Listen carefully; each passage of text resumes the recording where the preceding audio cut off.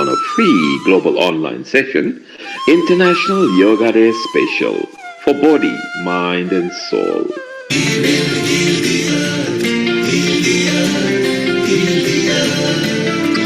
Stars, they can tell you stories which are brighter than yesterday. The streets have never been so quiet. The squirrels found a new hideaway.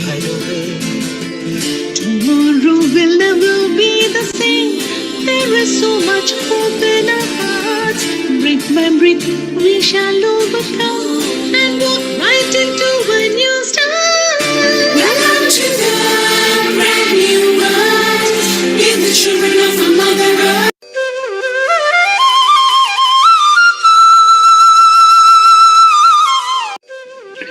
Global Namaste. Please join us this Sunday on a free global online session, International Yoga Day Special for body, mind and soul.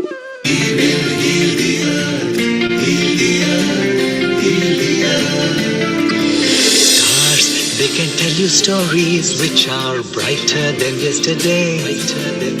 The streets have never been so quiet. The squirrels found a new hideaway. Tomorrow will never be the same. There is so much hope in our hearts. Breath by breath we shall overcome and walk right into a new start. Welcome to the brand new world. Give the children of a mother earth.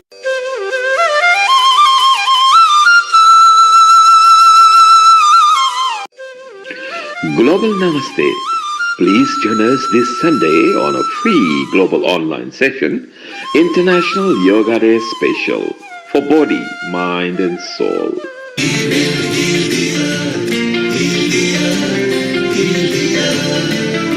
Stars, they can tell you stories which are brighter than yesterday. The streets have never been so quiet. The squirrels found a new hideaway. Tomorrow will never be the same. There is so much hope in our hearts. Breath by breath we shall overcome and walk right into a new start. Welcome to the brand new world. Give the children of a mother earth.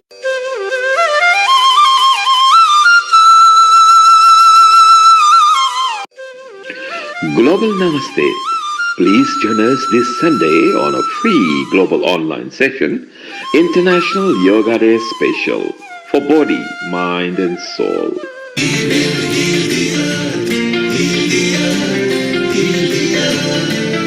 Stars, they can tell you stories which are brighter than yesterday. The streets have never been so quiet. The squirrels found a new hideaway. Tomorrow will never be the same. There is so much hope in our hearts. Breath by breath we shall overcome and walk right into a new start.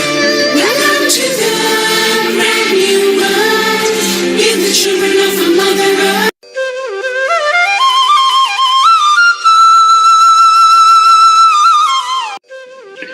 Global Namaste.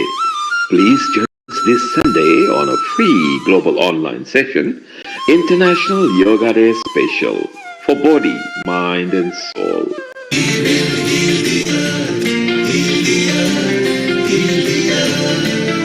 Stars, they can tell you stories which are brighter than yesterday. The streets have never been so quiet. The squirrels found a new hideaway. Tomorrow will never be the same. There is so much hope in our hearts. Breath by breath we shall overcome and walk right into a new start. Welcome to the brand new world. Give the children of a mother earth.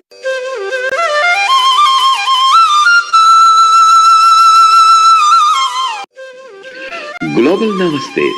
Please join us this Sunday on a free global online session, International Yoga Day Special for body, mind and soul.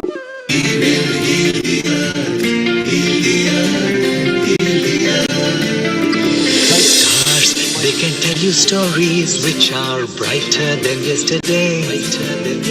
The streets have never been so quiet. The squirrels found a new hideaway. Tomorrow will never be the same. There is so much hope in our hearts. Brick by brick, we shall overcome and walk right into a new start. Welcome to the brand new world. In the children of a mother earth.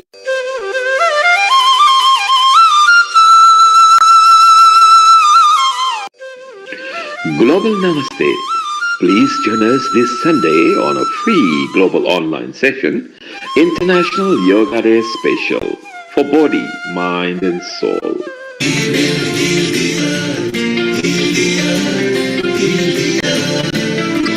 Stars, they can tell you stories which are brighter than yesterday. The streets have never been so quiet. The squirrels found a new hideaway. Tomorrow will never be the same. There is so much hope in our hearts. Brick by brick, we shall overcome and walk right into a new start. Welcome to the brand new world. In the children of a mother earth.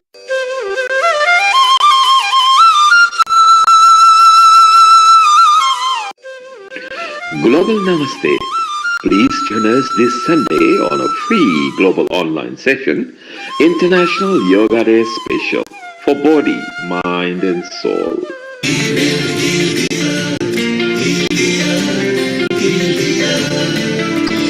Stars, they can tell you stories which are brighter than yesterday. The streets have never been so quiet. The squirrels found a new hideaway. Tomorrow will never be the same. There is so much hope in our hearts. Brick by brick, we shall overcome and walk right into a new start. Welcome to the brand new world. In the children of a mother earth.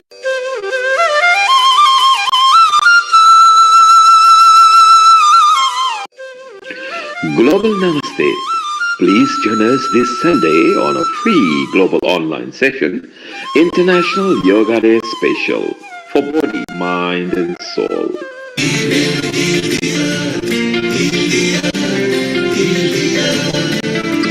Stars, they can tell you stories which are brighter than yesterday. The streets have never been so quiet. The squirrels found a new hideaway. Tomorrow will never be the same. There is so much hope in our hearts. Brick by brick, we shall overcome and walk right into a new start. Welcome to the brand new world. In the children of a mother earth.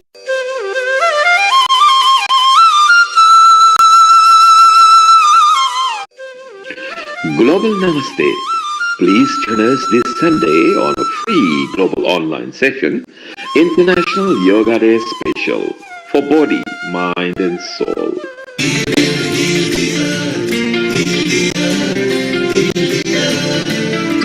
Stars, they can tell you stories which are brighter than yesterday. The streets have never been so quiet. The squirrels found a new hideaway. Tomorrow will never be the same. There is so much hope in our hearts. Brick by brick, we shall overcome and walk right into a new start. Welcome to the brand new world. In the children of a mother earth.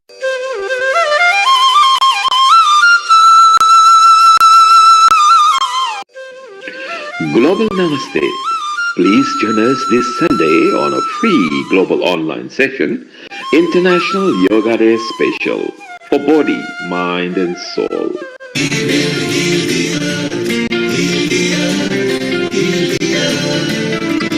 Stars, they can tell you stories which are brighter than yesterday. The streets have never been so quiet. The squirrels found a new hideaway. Tomorrow will never be the same. There is so much hope in our hearts. Brick by brick, we shall overcome and walk right into a new start. Welcome to the brand new world. We're the children of our Mother Earth.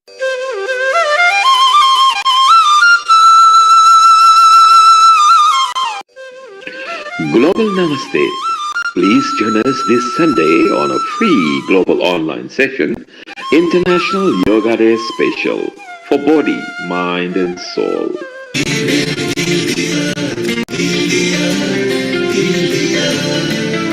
Stars, they can tell you stories which are brighter than yesterday. The streets have never been so quiet. The squirrels found a new hideaway. Tomorrow will never be the same. There is so much hope in our hearts. Brick by brick, we shall overcome and walk right into a new start. Welcome to the brand new world. We're the children of our Mother Earth.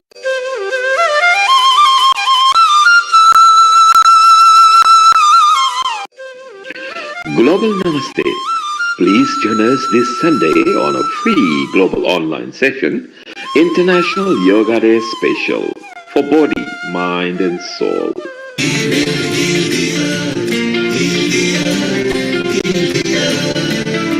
Stars, they can tell you stories which are brighter than yesterday. The streets have never been so quiet. The squirrels found a new hideaway. Tomorrow will never be the same. There is so much hope in our hearts. Brick by brick, we shall overcome and walk right into a new start. Welcome to the brand new world. We're the children of our Mother Earth.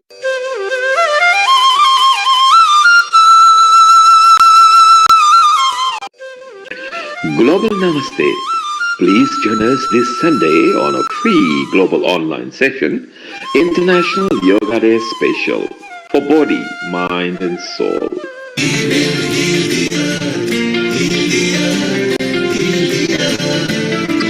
Stars, they can tell you stories which are brighter than yesterday. The streets have never been so quiet. The squirrels found a new hideaway. Tomorrow will never be the same. There is so much hope in our hearts. Brick by brick, we shall overcome and walk right into a new start. Welcome to the brand new world. We're the children of our Mother Earth.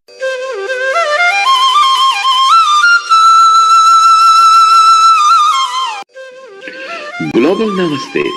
Please join us this Sunday on a free global online session, International Yoga Day Special for body, mind and soul.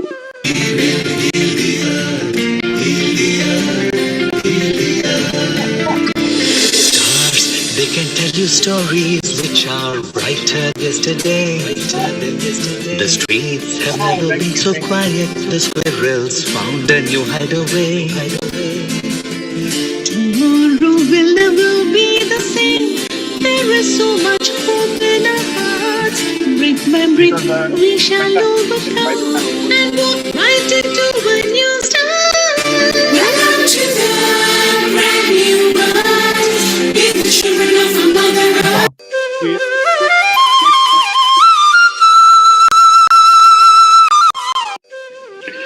Global Namaste.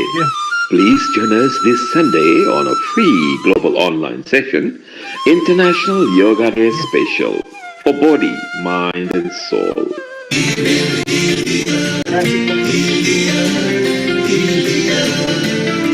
Stars, they can tell you stories which are brighter than yesterday. The streets have never been so quiet. The squirrels found a new hideaway. Tomorrow will never be the same. There is so much hope in our hearts. Brick by brick, we shall overcome and walk right into a new start. Welcome to the brand new world. We're the children of our Mother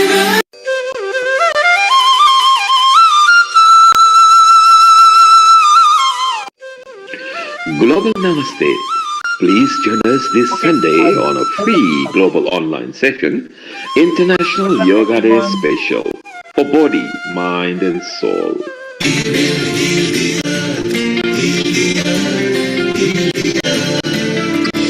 Stars, they can tell you stories which are brighter than yesterday. The streets have never been so quiet. The squirrels found a new hideaway. Tomorrow will never be the same. There is so much hope in our hearts. Brick by brick, we shall overcome and walk right into a new start. Welcome to the brand new world. Give the children of the Mother Earth.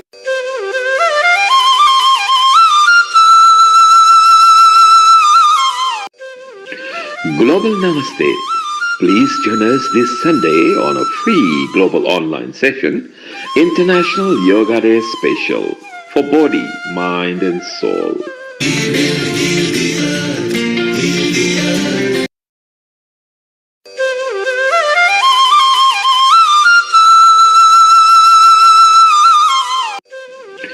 Global Namaste. 10, 10, 9, 8, 7, 6, Recording in 5, progress. 4, 3, 2, 1. Global 10, Namaste 9. to all the viewers. Good morning, good afternoon, good evening to everyone and all the viewers who are connected to us from.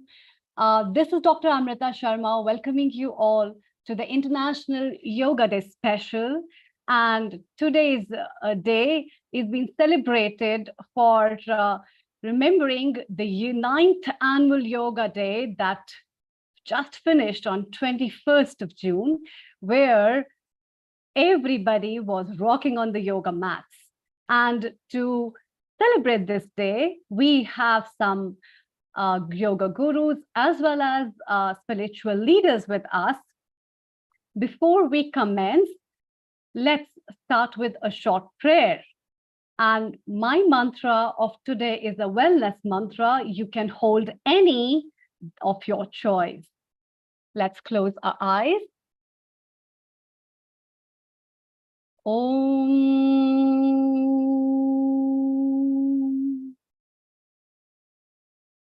Sarve Bhavantu Sukhinah Sarve Santu Niramayah Sarve Bhadrani Pashyantu Ma Kashit Dukh Bhag Bhave Om Shanti Shanti Shanti. May all be happy, may all be healthy, and may all remain disease-free, and may God bestow everyone with good luck. With these vibes, let's open our eyes.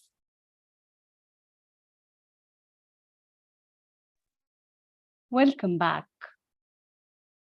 As we start celebrating the International Yoga Day, which was also a very special event at United States, where our Honorable Prime Minister of India, Narendra Modi, addressed the yoga session at UN headquarters in New York, along with so many countries' representatives, which were approximately from 135 nations, and with so many top celebrities, making a Guinness World Record.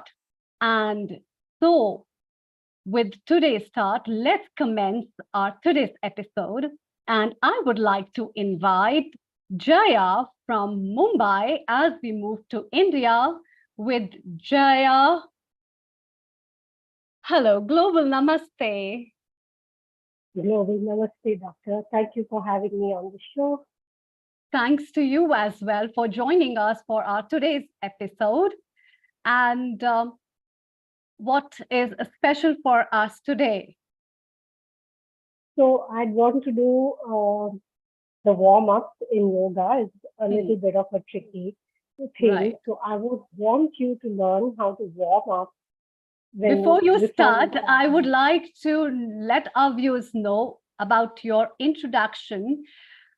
Jaya first began her adventure with fitness, and she was a typical bored middle-aged homemaker. Colas and bread were her mains, and she decided to change and immerse herself in a new lifestyle and has never regretted it. It took her years to learn, unlearn, and then learn, and the process still continues. It's Jaya's mission, her passion, and her calling to find happiness by helping people lead a pain-free life. Jaya will be coach, will coach you today for right eating, sleeping well, and on many other things. She has trained with 350 hours of functional fitness, nutrition, animal movement, rehabilitations, and much, much more. She holds an experience of 15 years of yoga, and I'm so glad to have you. Yes, so today we are talking about, as you said, we are talking about the warm-up series. So what basically do you think is warm-up, and why people must practice warm-up before yoga, and what are its modalities? Over to you. So, thank you. Warm-ups are basically dynamic movements that lubricate your joints and help the fluid move easily. So you have less aches and pains. And I think it forms a vital part of anyone's workout, whether it's yoga or functional. So I lay a lot of stress on warm-ups and cool down. Right. And these warm-ups are important for everybody before they do yoga or any exercise, or it is only for yoga? What do you think? No, it's for everybody and for all exercise modalities. A warm-up is an absolute must, or you'll end up with tight muscles, and that defeats the whole purpose of the workout.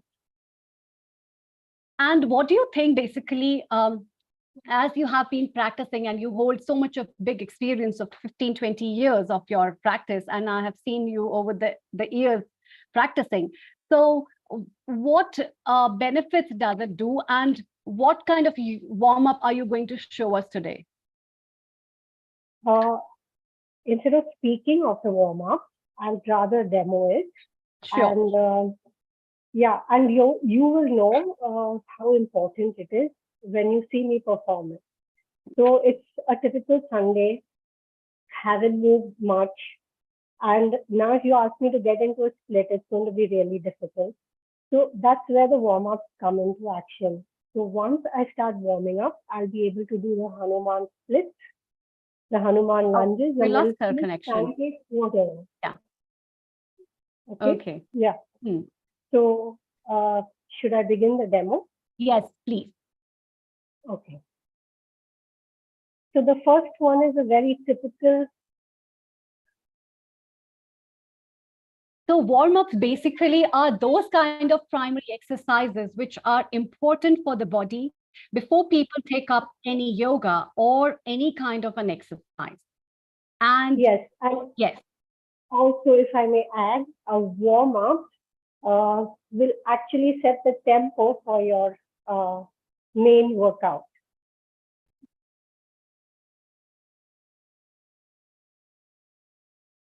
Please. Hello? Demonstrate one. Yeah. So the first one is called a spine extension. It's basically a dynamic Tadasana. It goes like this. Right. Like this. So you go 10 to 15 times.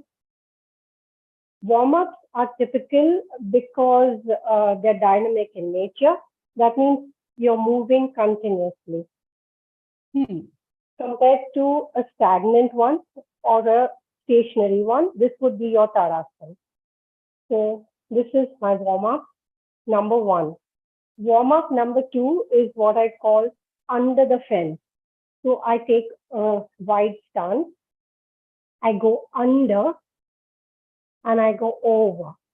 I go under and I go over. So you do again 10 to 15. Depending on you, you go under a high fence, under a low fence. Okay. And my third one is also related to the leg. It's a hip opener. Hip On opener. the bike, yes. On the bike, off the bike. On the bike, off the bike. So again, 10 on each side. It's like you have a huge sports bike, okay? Yeah. This, which is very helpful for your hip joint, I think, which is good for your Yes, knee joints, as I can see, and yes, the specifically the tight mobility. muscles of the pelvis. Right. So when the first warm up which you did, is that important to first look at the posture in an individual, because everybody has a very variable way of sitting and standing. So what And all things they must do? if you can stand and if you can go up on your toes, this is a doable thing for you and you must do it. It's a back extension. Every time the back goes into a slight back bend, it's called a back extension. You're working the primary muscles along the spine, which counteracts this position, this position, this position, this position. So this position is number one. And number two, like I said, was under the fence.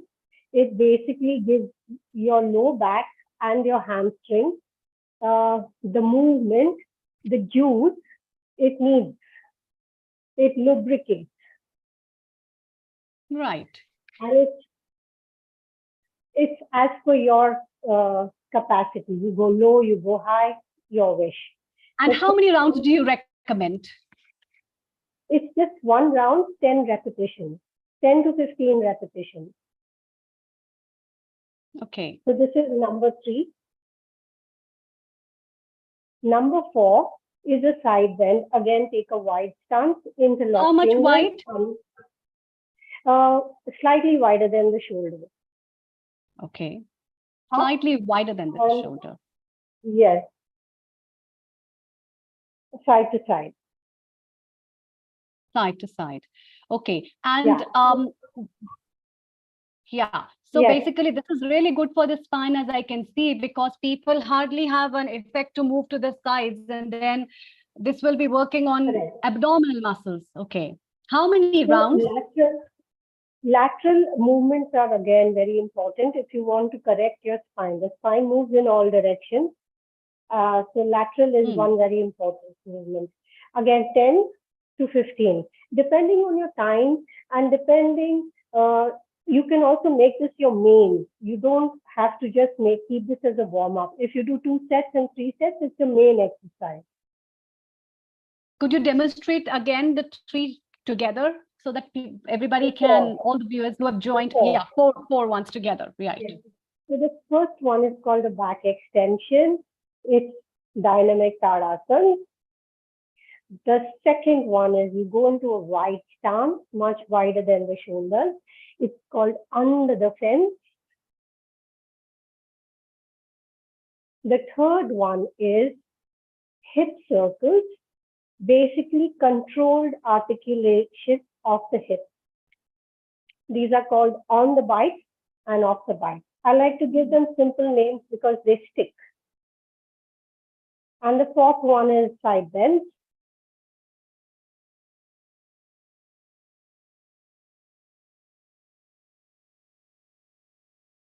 Ten of each. And then you have arm circles. It's always good to move one limb at a time because both you have a restricted movement. If you do one, you can really go deep. So this is 5 in one direction, 5 in the other direction, make 10, both sides individually. And then for your neck. So before you start the neck, a little for the shoulders also, you do a reverse prayer. If you can't do a reverse prayer, you do a reverse knuckle to knuckle. If that is not accessible, you hold on to the elbows. So this Yeah. again opens up the shoulders. And then you can do the neck down and up 3, side to side 3. And again, going to the arm, I like to do push-ups as a warm-up because, as you know, yoga is very demanding. We have chaturangas all the time. So various levels of push-up. The beginner's version of a push-up would be at a wall, where the further you are away from the wall, the easier it gets. The more difficult it gets. The closer you are to the wall, the easier it is. Easier it gets. You go you go really far, come up on your toes, hands are as wide as your shoulders, and you go. Be sure not to trail the hip. The hip moves forward with you. So this is quite demanding for a new person. The second variation for a push-up would be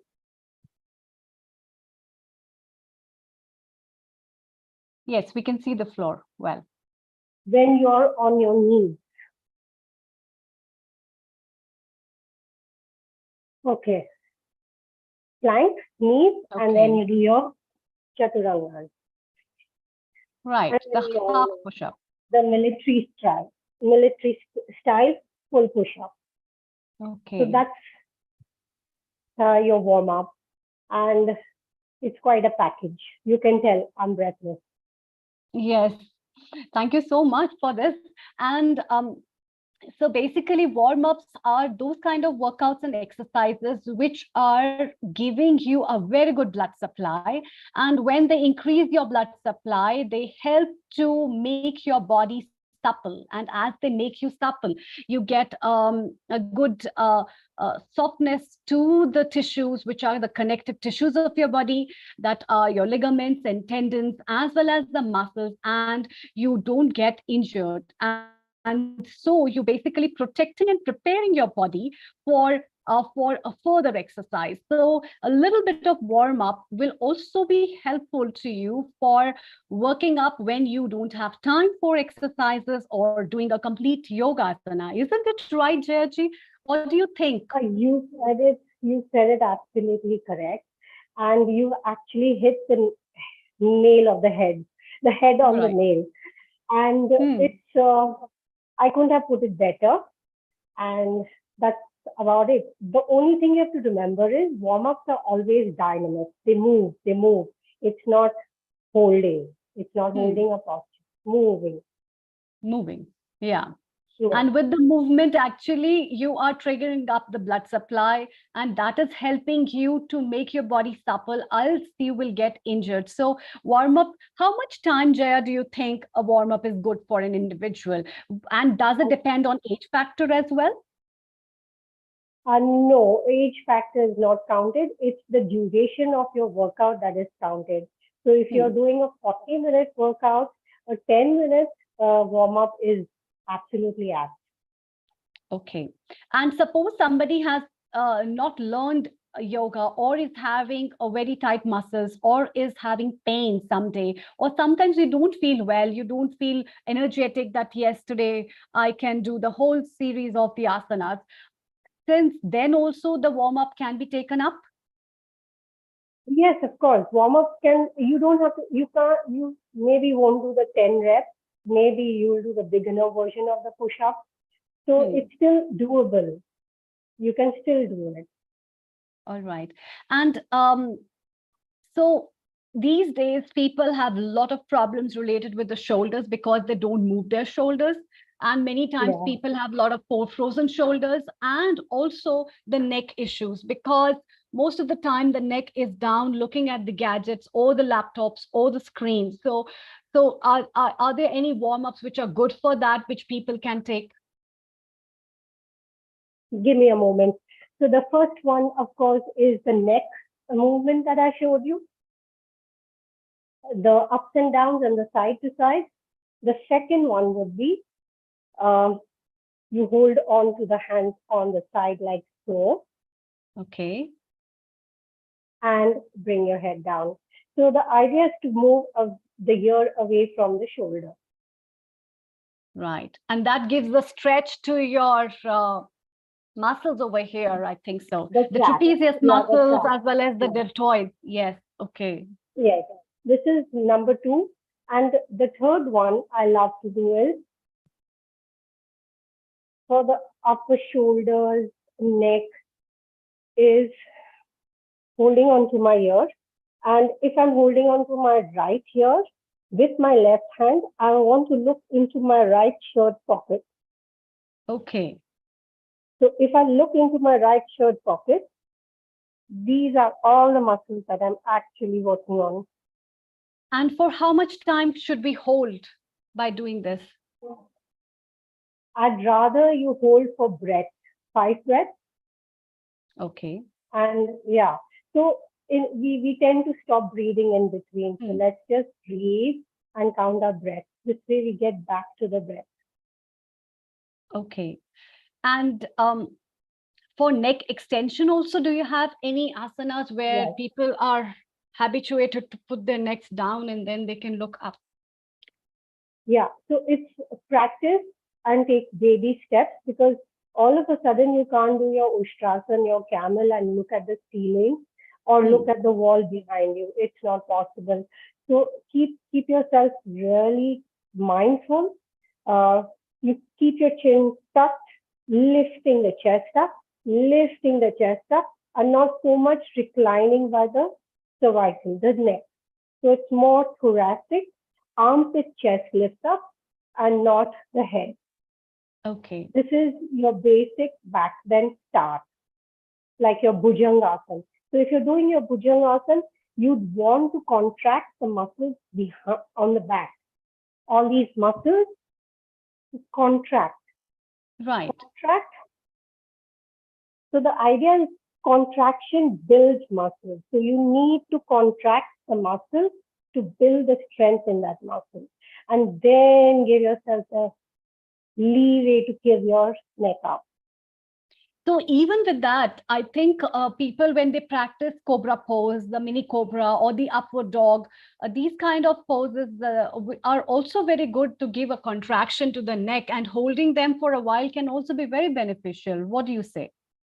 Yes, absolutely.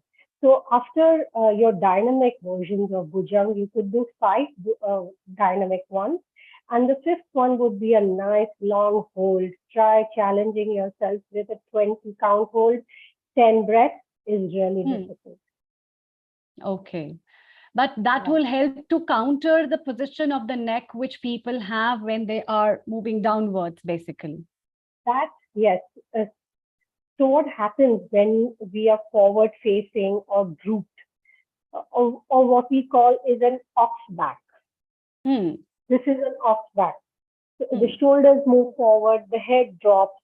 So what happens is all these muscles in the front get very tight. They refuse to open. Your breathing gets constricted. Your lungs are not even working to their optimal level anyway. And now they're even more constricted. So you want everything from here to open. You want this to open.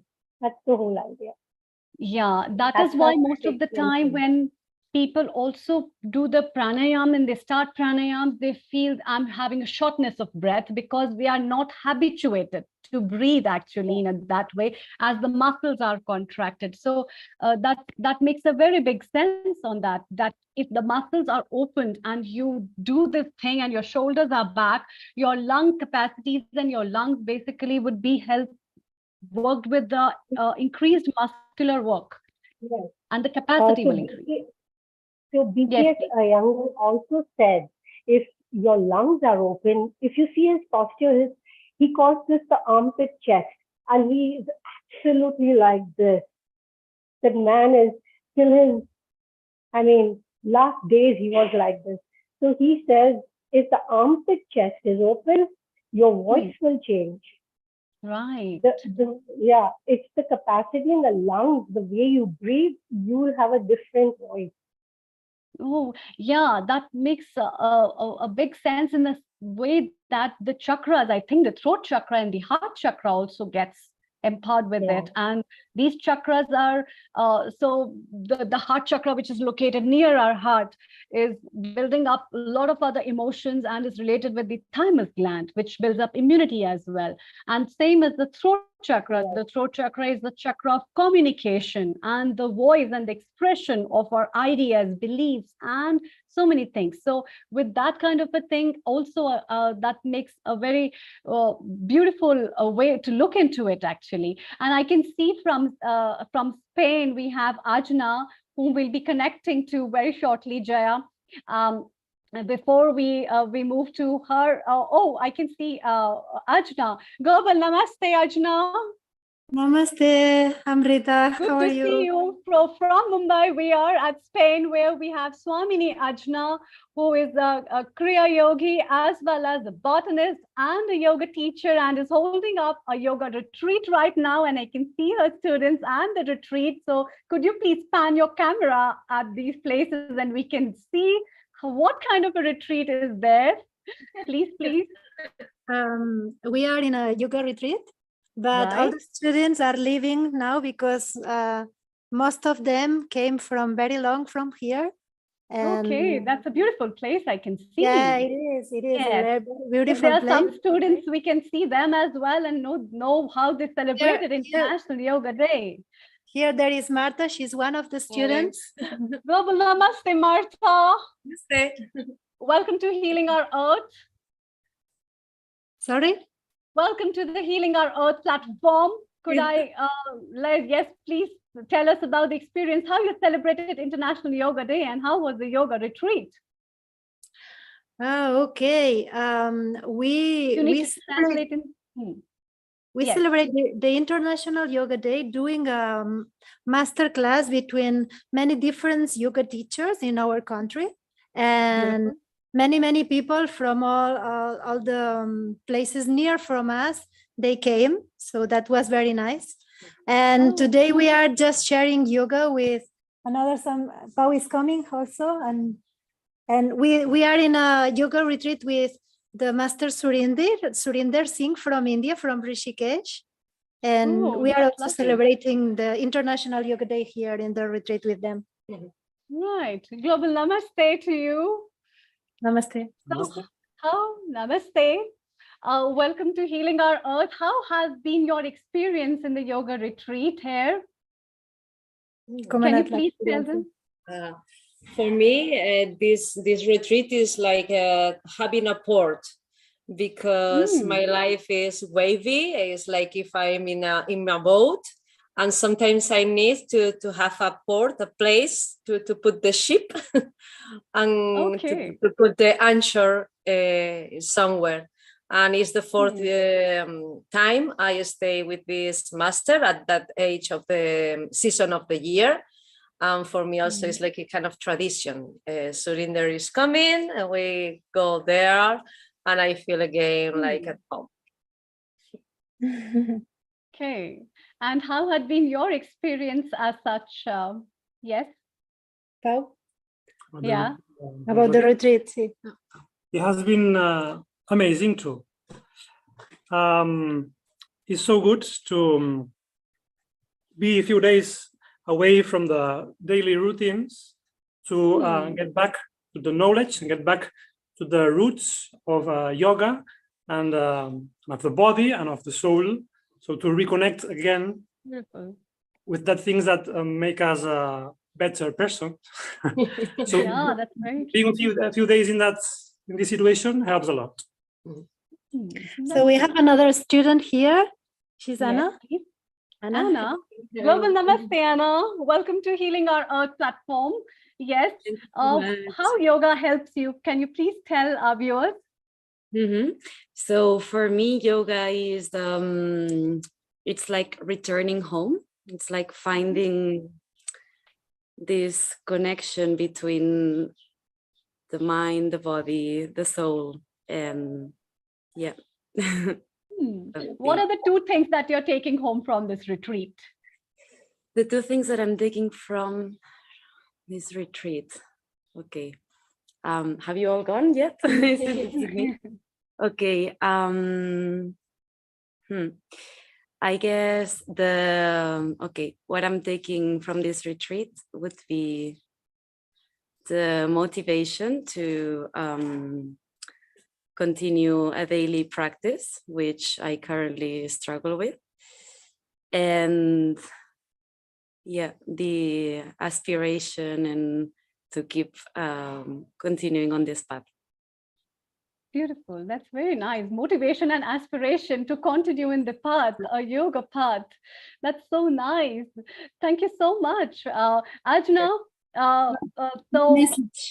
yes, please. What message do you have? Also, please give the message to our viewers, all the viewers who are listening to us.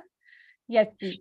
Okay, for me, yoga is that inner strength that gives you confidence in life. It's a free, non-conditioned force that dwells in the coherence of the heart. It is well-focused energy, sustained over time. The certain presence that fills everything, a space of nurturing silence. Yoga for me is the science of soul. Beautiful. That's so lovely. The science of soul. That's true. I know you from so many years as well. So Jaya, I know Ajna from so many years actually, as I know you, both of you.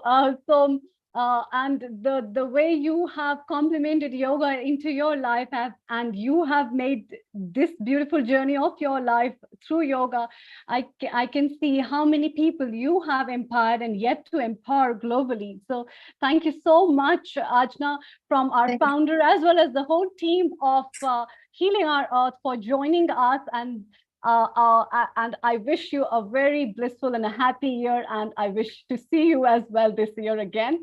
So thank you so much for joining. Thanks for inviting me, and thanks for all the things that you are doing for the best world through yoga. Thank you. Thank you. Thank you so much. Global Namaste. Thank you. Bye-bye. Bye-bye.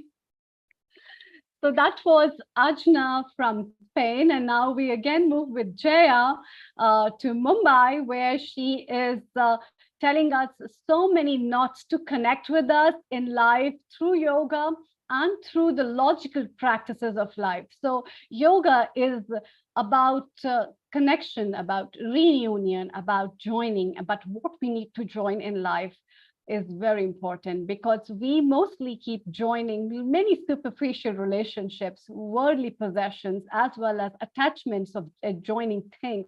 But actually, it's about our soul journey, the journey that talks to you about yourself. Isn't it, Jaya? What do you think?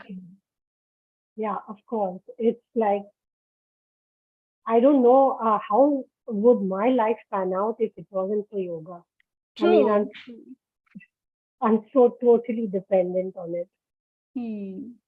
So personally talking about, just going a little bit off, but personally talking about, what do you think yoga has given you? So like I said, I started as a typical bored person, didn't have motivation, didn't have the drive, no passion, aimless basically. It was like I was finding my calling. At 40 also, I mean, I was like, so most people finish their college, get into a profession and are well settled, but not me. I'm like, not this, not that. Where am I going to land myself? What am I going to do? And then this just happened. And I found that this is my passion. That's nice. And today we are also going to talk about, you are talking about how we can work on the diet aspect and the functional yoga, as you told that the functional yoga side. So what basically is functional yoga and how does it work for you actually? So functional yoga is if I cannot lift up my suitcases when I'm traveling, if I cannot bend down to pick up something that I've dropped, that means I'm not a functional body. I need to be that functional body where I can reach behind me on the car seat to grab a cushion or something else from the car back seat without straining, aching. I need to walk long distances without having to think, oh, what now? What I can't step more. I can't do any more steps. So that's functional. That's what's keeping you going. That's functional. So functional yoga is yoga that primes your body. You're still in that moving, healthy body. Yeah, this is so important because most of the time you see people keep changing as the old age or the age advances in general. The functional body reduces the movement. And so we try to span and change the geometry of the home as well, keeping things high so that we don't have to bend, keeping them in our reach so that we don't have to move them. But this thing is so important. So what are the tricks of the trade of functional yoga? Consistency is number one. Okay. Number two, consistency. Number three, consistency. Okay. There's nothing else. If you're consistent, you'll get deeper into it and you'll enjoy it more. And otherwise, I don't know how else can you get deeper into it. It's just do it and do it and do it and make it your second nature. All right. So what kind of asanas or practices is there that you are going to tell us? So there are, I love doing therapeutic yoga. All forward folds are therapeutic in nature. So every time you fold over, like so, this is a forward fold. This is a forward fold. Yeah. And every time you bend over, you're bringing some rich oxygen supply, blood to the head, and the heart is getting relieved. So it's a good thing. And that's why it's therapeutic. It's calming. Just a simple toe touch.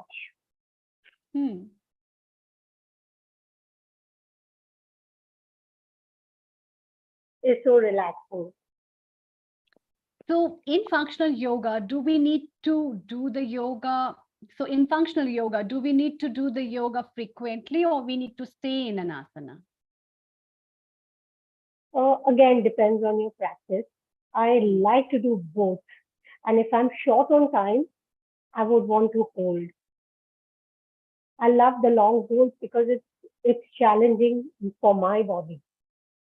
Yeah. Okay. I find it easier to do the repetition, but to hold still is when I'm focused on the breathing, when I'm focused on the internals, when I'm more aware of my alignment. So I like to hold also. So if it's a combination, that's the best. You have your warm-ups and then you have a long hold.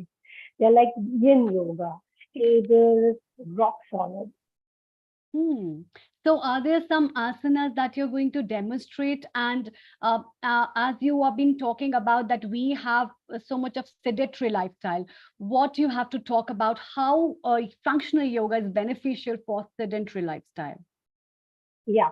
So 3 basic postures. Right. So people basically are too much into sedentary lifestyle where we hardly take an effort to do something or work with something. We are either sleeping, we are either standing or sitting on the chairs whole day. And these kind of sedentary lifestyle basically makes the muscles tight, tissues tight. And so Jaya will be demonstrating what has to be done and what is good for that, for countering these poses. Yes, over to you, Jaya.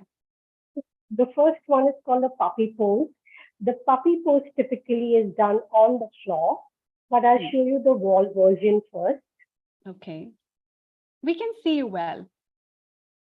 Yes. Yeah. And so it goes, you're around a little less than an arm's length away from the wall. You start with your hands up. You want to bend the knees You want to bring the chest towards the wall and the chin towards the wall. So it's like this. Okay. That must be giving you a good stretch to the back, which is not getting from the sitting and the sedentary poses. It's the back says Okay, the back says okay. To prevent it from other is okay. Correct. So it's like you have two kinds of poses for your back, the cow and the cat. So this is the cow. Even though we call it the puppy pose, this is the cow back. And typically this is the cat back, the angry cat. The angry cat. Okay, so so the second pose for the back correction again is a lateral move. So I'm going to keep I can see my foot. You need to see my feet also. Yes. Okay, so the one that's closer to the wall is at the back, and the same hand is on the wall. I'm going to stretch. This is called the gate pose. Yeah. This is an alternative. This is what I'm doing. Correct. So this is, I'll do the dynamic version. And if someone's got a wall handy, let's do it. Come on, stand up and try do it. It's going to open up your side body so well because you want to change. And then after doing your 5 reps, your 8 reps, your 10 reps, then what? Hold. This is position number 1. Position number 2, take the bottom hand a little to the front, bottom shoulder a little to the front, and the chest twist up towards the wall. Okay. Look at this. Yes, this is giving an extension and a stretch to the back as well. I can see. Wonderful. And a thoracic twist. Yes, a thoracic treat. Yes. So I think this must be very good for even people who are having vertebral problems, you know, the spinal problems, the arthritis or osteoarthritis. Even if you don't have a problem, do it. And if you have a problem, do it for sure. Okay. Yes, please. The next one. Yeah. So the next one is down dog at the wall, where I keep the web of my index finger and thumb to the wall. Okay. It goes like this. Okay. So the index finger and the thumb has to be by the edges of the wall. Against the wall. Against the wall. Against the wall, right. So what this does is it's opening my shoulder externally. It's rotating my shoulder externally. The elbow eye is open and the arm is turned out. We don't do this movement much. So this is an external rotation of the shoulder. All internal rotation, fighters are external rotation. Which I think is good for people for today as well, because the shoulders are drooped. So it's again helpful for them. Rounded shoulders, right. Yeah. Okay. You need sharp shoulders. You don't need those rounded shoulders. And the next one is a series of exercises down on the floor. Okay. On the belly, they are all called extensors. All visible? Yes, you're visible, and we can see you in a mini cobra as well. Yes, correct. So the hands are next to the chest, and you're using only 25% of the arm strength to lift up. All right. You're using 75% of the back. And again, mindful of the neck. You don't want this. And go back. Here. Doing this is easy. This is not what you want to do. Yeah, you maybe want to do it because it gives you so much satisfaction. Again, that moment is there. But this is the one that actually builds your strength. These are tough. Yeah, because these are working on your upper back muscles and those muscles that were never being used when we are sitting, and they get tuned up now with this kind of a workout. And it's pretty easy. I see everybody can do. If they are not having any of the abdominal pressures or surgeries being done, people can easily do it. Yes, Jaya? Yeah, it's different degrees, but doable, still doable. And then there's another one.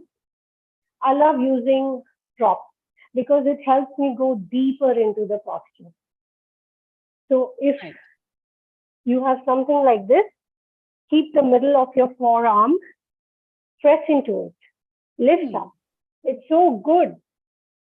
Mid back is working.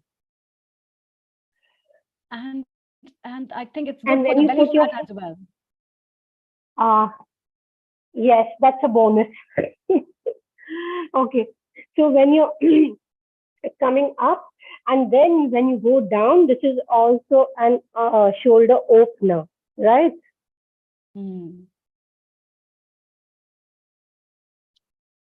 Yeah, this is also a shoulder opener as well as a stretcher, which is working.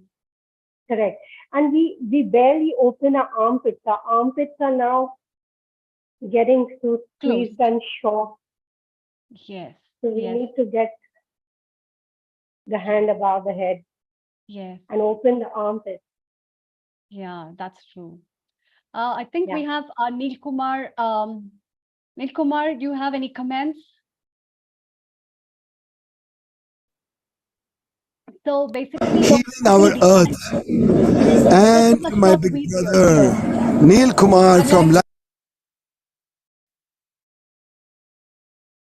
Yeah, Amrita, we are going to show what happened in Africa today.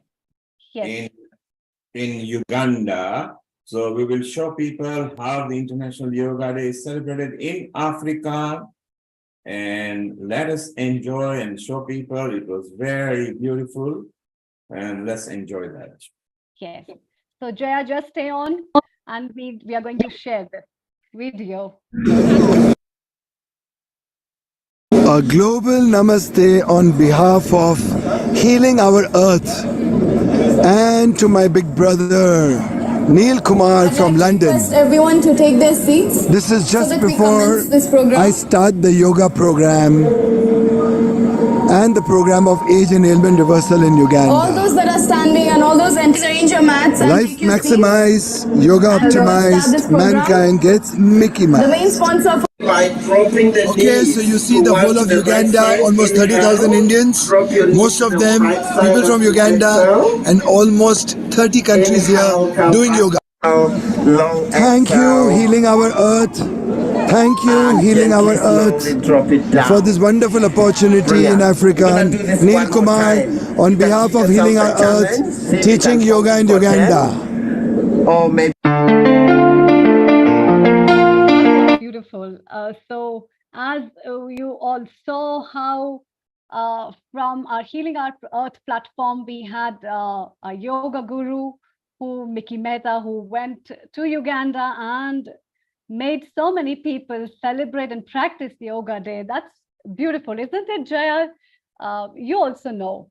Yes, Neil Kumar, please, your comments as well. So, Amrita, as you know that the Prime Minister of India initiated this thing in 9 years back.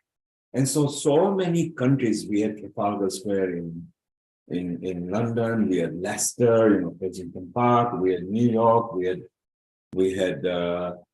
so many countries. I think about more than 70 countries did it in a big way, and Guinness Book of Records were broken. So the Africa Initiative was part of our stuff. We made it happen for them through our coordinator down there in Uganda. And it was nice to see that there are about 30 nationalities over there. So yoga is something beautiful. Everybody has a right to practice yoga free of charge. As Jaya said, you don't have to be an expert. You just need to have desire to get fit. Over to both of you. Keep on enjoying. Jaya, I think, Jaya, you wanted to have some surprise because you thought something was happening today. Was it? Is that right? That's correct.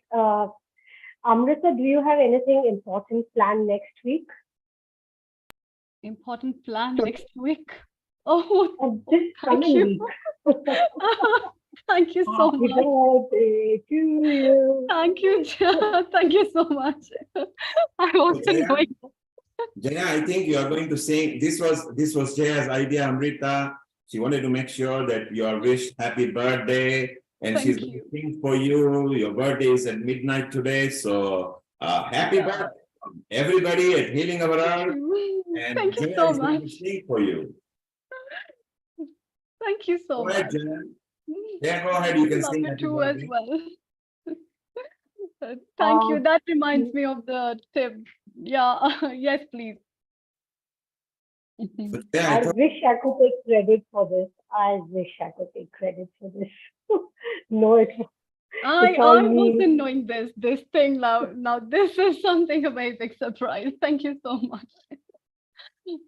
And we had our Nishit who wanted to wish. I think he's gone for his chai or samosa. Nishit, if you are there, this is your chance. Mita wants to wish you. Look, Mita, you can unmute yourself, Mita, and you can wish directly. Thank you so much. Happy birthday, Amrita ji. Thank you so much. And many happy returns of the day. It's lovely to see you in the Himachal costume. You know, it's a Himachal costume. Yes, actually, I went to Kulu Manali, and I love to wear traditional my friend stuff. Thora with me.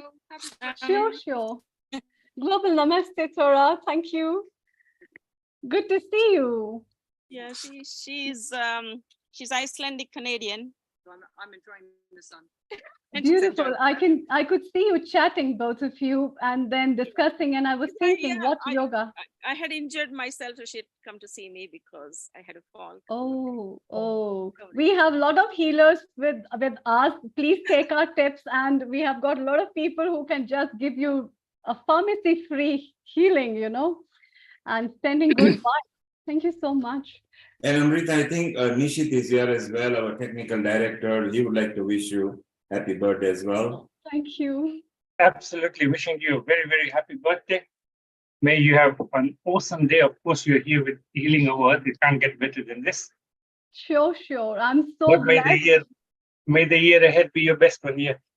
Thank you. I really think so. The year has started to be a very blessed one, to have such a beautiful family and such a lovely family.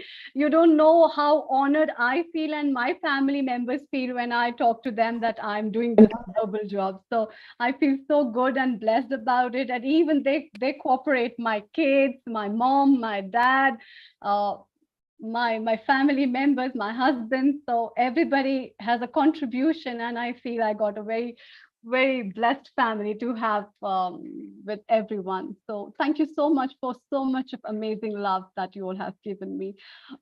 Thank you so much. I don't know how to express, actually. So. Amrita, while you are still online, some have come via WhatsApp message. So Vaishali has sent her messages. Shri has sent a message. These are all healing members. Seema Bhatia has sent you a message as well, and she'll try to pop in a bit later. So they're trickling in. So celebrate your birthday with style, and Jaya, maybe you can sing happy birthday to her and carry on with your chat. We still have 5 minutes. Over to both of you. Thank you so much. Thank you. Thank you, Neil Kumar. Thank you. Yeah, happy Jaya. birthday, Doc. Happy birthday. Thank you, Jaya. Thank you so much. I used to take your wishes every year, so many years like this. I never knew I would be sharing out in this platform in this way. Well, so thank you so much. It's a miracle. It's lovely. Yes, and that's what I told you. Like, I got a lovely family, and I want you to be a member of this lovely family as well, actually. So that's why, yes, Neil Kumar, please. Amrita, whilst we've got still about 6 minutes, Jaya, what was very important was you showing the basic exercises. Warm-up is very important. That's why we see athletes always warming up. You see the cricketers, the footballers at the down line, they warm themselves up. So, you're not stretching your muscles and damaging. You have actually also learned how to take oxygen in correctly. you are hydrated, you've got proper oxygen. So Jaya, what are the 5 basic tips you can give that could be good for any age, whether they are sitting on a chair, moving and working in the kitchen, or be able to lie on the floor? What are the 5 basic tips of warm-ups that you can tell our viewers again? Because the dynamics have changed. We are connected to social media and some guests are different. So give us the 5 tips first for warm-up. The 5 kinds of warm-ups are you asking? 5 basic tips for warm-up. Obviously, don't eat a heavy meal and warm up. Don't eat heavy water and warm up. So what are your 5 tips that can help anybody of any age? Move your joints. So it could be your wrist, it could be your shoulders, it could be your neck, it could be your waist. So movement is important. And then see that you move it to a good range of motion. So if today your hand is going up till here, tomorrow you'll be able to take it further back. And this is how you keep improving. So your range of motion improves while warming up itself. So let's remind people in a simple format so they can remember. Just assume you've got a bicycle and you are getting on it and you are getting off it.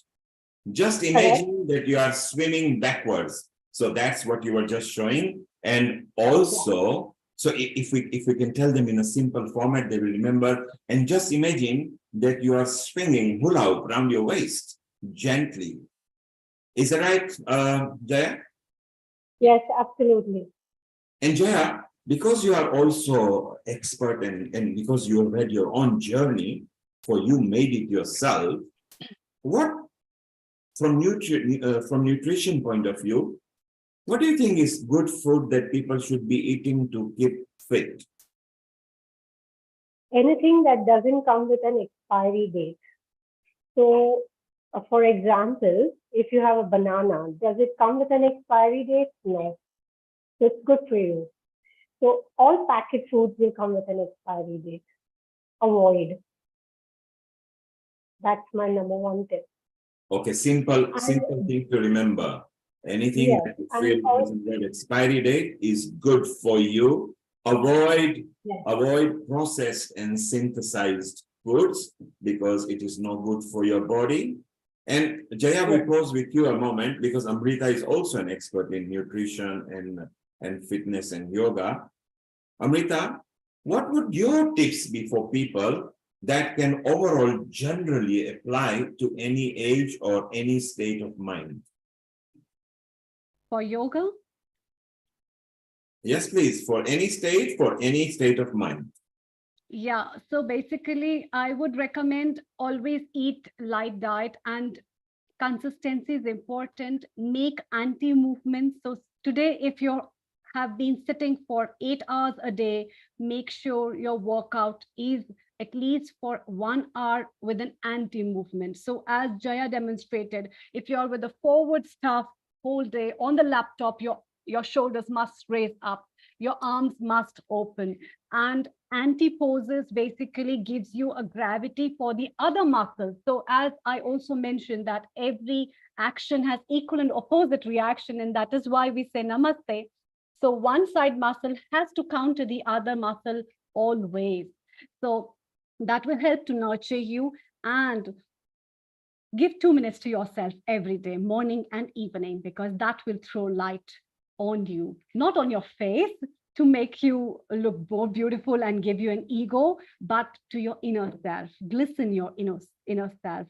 Give it a real parlor and saloon light of a good show that will help you to make yourself what a beautiful soul is there nurturing inside me. And that beauty of the soul will ignite the spirituality, the purity that can help so many people. It will help you in your journey of life to make positive decisions, be optimistic, be happy, be compassionate, be loving. And that is the energy that you'll be giving to everybody. And you'll keep smiling every time, as you mentioned, and as Neil Kumar always say, keep smiling, keep cheering, keep chillax. So chillax is the big funda for me as well. Thank you, Dr. Amrita. So basically what you've reminded our people is that treat your body as temple, as your mandir. Because if you do and you respect it, don't feed any garbage both in your mind and in your stomach, then you will be happy.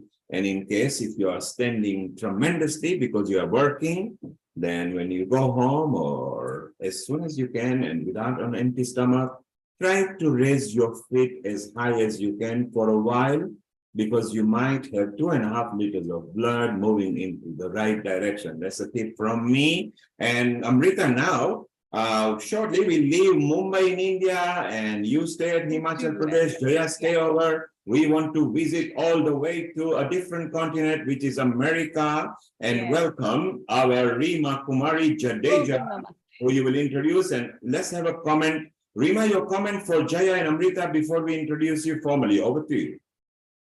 Hello all, it's absolutely wonderful.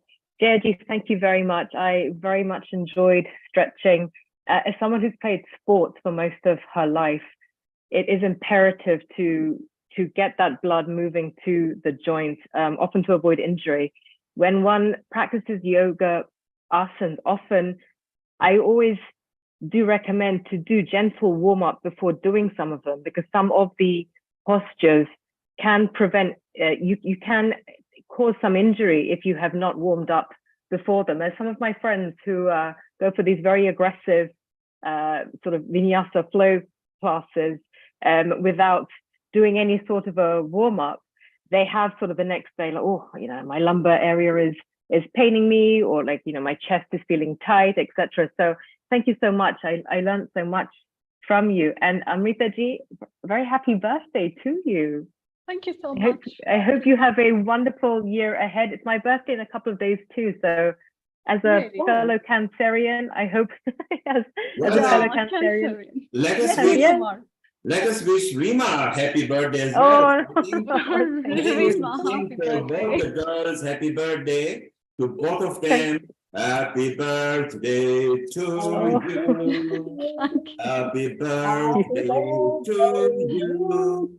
Happy birthday, dear Amrita, dear Reema. Happy birthday to you. Thank you so much. Thank you so much. Thank you so much. Okay, Amrita, just before we let Jaya go, let's remind people, if you wish to connect to Jaya, then here is her Instagram, msfit.body. This is our Jaya, all the way in Mumbai, in India. Yeah. Jaya, that was so fabulous. The session was so good. It was very good, and would like to have you again and again so that people can know more and authentic practices, and they can heal up their small problems before we jump to the big ones, because small problems will clear up all the bricks to make the surface absolutely clean so that they can fly up high. Isn't it, Reema? So important, actually. Thank you so much, Jaya, for joining us and for having this platform to showing so much of knowledge, as well as your bliss, and our special thank you from my side to you. Thank you. And stay connected, stay with us. Thank you from our founder, as well as the whole team of Healing Our Earth. Global Namaste, Reema. So from Mumbai, we have moved to US, where we have Reema Jadeja. Before we move further to talk and I chit chat with her, let me introduce you to her. Reema is a track 2 diplomacy professional with over a decade's experience working in academia, arts and philanthropy across continents. She is a fellow of UCL's Institute for Strategy, Resilience and Security since 2011, and in early 2022 was appointed a fellow at Royal Society. She began her spiritual sadhana at the age of 4 under the guidance of her guru and grandfather. She has been practicing Kriya Yoga and Ashtanga Yoga for 3 decades. Nice. Learning Patanjali's Yoga Sutra in India. And she's a life member of Indian National Trust for Art and Cultural heritage. Beautiful. Lovely to have you, and such a nice introduction with so many things. And what I can see at the background is all the gods that are blessing us.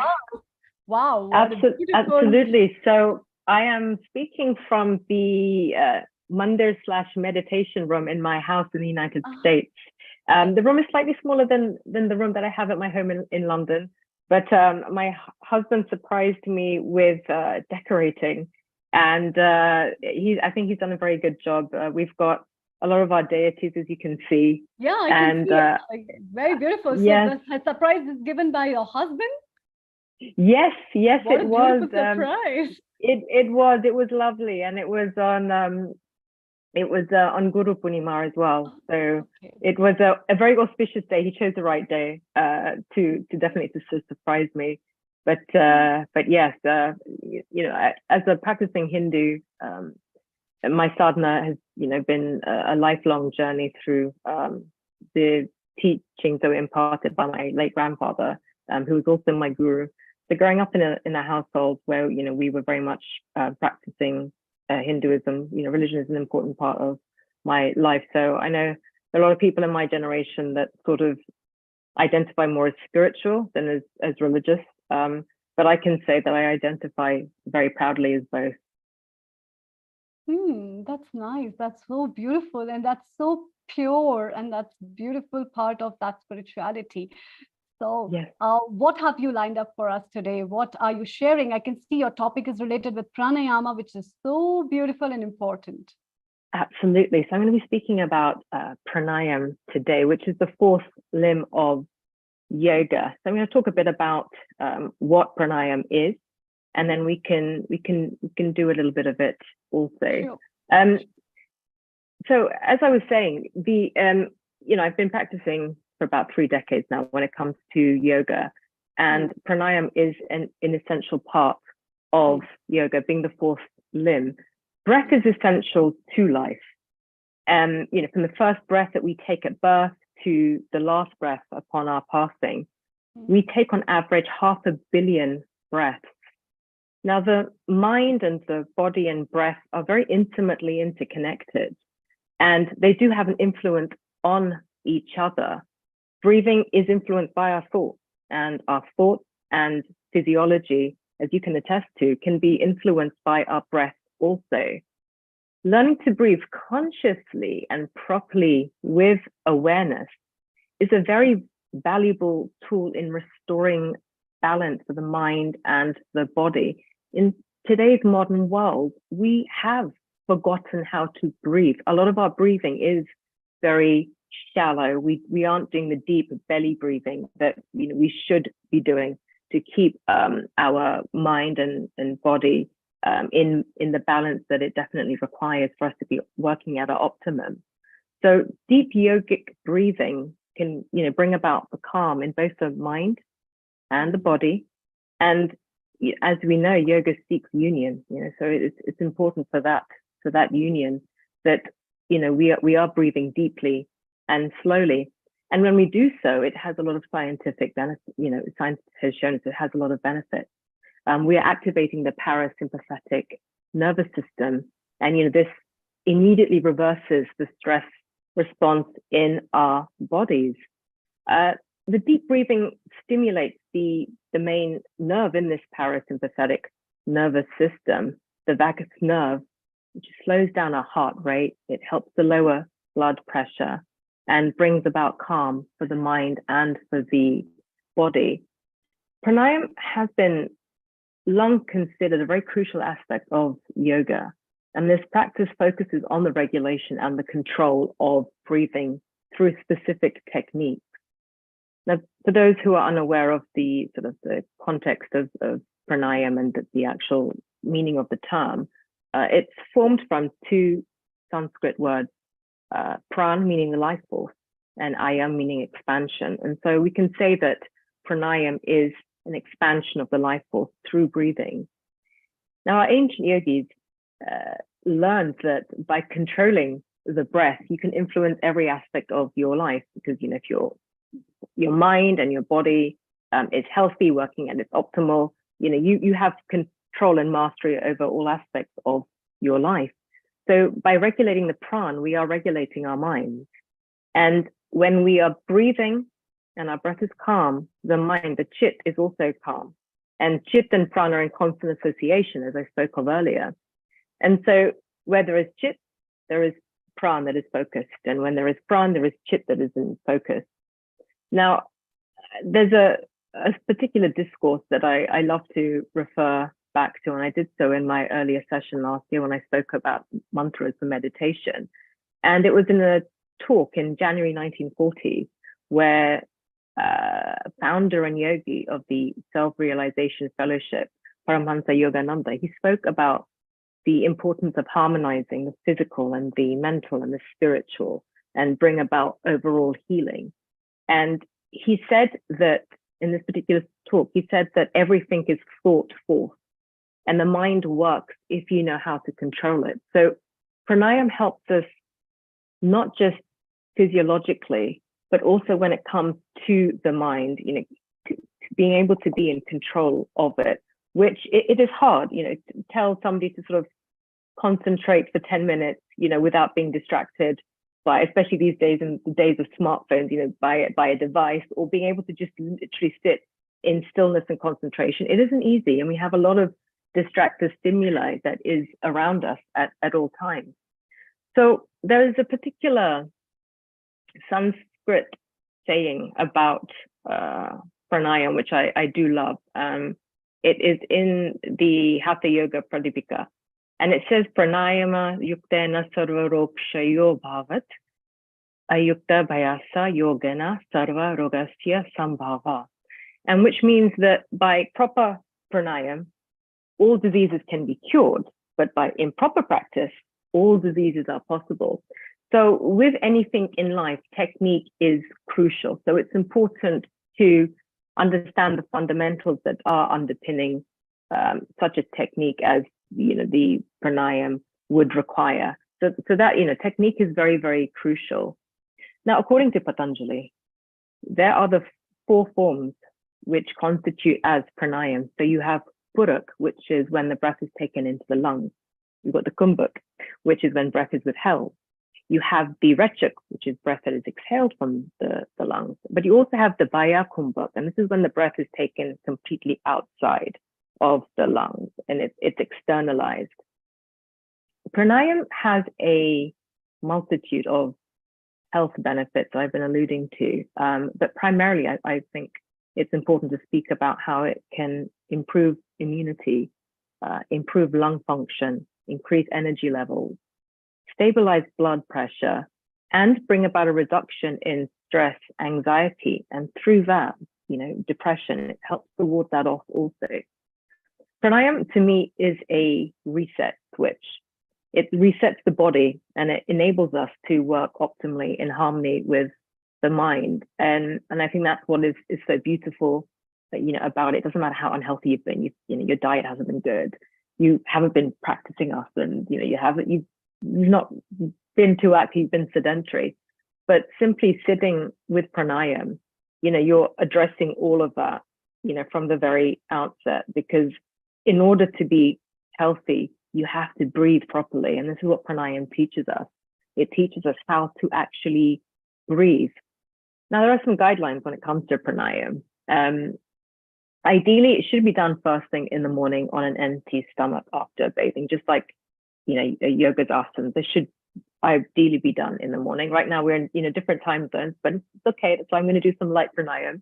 It's important for the spine and the upper body to be straight, as Jaya has shown us, the importance of posture, and you also have spoken about the countervailing forces with the muscles. It's very important when, one is sitting for pranayama, we are sort of aligning the spine, the head, the neck, the chest, and the back in a very straight line. The shoulders and the abdominal muscles should be relaxed. There shouldn't be any tension. One should be relaxed. Hands ideally should be resting on the knees and, in any comfortable mudra being hand gestures. And the body should try to remain as still and as motionless as possible.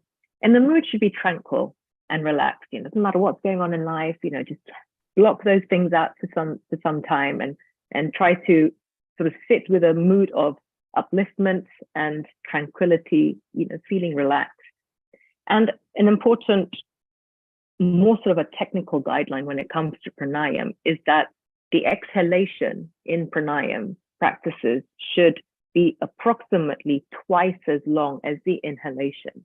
Now that will come time, with time, with practice, one will sort of be consciously aware of that and be able to sort of better improve the technique. But that's a guideline that I would like to talk from the outset when it comes to the retention of breath, the inhalation, the exhalation, what the duration should be.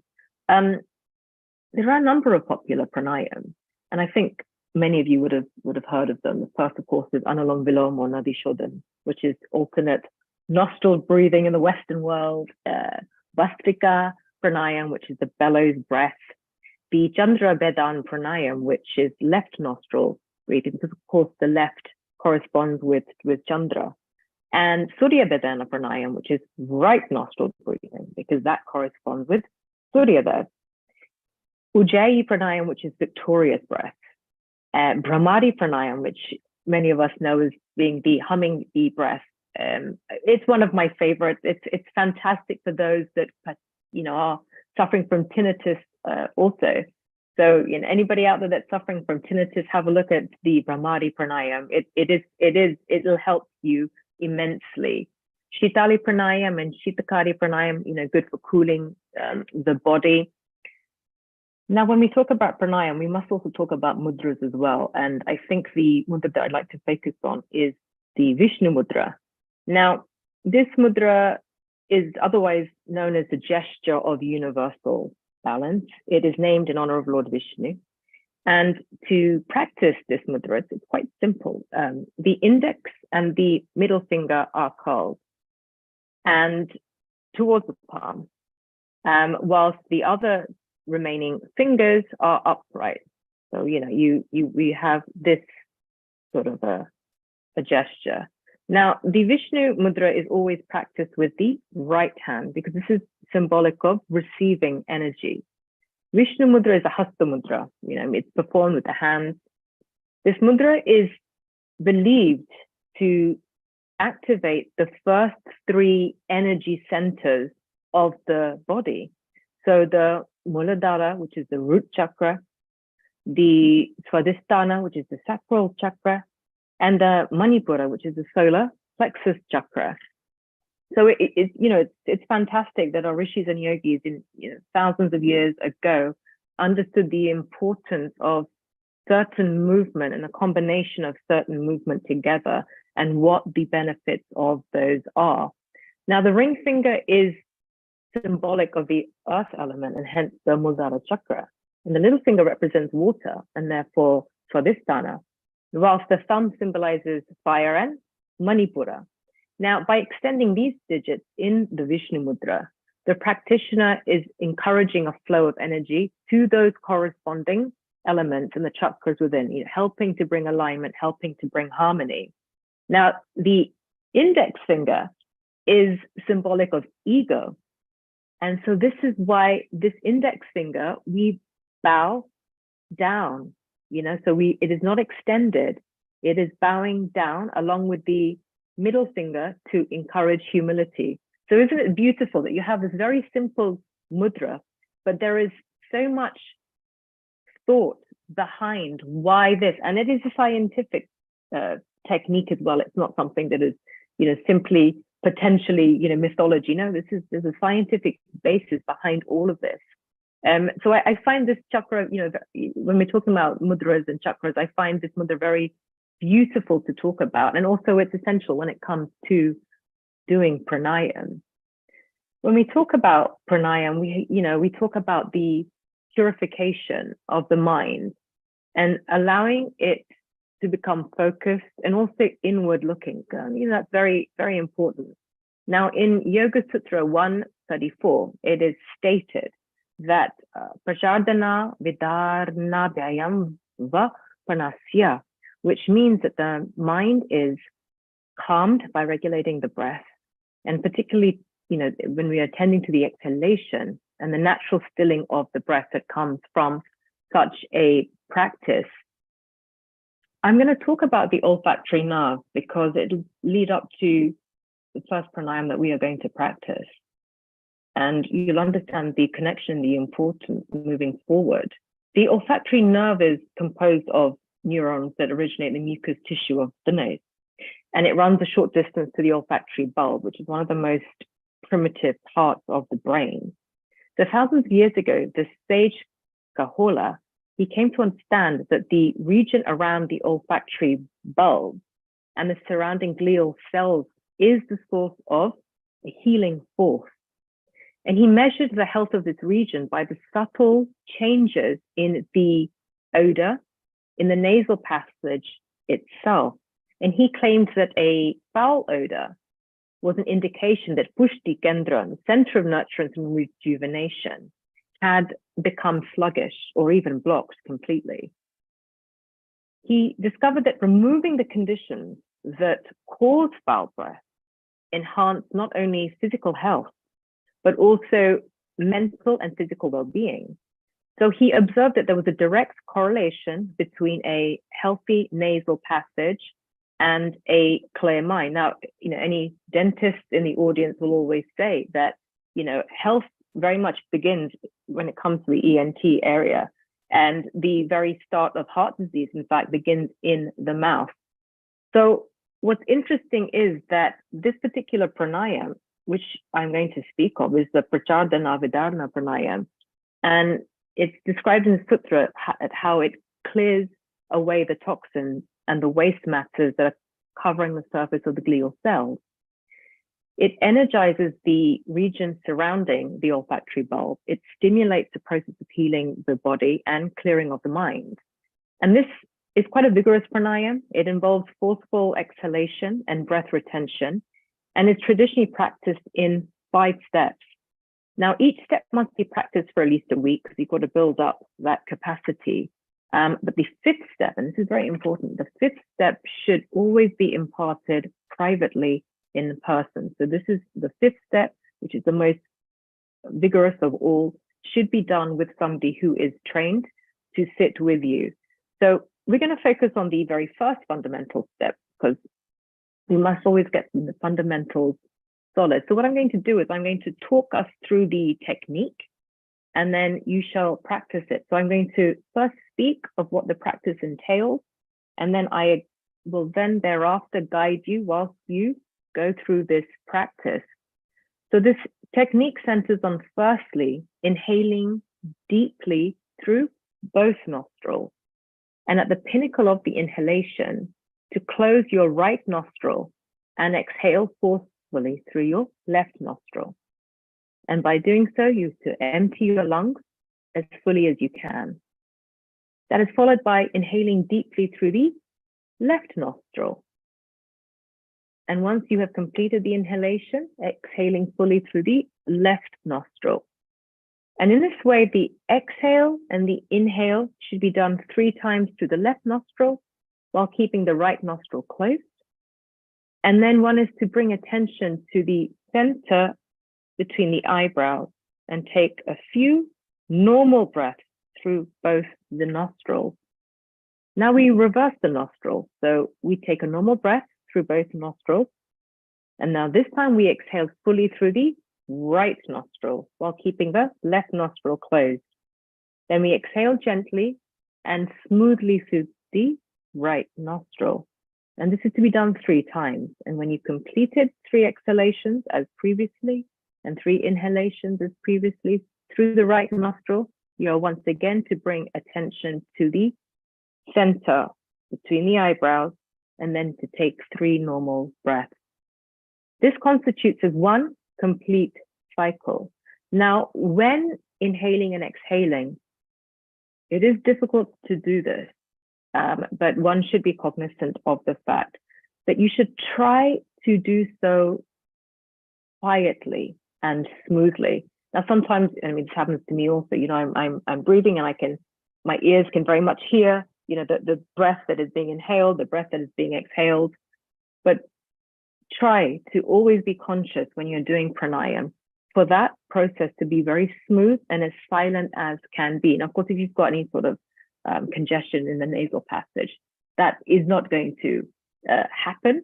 But if you are free from any sort of sinus issue, it is good to be conscious of trying to do this technique, any technique with pranayama, but this particular technique of the inhalation, the exhalation, because that is the root and the foundational underpinning of pranayama. So that should be done, smoothly, gently, and as quietly as you can.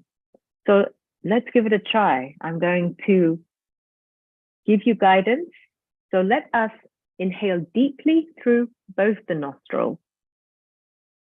And at the pinnacle of the inhalation, close your right nostril and exhale through the left nostril.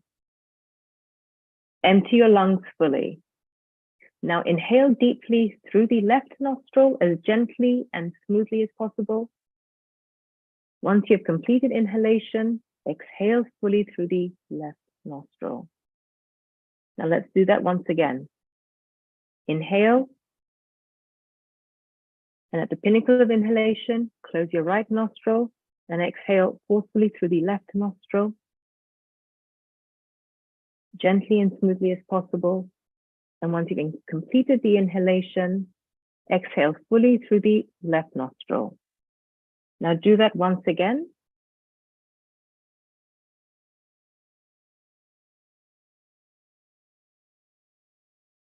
Now exhale and bring attention to the center between the eyebrows. Now take a few normal breaths through both the nostrils. Breathe as you would normally. And now we reverse the nostrils. So again, we take a normal breath through both the nostrils, but this time we exhale fully through the right nostril while keeping the left nostril closed. Exhale gently and smoothly through the right nostril. And once again, let's repeat this. Inhale. Exhale. Inhale. And exhale, bringing your attention to the eyebrow center and taking normal breath. So this, friends, is a very fundamental pranayama that we have just practiced. It is a prachadana vidarana pranayama. This is the first step. Now there are steps that follow this: step 2, step 3, step 4, step 5. I'm happy to speak to you after the session to guide you on this, but always remember that step 5 must always be done in person with someone to guide you, must not be done online like this. So steps 1 to 4, you can practice in the comfort of your home. And you may ask, why, what is important about the 5th step? Why does it need somebody who knows what they're doing? This particular pranayama, as you build up, is increasing in vigorousness. And so by the time you reach the 5th step, though you are quietly, inhaling and exhaling, it becomes more and more forceful. And so this should be done with somebody who is sitting in front of you, that is an expert, that can guide you through this. And also, one must give caution that those who are pregnant or lactating should not do this pranayama. This pranayama should not be done by them. The next pranayama that I'm going to speak about is Anulom Vilom Nadi Shodhana. Now, a lot of people know this, the alternate nostril breathing pranayama. And if you have, I say this, if you only have time for the one pranayama, this is the one to do. It's easy to do. You can do it anywhere. 15 minutes of this pranayama a day has immense health and wellness benefits. And I will give a little bit of a tip here that we always begin this pranayama with the left nostril. Remember I said how the left nostril corresponds to Chandra, symbolizing the moon. So this particular pranayama must always begin with the left. You always begin with Chandra, not with Surya of the right. And inhaling to the left nostril has a cooling effect on the body. So this particular pranayama has all-round health benefits. It also helps to cool, and it also prevents calcification of the pineal gland. And this is why it's one of the master pranayams. It is absolutely fantastic. I implore everybody, if you know, life can be busy, modern world is busy, but if you can just spend 15 minutes a day in the morning, you know, before you start work to do this pranayam, you will see the immense benefit that it can deliver. It's especially beneficial for the brain and for the heart and the respiratory tract, and for those that are suffering from, you know, high blood pressure. So anything that is, you know, beneficial for the brain, the heart, respiratory tract, you know, that's the one that that is to be done. So in short, the whole nervous system is cleansed by this pranayam, and it's toned up by the practice of this pranayam. And this is why it's called Nadi Shodhan Pranayam. Now, ideally, this is to be done when sitting in Padmasana. Those that cannot sit in Padmasana, I always say you can do it as we are now, sitting upright, you know, in a chair. Again, the waist, the back, the neck, and the spine should be erect. You know, just breathe with calmness, just, you know, breathe with regularity. And the process for one round of Nadi Shodhan is as follows. You inhale through the left nostril and you exhale through the right nostril. You then inhale through the right nostril and you exhale through the left nostril. So your breath is traversing from left to right, right to left. And this is why it's so beneficial for the pineal gland, because your breath is moving in this direction, in this semicircular movement. And when you are able to do this without being able to hear your breath, this is Anulom Vilom. So anyone can do Nadi Shodhan. The Anulom Vilom aspect of it can take a bit of practice to get to a point where you're inhaling and exhaling very smoothly and also very quietly. Now, quietly is the one that is the trickier one, you know, to do. But with time, one will be able to get to that point. So this is why it's Nadi Shodhan / Anulom Vilom. When we talk about inhaling through the left nostril, we use the thumb. Now, do you remember the mudra I spoke about, which is the Vishnu mudra? This is why this mudra is very beneficial, because you use your thumb to block the right nostril. And when you're inhaling, you inhale through the left.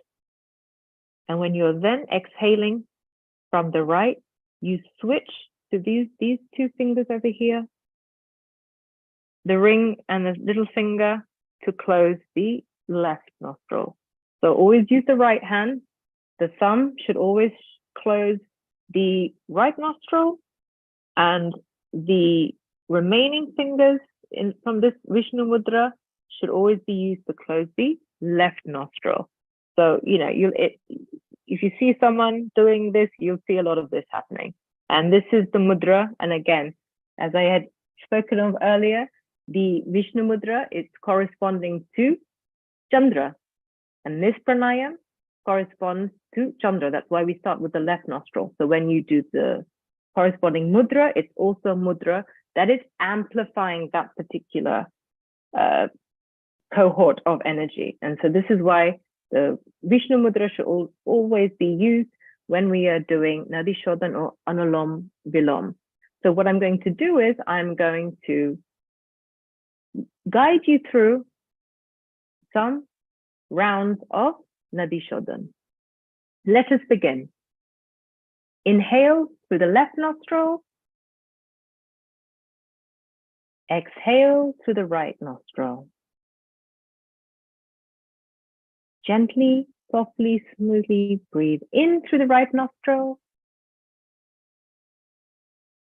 and exhale through the left nostril.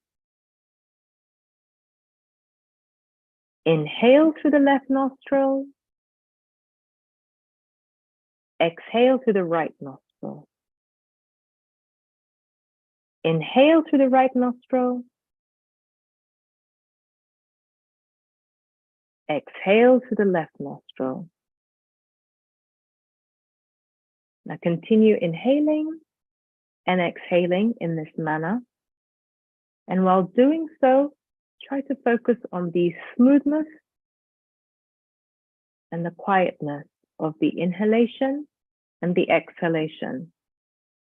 Try to be mindful about how you're breathing, how you are inhaling, and how you are exhaling. Inhale through the left nostril, exhale through the right nostril. Inhale through the right nostril, exhale through the left nostril.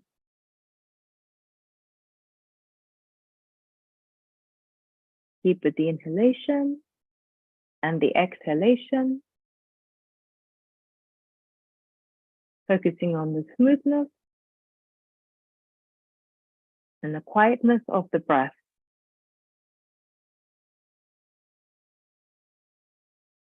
And finally, exhale. So in the beginning, this particular pranayama should be practiced 3 times. If you're not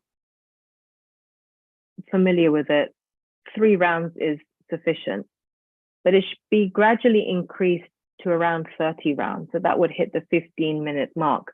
But there is no set time limit on how much you should do, or neither the minimum limit, because even just doing 1 round is beneficial to you.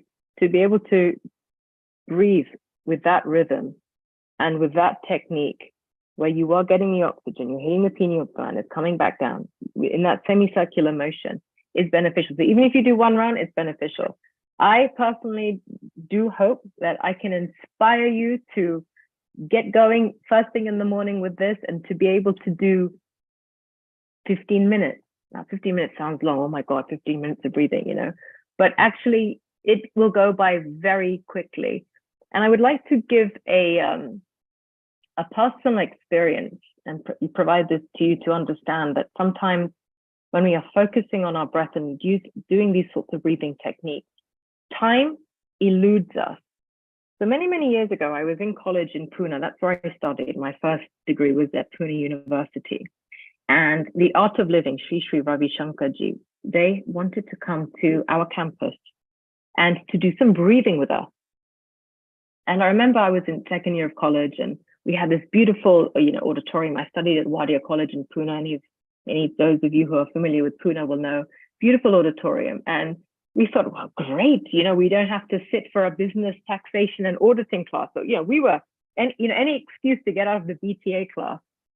And we started to breathe and be guided on how to breathe from the stomach. So, the deep yogic breathing, with the belly. And we were told to look at our watches, because this is the days before smartphones, early 2000s. So look at the watch and mark what time it was. And then we were to shut our eyes and just breathe. And so we were breathing and we were breathing and we were breathing. When we were told to stop breathing, to us, it felt like no time had gone by. We thought, wow, it's been a couple of minutes. Like, do we have to go back into class? Actually, 30 minutes had gone by. Half an hour had gone by. And we were absolutely astounded. We were sort of looking at each other and the watches and saying, is this wrong? Like, did our watches suddenly stop working? But this is the beauty when you are breathing with intention and you are focused and you're sitting with stillness, that something that can sound quite arduous, like having to sit still, and having to breathe for 15, 20, 30 minutes, you will be absolutely surprised as to how time just flows, because you are in rhythm. When you are breathing in such a way, you're helping to bring alignment with, all of your chakras, but you're also in rhythm with your external environment. You are in rhythm within the environment that surrounds you, and of course with cosmic universal time as well. So this is something that I wanted to share, because those of you that may think, God, I'm still not sure if I have time for this first thing in the morning, give it a go. Time will fly and you will see the health benefits. You will feel mentally clearer. It brings mental clarity. You will physically see the benefits also. There has been studies that have shown that those that do pranayama, even for 1 month, there even is a reduction in weight loss, because when you are working your body optimally, when all of your vital organs are working, when your digestive system is strong, you tend to then, if you're, for example, some, especially women, happen to hold on to a lot of water, depending on our hormonal cycles and things. By doing pranayama and having that rhythmic breathing technique a part of your life, people have spoken about dropping 5 to 8 pounds just simply from not even doing any exercise, but just simply having their body working optimally. If your body is working optimally, your metabolic rate is high. So you're burning the calories that you should be. You will not have a sluggish metabolism. All of the main vital organs, the brain, the heart, respiratory tract, the digestive tract, all of that is working optimally. And so something that is so simple, that doesn't require any investment other than your own time. And how much, should one say is too much to invest in our health? Health is wealth. So friends, I say to you, if you're able to do pranayama first thing in the morning, starting with Nadi Shodhan, Anulom Vilom, when you're able to do it quietly, I implore you, please, please, please do try. And aim for the inhalation and exhalation to be as smooth and as soundless as possible, so you get to the Anulom Vilom stage. And it's never too late. It doesn't matter what your physical or mental condition is. It's just about making the change today. So today you can make that change. And as Jayaji had spoken about her own, journey, which is so inspirational, that, it's just a matter of sort of making that decision, sticking with it, being diligent, and being consistent. Consistency is the key. You start, even if you start small, build up the capacity, but even a little bit a day has a cumulative all-round effect that will always be beneficial to you. So I hope that I've been able to inspire those of you that have participated in this session to do pranayama. Yeah, very, very, very well. In fact, you have covered up all the small aspects, right from the very basics of what breathing is and how breathing should be, and how the use basically of breath. So in order to increase our ears, we seek so many things, but actually it's so important to look into so many other aspects of knowing the art of breathing, actually. And that art of breathing is so important. And so we have our wonderful contributors with us. Global Namaste, Keith. What have you to say about this? If what Reema just told about pranayama, and then over to you, Jaya. What have you to say about, because that was an important aspect of pranayama, how breathing and health is so important, actually. Yes, Keith, could you please throw some light? I'm audible. How's that? Yes. Can you see me? Yes, we can hear you very well. Global Namaste to you. Namaste. I would like to know your opinion and comments on pranayama, and Reema did a very beautiful session talking about and throwing light on how important it is as an art to breathe, actually. Right. First thing I want to know is why am I the only grey-haired person here? Sorry? You are the right person. Good afternoon. Good afternoon. My experience on pranayama or any of the Indian cultures is very limited. Mm-hmm. I believe that what I'm listening to is not only opening the mind at a very late stage in my career, but it's showing me how wonderful not just Indian culture, traditional medicine is to us, but how it aligns with the Chinese culture as well. And this is something which I believe healing our earth and inviting people all the way from Central America to other places is wonderful. And I really just want to say that with my background, I think that breathing in and out of one nostril is all new to me. All new to me. Okay. And time is sometimes of the essence. So what I would say is I'm very grateful as a non-yogic background person to be welcome on this site. And I thank the team for inviting me and putting up with me. All right. Because as a former engineer, I see too many things in black and white. And I'm now beginning to understand there's much more. All right. And this decade is open for all of us to collate, to contribute to each other and for the world's population. Volunteering, getting paid for it, fantastic. But Reema, thank you very much. All right. Okay. I just logged on and I thought, well, let's see. I don't want to say too much because I get told off. But actually, I could see you were getting the right tracks on engineering your breath now, because your track from your engineering side is now working on engineering your breath work. And so soon we'll be having a new Keith with us who has a realm of knowledge of engineering from the side, how the body works, you know. Amrita, can you turn your volume up a little bit? Yes, sure. All right. I do have my hearing aids in. Yeah, no, well, thank you so much for joining us. Pleasure.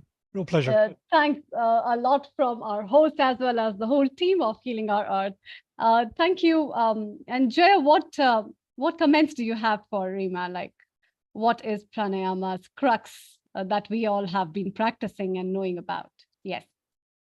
Reema has said it so well. Reema, hats off. You were so detailed and so precise. And I would also think it's the best way, if you had one pranayam to do, it would be Anulom Vilom or alternate nostril breathing. And you're right, the time just flies. And if you start in these small steps, little, build it up to 15 minutes, start with 5 minutes. I think it's going to be a wonderful practice. It's a game changer for sure. Yeah. Thanks, Reema. Yeah. And you know, it just reminded me of our yoga classes and our pranayama classes. And when you talk about pranayama, to go on breath, because breath is the only cord that connects your body with your mind, and that connects your soul with you. Because when you say you are dead, it is just the prana that is leaving. So the body and the soul goes away once your prana leaves you. And so the whole journey is to imbibe that prana. The whole idea is to give nourishment to that prana all over our life. And I think we forget that, holding so many possessional materialistic things, isn't it, Jaya and Reema? That we keep holding so many things, but actually we must hold the cords of that breath, and how that wonderful journey of breath can do so much of tremendous changes, as you mentioned. So basically you covered up all the aspects, right from the nervous system that talks about the sympathetic and the parasympathetic flow, how it can change our thoughts, how an aggressive mind. Now you see, if you see, our breath is very much synchronized with our emotions and our feelings. And when we see that thing, our emotions and feelings, when you get angry, you really breathe fast, you know. And whenever you are relieved from something, you say, thank God. And what we are doing actually with that, thank God, we're taking a deep exhale actually. And with that exhalation, my mind gets relaxed, basically. And these kind of things are subconsciously happening. And when we do it consciously through pranayama, it can make a tremendous change. But that another aspect that Reema covered was also very true, that it is very important to take guidance from somebody who can tell you what is right, what not, because there are so many medical conditions that can be a game changer in that, and they can be fatal too. And right from your low blood pressure to having dizziness to even syncope and coma, because these kind of excess of everything is bad. So too much of prana, I always say, can take your life as well, because it can make you hyperventilated also. So it's not just hyperventilation. We just talk about carbon dioxide, but oxygen, too much of oxygen to the body is also poisonous. Then you must look into it, how much is good, beautiful. So Jaya, thank you so much. And thank you so much, Reema, for joining us and showing such a beautiful light on the way to breathe, and the pranayama techniques were so wonderful. Thank you, Jaya, from Mumbai, and thank you, Reema, from US. We are on the two opposite corners talking about the same thing. This is what is the worth and beauty of healing our earth. And we have our founder and director, Neil Kumar, who wants to add up something and the comments on that. Over to you. Thank you. So we still have a time before we bring in Nidhi here. We have still got 10 minutes. Reema, you can just stay on, and Jaya. Reema, you gave some tips about breathing. Breathing is very essential part of life. So one of the first thing I teach or groom people is very simple. If you cannot breathe oxygen, you're finished. That's right. You can live without food. You can live without water. You can live without so many things in life. 10 days, 20 days, 30 days. But without oxygen, maybe 5 minutes at the most. If you're a scuba diver, maybe 7 minutes. There are no human beings who can go beyond that. Some gurus say that they can live without oxygen, everything, but we haven't discovered one yet. So what are your tips in a simple way, okay? What are your tips? Because some people may have asthma, some people may have lung problems.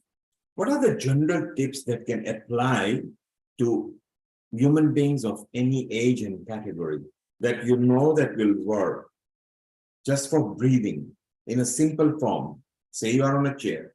What ought you be doing if you are, say, maybe driving, apart from concentrating on the road, or if you are sitting and watching TV?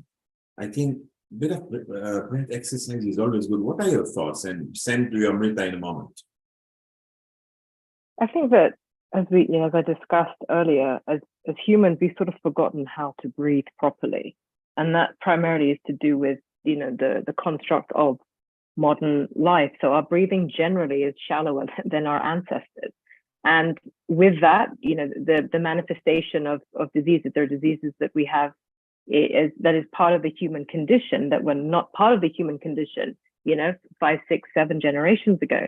So there is a correlation between things like diet, but also how we have forgotten to breathe. So I think the important aspect, there's one thing that it would be, is try and breathe from your stomach. So when you're breathing, we tend to breathe shallow, in a very shallow manner from the nose. It's very nasal. And this is the reason why, this is not the way to breathe. The way to breathe is deeply from the stomach. So if there's one thing I would say is, at least once in a day, consciously sit and take deep breaths from the belly, deep belly breath, where you bring in, and now this is why Om, like the chanting of Om, and we speak about mantras and meditation, why Om is very beneficial. It's because you're taking that breath from the stomach and you're bringing it up through the chakras, and then you're coming out from the nose. And so those that are happy to, I would say, sit, say 5 to 7 Oms, starting with the belly, feel that breath come up, and then you exhale from the nose. So that's the one thing I would say. I also think that we are sedentary a lot. Homes generally, some people have houseplants, some don't. But if you can, at least once a week, sit out in nature, amongst trees where there's ample oxygen supply, and do this type of breathing, deep belly breathing, it helps to truly oxygenate all the cells in your body.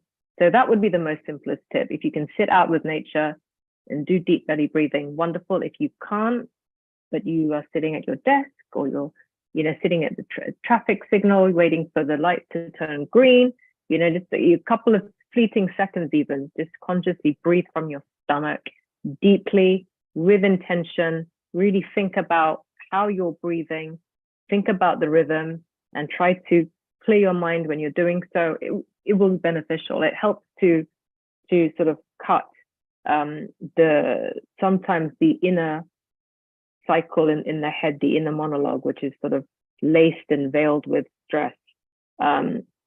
This is why meditation is important, because it helps to sort of cut a negative cycle. So I think if you're able to breathe, even for a couple of seconds, you know, in the day, you catch yourself being able to have a little bit of time just to simply do that, whilst you're sedentary at work, or whilst you're sitting in the car, or you're sitting in front of the TV, watching television, watching the news. Try to breathe with intention from the belly, and it helps to sort of cut any sort of negative stress and negative thought pattern that's also happening in your mind. So that's the most simplest thing. Just breathe. Just breathe. And breathe from the belly. That's it. Yeah, that's true. That's true. And I would add on, Reema, to that. So taking out space for yourself and time for yourself is very important, because Absolutely. the moment you take time for yourself, that's the time when you take a deep gasp and you realize you're breathing too. Because with stress, we hardly think about, because it's coming and going, until and unless we have a stuffy nose or we have got a rhinitis or a flu, we hardly bother we are breathing or not, or there's something obnoxious. True. As well. And then at the last stage of our life, when the doctor says no more time for you, then we think, okay, let's do something actually.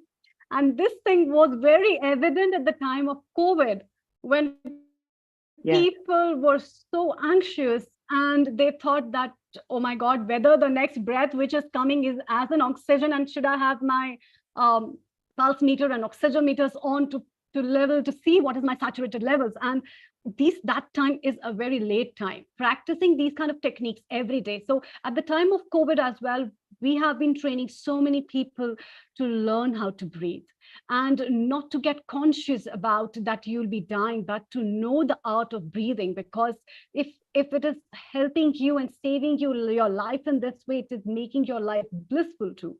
And another beautiful thing that I think is important, when you give time to yourself, basically, you go out, make sure you go out in nature, open your arms, and then try to inhale and exhale. So the kind of technique that you have been talking about, the yogic breath, is a combination of 3 types of breathings that we have. So one is the breath which is taken for the thorax and the clavicle, so at the upper part of the breath. Then we have the thorax breath, where you're taking the breath into the middle part of your lungs. And when you take the abdominal breath, you are really taking it into the deep last part of your lung. And you will not believe, we have got 100,000 million alveoli, which are the air sacs in our lungs to breathe, which hold the air, and exchange of gases take place. But in our whole life, we don't even use half of them for breathing, because we are shallow breathers. As you mentioned, we breathe just this much and we don't use the whole lung capacity. So basically, pranayama helps to build in the lung capacity. You try to breathe in, and whenever you are in stress, try to have good exhales, and that will calm your mind down, will give you. Thank you, Dr. Amrita. Just to let you know, Lama has just joined in, but his session is now over because we need to move over to Riddhi. But Lama, hello, how are you? And I suppose you were having problem joining us. Global namaste, Lama Tantrapa. Yes, I'm Lama, joining. can you hear me? Oregon. Lama, can you hear us? Yes, I can hear you loud and clear. So Lama, thank you for coming. I suppose you were having problem connecting. So we'll have to see you some other time, but we still have 3 minutes before we can chat to you. Give us a quick rundown on your dream yoga for at least 3-4 minutes before we move to our next session, which is with Riddhi and them. Well, the dream yoga is the art of awakening. It's awakening in both dreams at night that we all have, although some people think that they don't have dreams because they simply don't remember their dreams. And it's also the art of awakening in the dream we call our daily life. In other words, those people who want to practice meditation or yoga or other disciplines because they want to experience enlightenment, hopefully in this lifetime. Well, the dream yoga serves as the shortcut to enlightenment. It literally provides you the ability to experience enlightenment in this lifetime in a way similar to how you awaken in your dreams at night. We all have dreams at night, but how often do we actually realize that we're dreaming when we're having a dream? That's what we would call lucid dreaming. That's one of the key characteristics of dream yoga. It teaches how to become lucid or awake in a dream, and it applies to both daydreams as well as night dreams, because the nature of dreaming is the same, whether you're dreaming at night or you're dreaming during the day. In fact, it's easier to become awake in a daydream because you're not asleep. And so we learn how to become lucid or awake in both our daydreams as well as our dreams at night. And both of them serve as the catalyst for spiritual awakening in this big dream that we call daily life. So that's why I call dream yoga the shortcut to experiencing enlightenment.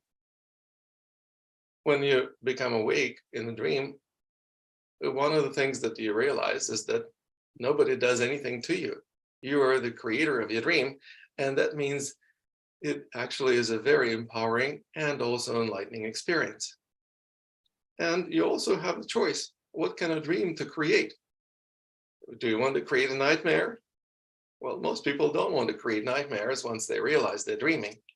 And that is exactly the reason why we experience happier dreams when we are lucid in them.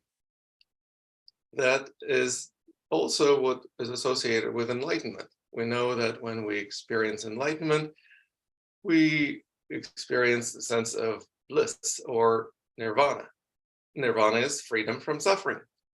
That's exactly what we experience when we stop creating a nightmare for ourselves. We also experience the sense of oneness with everything and everyone. Well, that's what you experience in your dream when you awaken and you realize that you are one with the world of the dream that you are creating in your consciousness.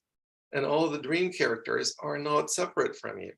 They're actual mental projections that you experience as if they are separate entities.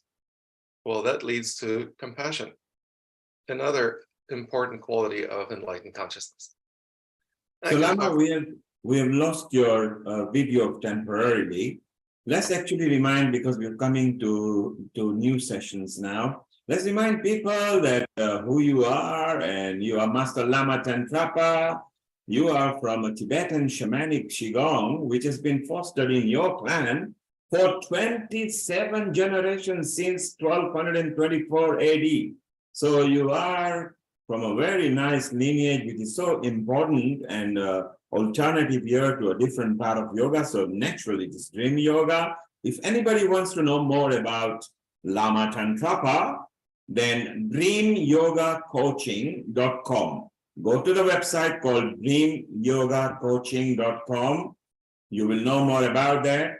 And Lama, at this point, let's remind people that we are planning to tie up lots and lots of healing sessions through your TV channel.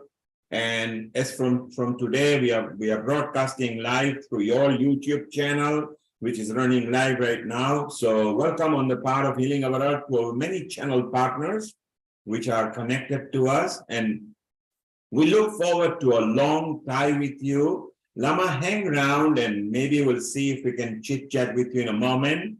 Let's go with few things that are lined up. Your friend, Hit Shah from the Qigong of big organization is also here.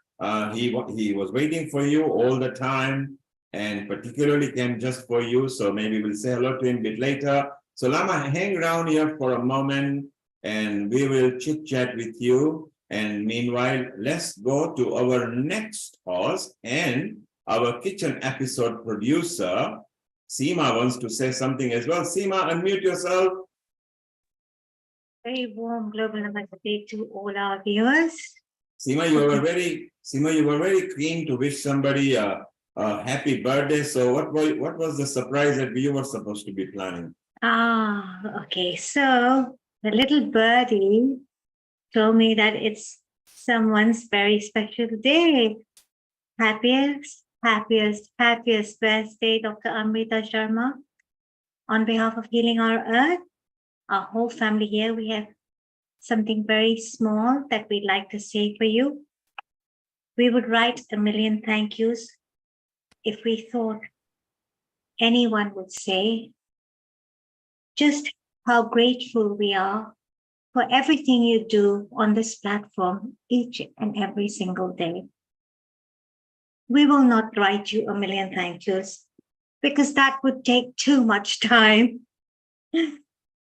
But just to let you know, we're really, truly thankful for everything you do, and may you always shine. Happy birthday, Dr. Amrita. May God bless you with many, many, many more to come. Yeah, and we hope from our whole family here at Healing Our Earth, we hope you're getting thoroughly spoiled today. Or tomorrow, if it's your birthday tomorrow, right? Yeah, tonight it will start and tomorrow is my birthday. Yeah. So thank you. I think every day is my birthday. I'm so thankful. And Amrita, our Riddhi wants to wish you a happy birthday as well. I do indeed. A very happy birthday to you, Dr. Amrita. It's amazing to see the way that you have flourished over the last few weeks with all of your hosting and the amount of skills that you have grown. And not only are you now a dedicated Ayurvedic practitioner, but you are part of the team of hosting as well. So congratulations. Happy birthday for tomorrow. And I hope you have a fantastic day. And Amrita, while you are there, our expert from Yorkulam, Digant Das, is here as well, and I'm sure he's smiling because he was very happy to wish you a happy birthday. Yes, and that picture was wonderful. Yeah, thank you, Digant. And shortly we'll be welcoming you officially on Healing Our Earth family. Lama, while you are there, do you want to wish our Dr. Amrita Sharma, the episode host over here, a happy birthday in your language or your style of dream yoga? Absolutely. Happy birthday, Dr. Amrita.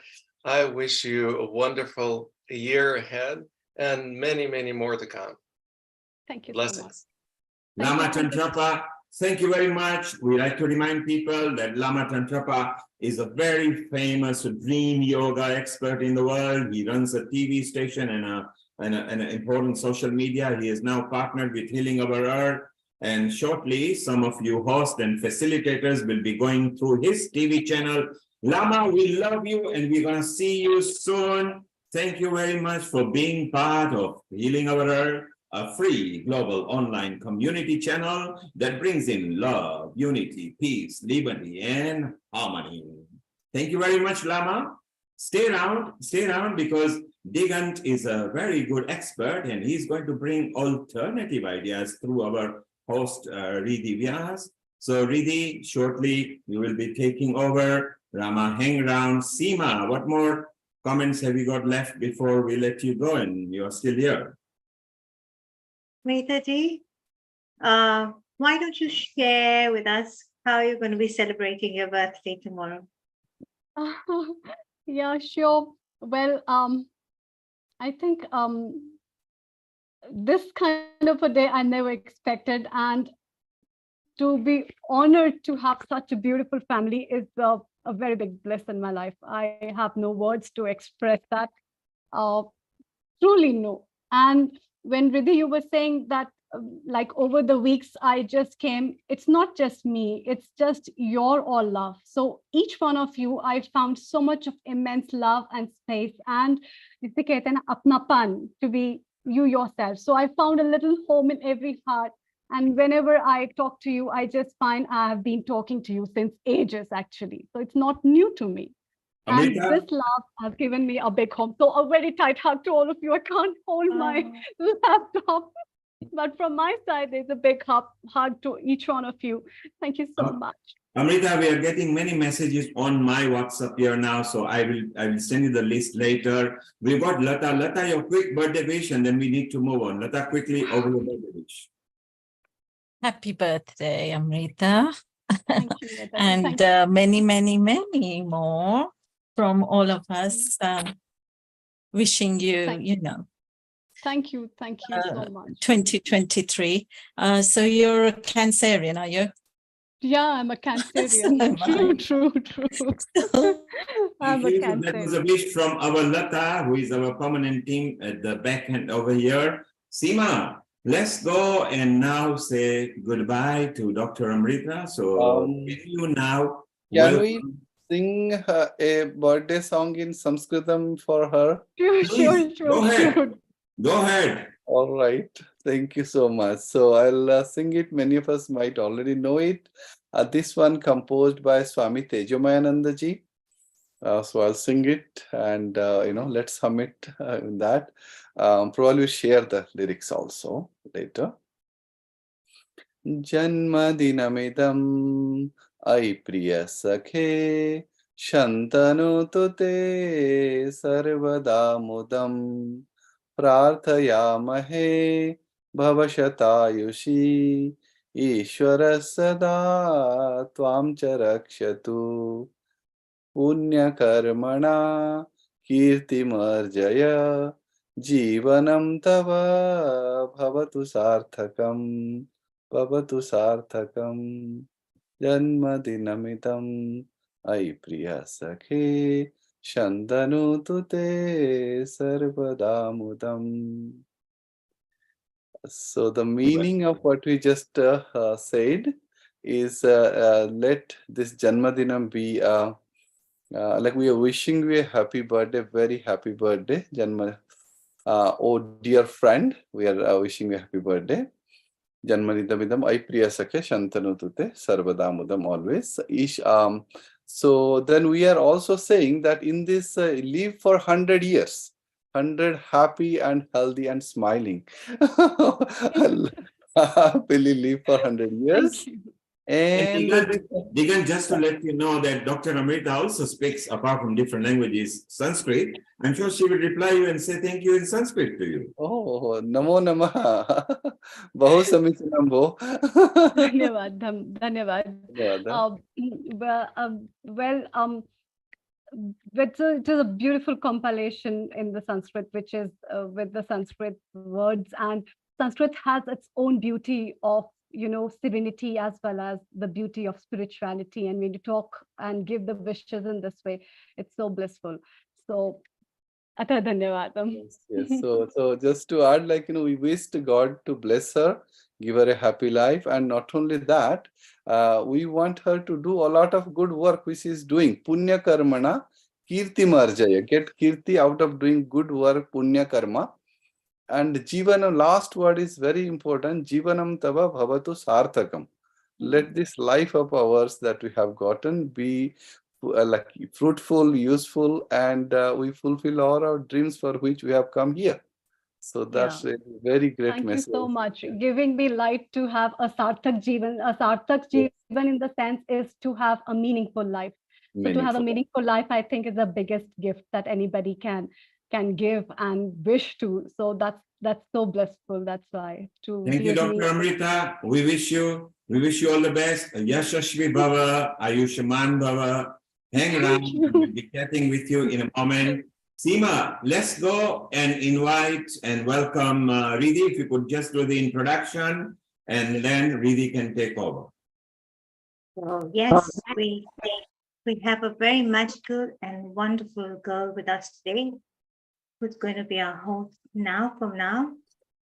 Riddhi Vyas. Riddhi is qualified as a yoga and meditation teacher with the Shivanand Vedantic Center and has since developed a passion for yoga, philosophy, and psychology. She has further trained as a cognitive behavioral hypnotherapist and was fascinated by how teachings from the Vedic scriptures and Pranayama have influenced Western psychology. Riddhi regularly shares her wellness knowledge and practical experiences with professionals of all ages and backgrounds, providing strategies for emotional resilience.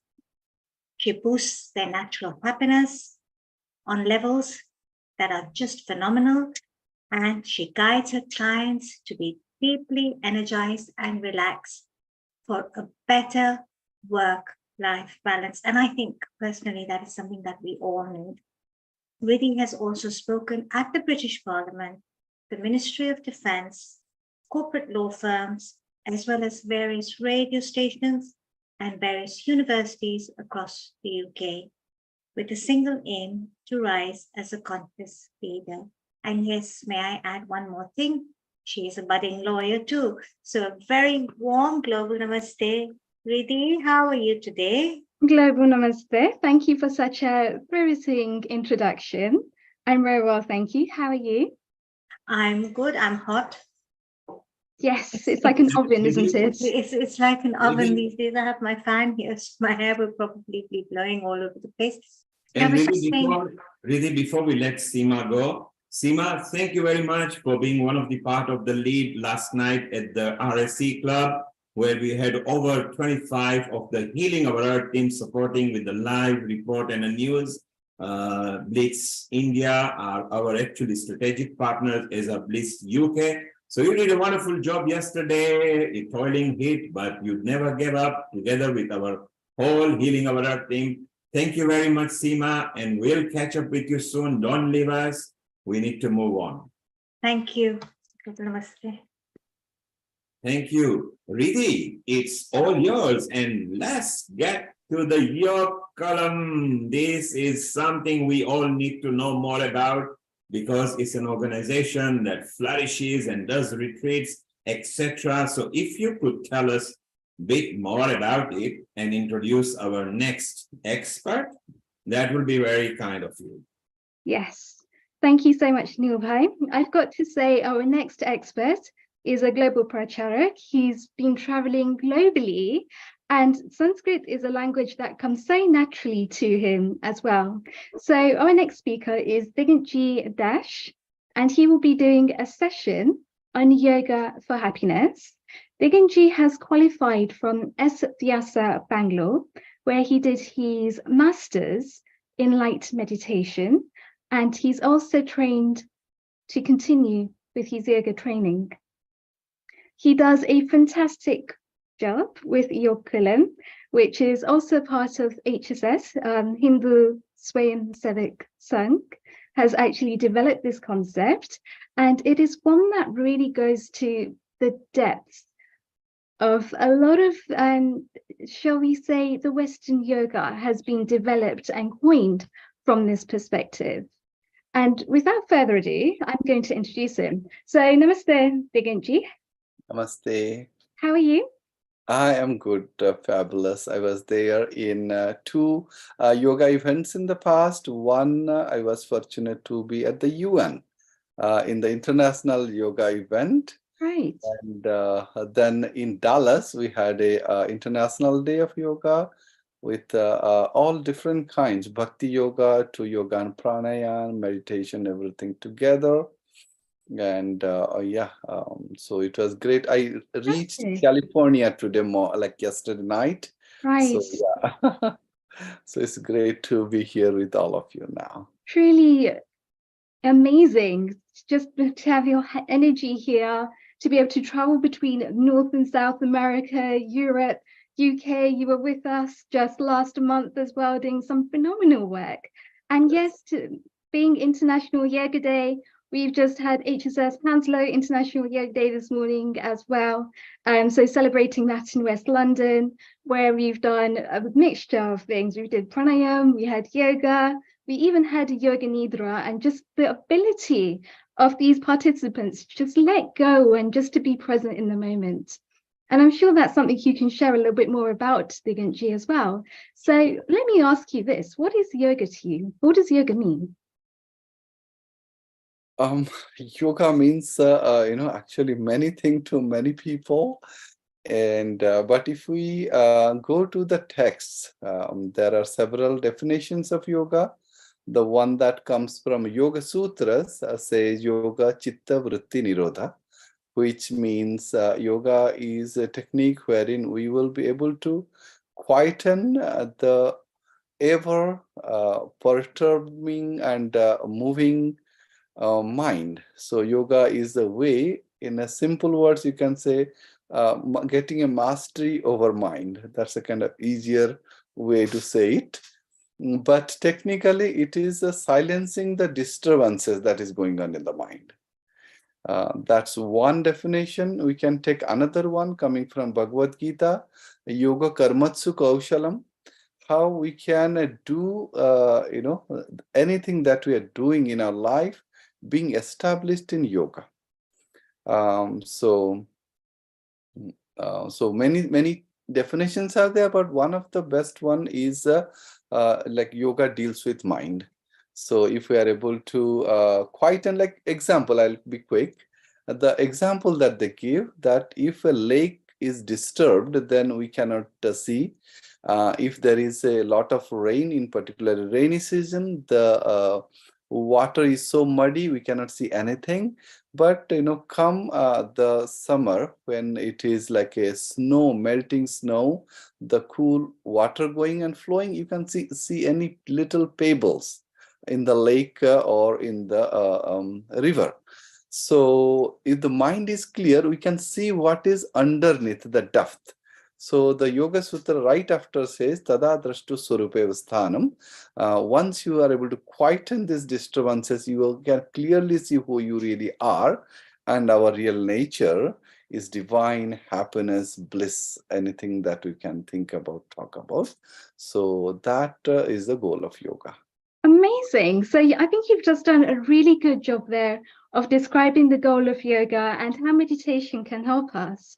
I want to rewind the steps a bit. And Yoga Sutras actually teach us about Sthiram Sukham Asana, having a steady, calm posture because the body is within the mind. Can you tell us a little bit more about that? Sure. Interestingly, not just meditation, to do any work for whatsoever, we need a healthy body. If our back is aching, hands are shaking, we cannot do anything. In fact, in a funny and lighter way, somebody said that, the conversation between Sri Krishna and Arjuna started, and then in the battlefield, Arjuna was telling, take me to the middle. I want to see who are there to fight, and they fought and everything. Then when he saw, he got into this, thinking that, what will happen after the war, this and that. And I don't want to go into detail, but we all know that.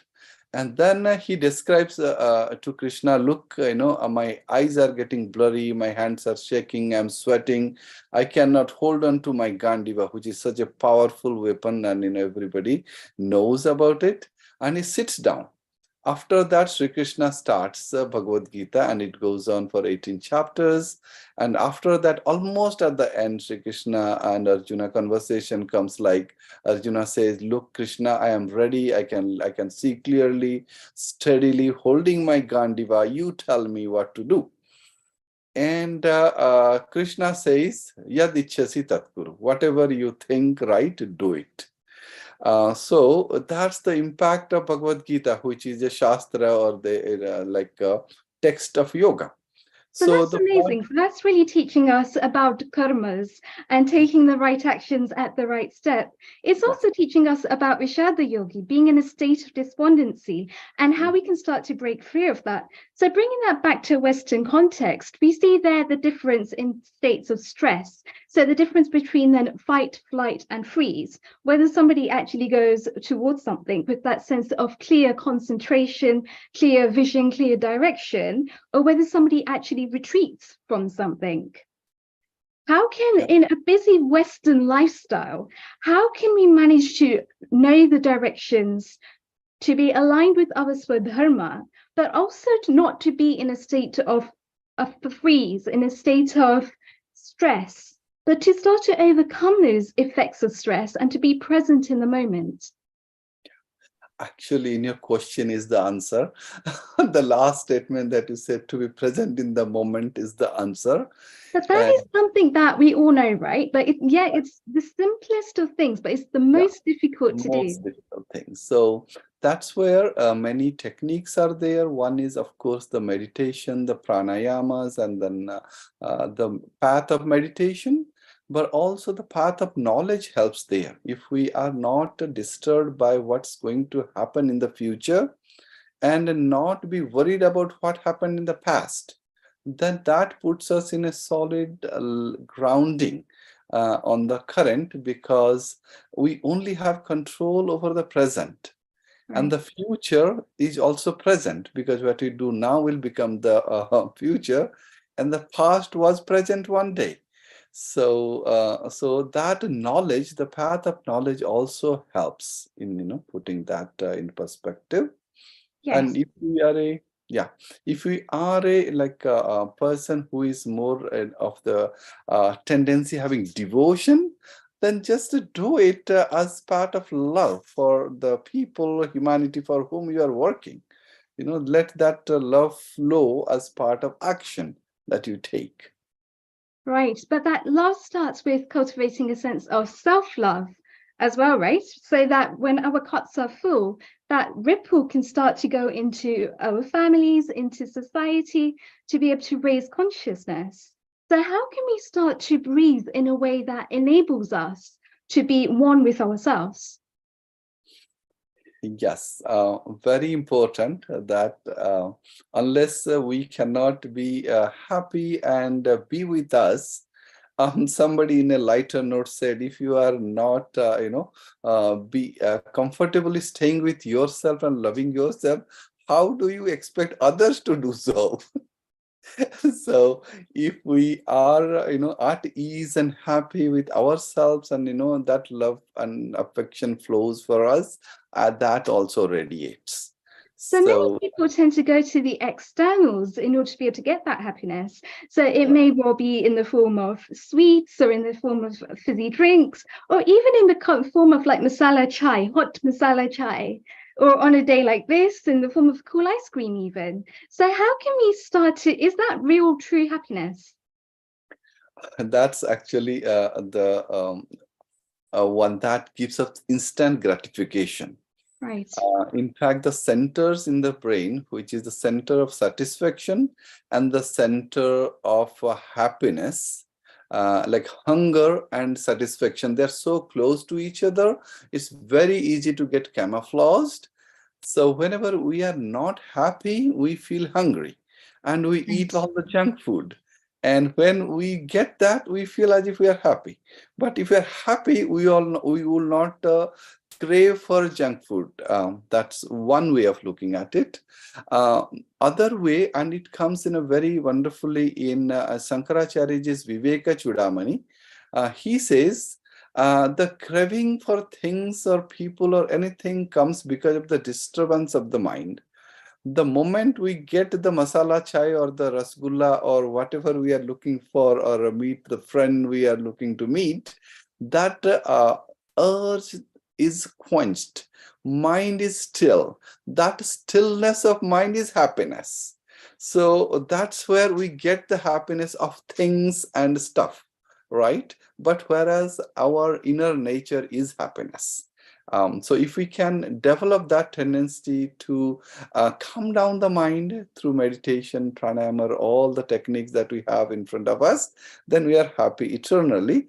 And with that happiness, you can do rest of the thing. You can eat a rasgulla with a happy mind. You'll enjoy it more than when you are disturbed and have this smoothie or candy. Yeah. I tend to call it hungry, when they tend to be eating their emotions as opposed to being in that state of a calm, reflective mind. And I think our breathing during that time is completely different as well. Somebody that is very angry, for example, will have a faster heart rate, their breathing will be a lot faster. So they're going to be in a state of turbulence. Their mind isn't going to be relaxed. I would actually call that a heavy meditation, because somebody that is in that state is more likely to feel a little bit sleepy, a little bit lethargic. So how can they actually start to develop a light meditation? The easiest one that in front of us is the balancing of the breath. So when the mind is agitated, breath becomes short, shallow, and that kind of adds to it. But if we reverse the process, start breathing deep and long, that calms down the mind. And again, the right nostril corresponds to the Surya Nadi, which brings in, the Surya, the fire element, the energy, And the calmness comes from the left nostril. If we do the alternate nostril breathing, that kind of calms down the mind. So a lot of these pranayama techniques really help. Fantastic. And then how can we use that for a state of positive well-being? How can we help people to create the sense of positivity within that enhances their health and their well-being? So they start to move now, start to switch from a state of stress to a state of positive well-being. That's right. This light meditation that you mentioned was part of my research. Right. And I did that with the children who were kind of displaced internally because of the lasting violence in the country of Colombia in South America. So there is a school called SI School of Human Values. They teach this technique and it is so simple. You basically think about a light at your heart center or at the Ajna chakra, and you feel that light within you is kind of the light of power, love, affection, and it fills you whole, fills your whole body, every cell and organ. And then it goes out, radiates like an aura around you. And you imagine that you are spreading this power, energy, and love to your near and dear ones, friends and family, and entire world. To cover the whole world with your love, that you have that power and be in that state. And after 5 minutes, you come back and feel that it is with me all the time throughout the day. And start the school, the day at 8 o'clock with that kind of feeling. That's amazing, Jiganchi. So I've got to say, fantastically well explained.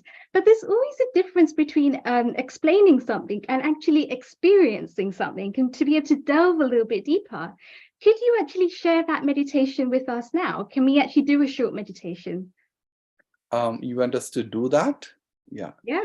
Oh, that will be wonderful. That will be wonderful. In fact, on a lighter note, somebody said that fake it till you make it. Right. Absolutely. Yes. So I think we've also got Yokula Menders here as well. We've got Pradeep ji and we have Usha ji as well. Pradeep ji has been absolutely instrumental in helping out in the UK as well. He's done quite a few of the works on the ground to be able to set up the Yokulam. So whilst he's been doing the global work, he's been doing the work in the background. In a minute, I'm going to ask if they would like to join us for your meditation as well, just so that we can actually have a little bit of like a feedback afterwards as well, and just see how everyone's got on with that meditation. And we've also got Usha ji as well. She is very prominent within HSS Samiti. She does a lot of work with young girls to really help and cultivate these people into true leaders, to just be themselves at any given point, to really be able to develop that sense of leadership. And I think it's fantastic to actually have them all joining us today. So Ushaben, if you would like to come onto screen as well, that would be great.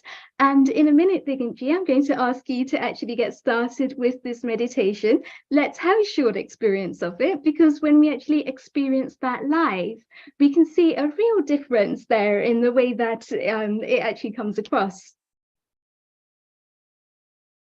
So Diganji, without further ado, please go ahead. Sure. Sounds good. So let's sit comfortably, whether you are sitting in a chair or if you are in a position to lie down, you can do that also. But it's good to sit comfortably with back and neck straight, tall. And if you want, you could close your eyes and observe the breathing. Deep inhalation and exhalation.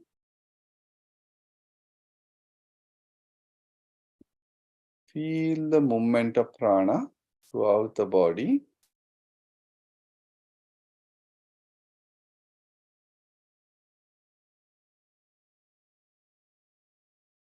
Now let us imagine a bright light, like a candle or a diya, the light of a diya or a deepam, right at the heart center or at the Ajna chakra between the eyebrows. and experience that warmth, the light, the brightness, and the aura around it.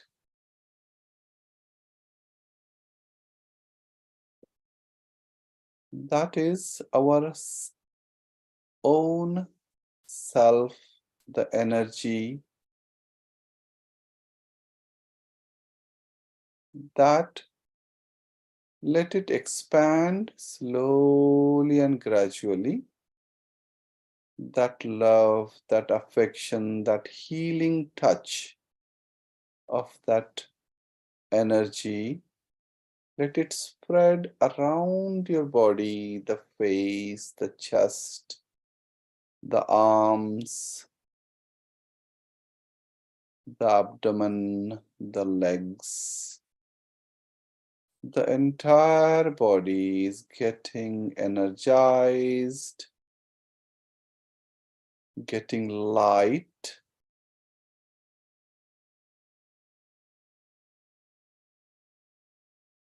And let that light, the energy, the love and affection ooze out, spread beyond the body, and let us experience that wonderful aura around us.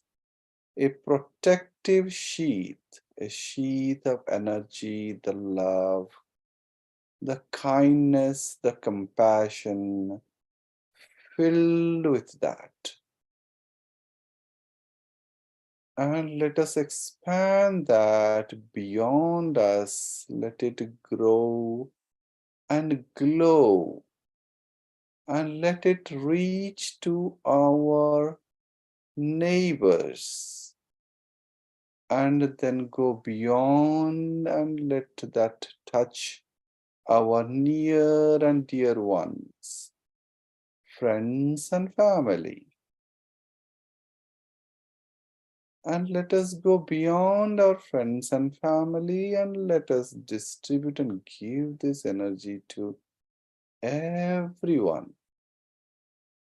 Let it flow in the river, with the lakes and the mountains, and merge with the sea, vast blue sea, and the sky, engulf the entire universe. Let the energy within expand and merge with the universal energy, the universal consciousness. Let us be one with everyone and be one with everything. Let that light within radiate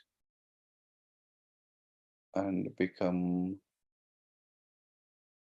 the one that heals everyone, spreads the love and affection, the kindness, compassion. Let it ooze and flow. Let us be in that golden or bright womb, and everybody within that is getting energized, getting healed, physically, mentally, emotionally, and spiritually getting charged up.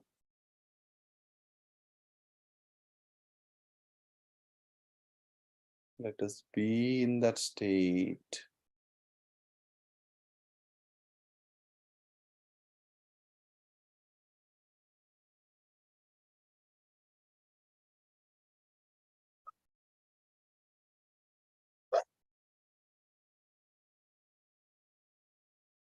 Let that energy not leave anybody, any living, non-living beings.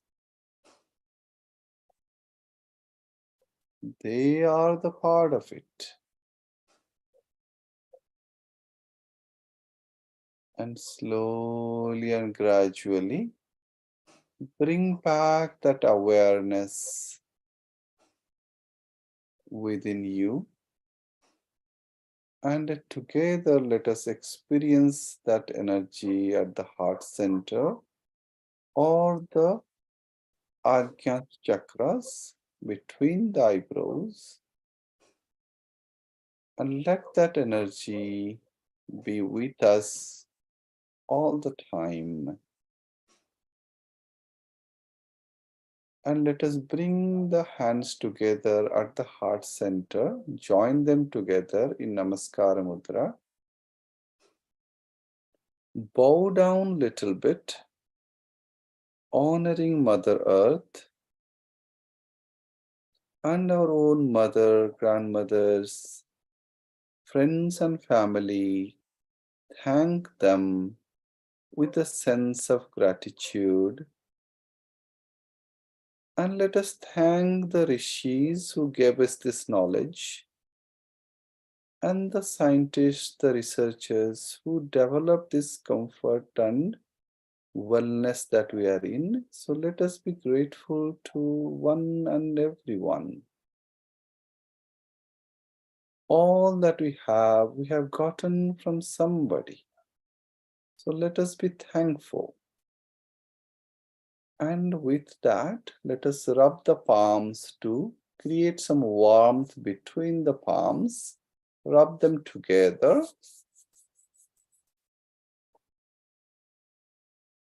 And place them above the eyes. And we could see the darkness or colors or patterns, some geometric patterns. And with few blinks, we can open our eyes, and if you want, you can gently massage the face, neck, and the body. And with few blinks, we can open our eyes. Wow, thank you so much, Diganji, for actually letting us experience this fantastic meditation. Ushabin, how did you find that meditation?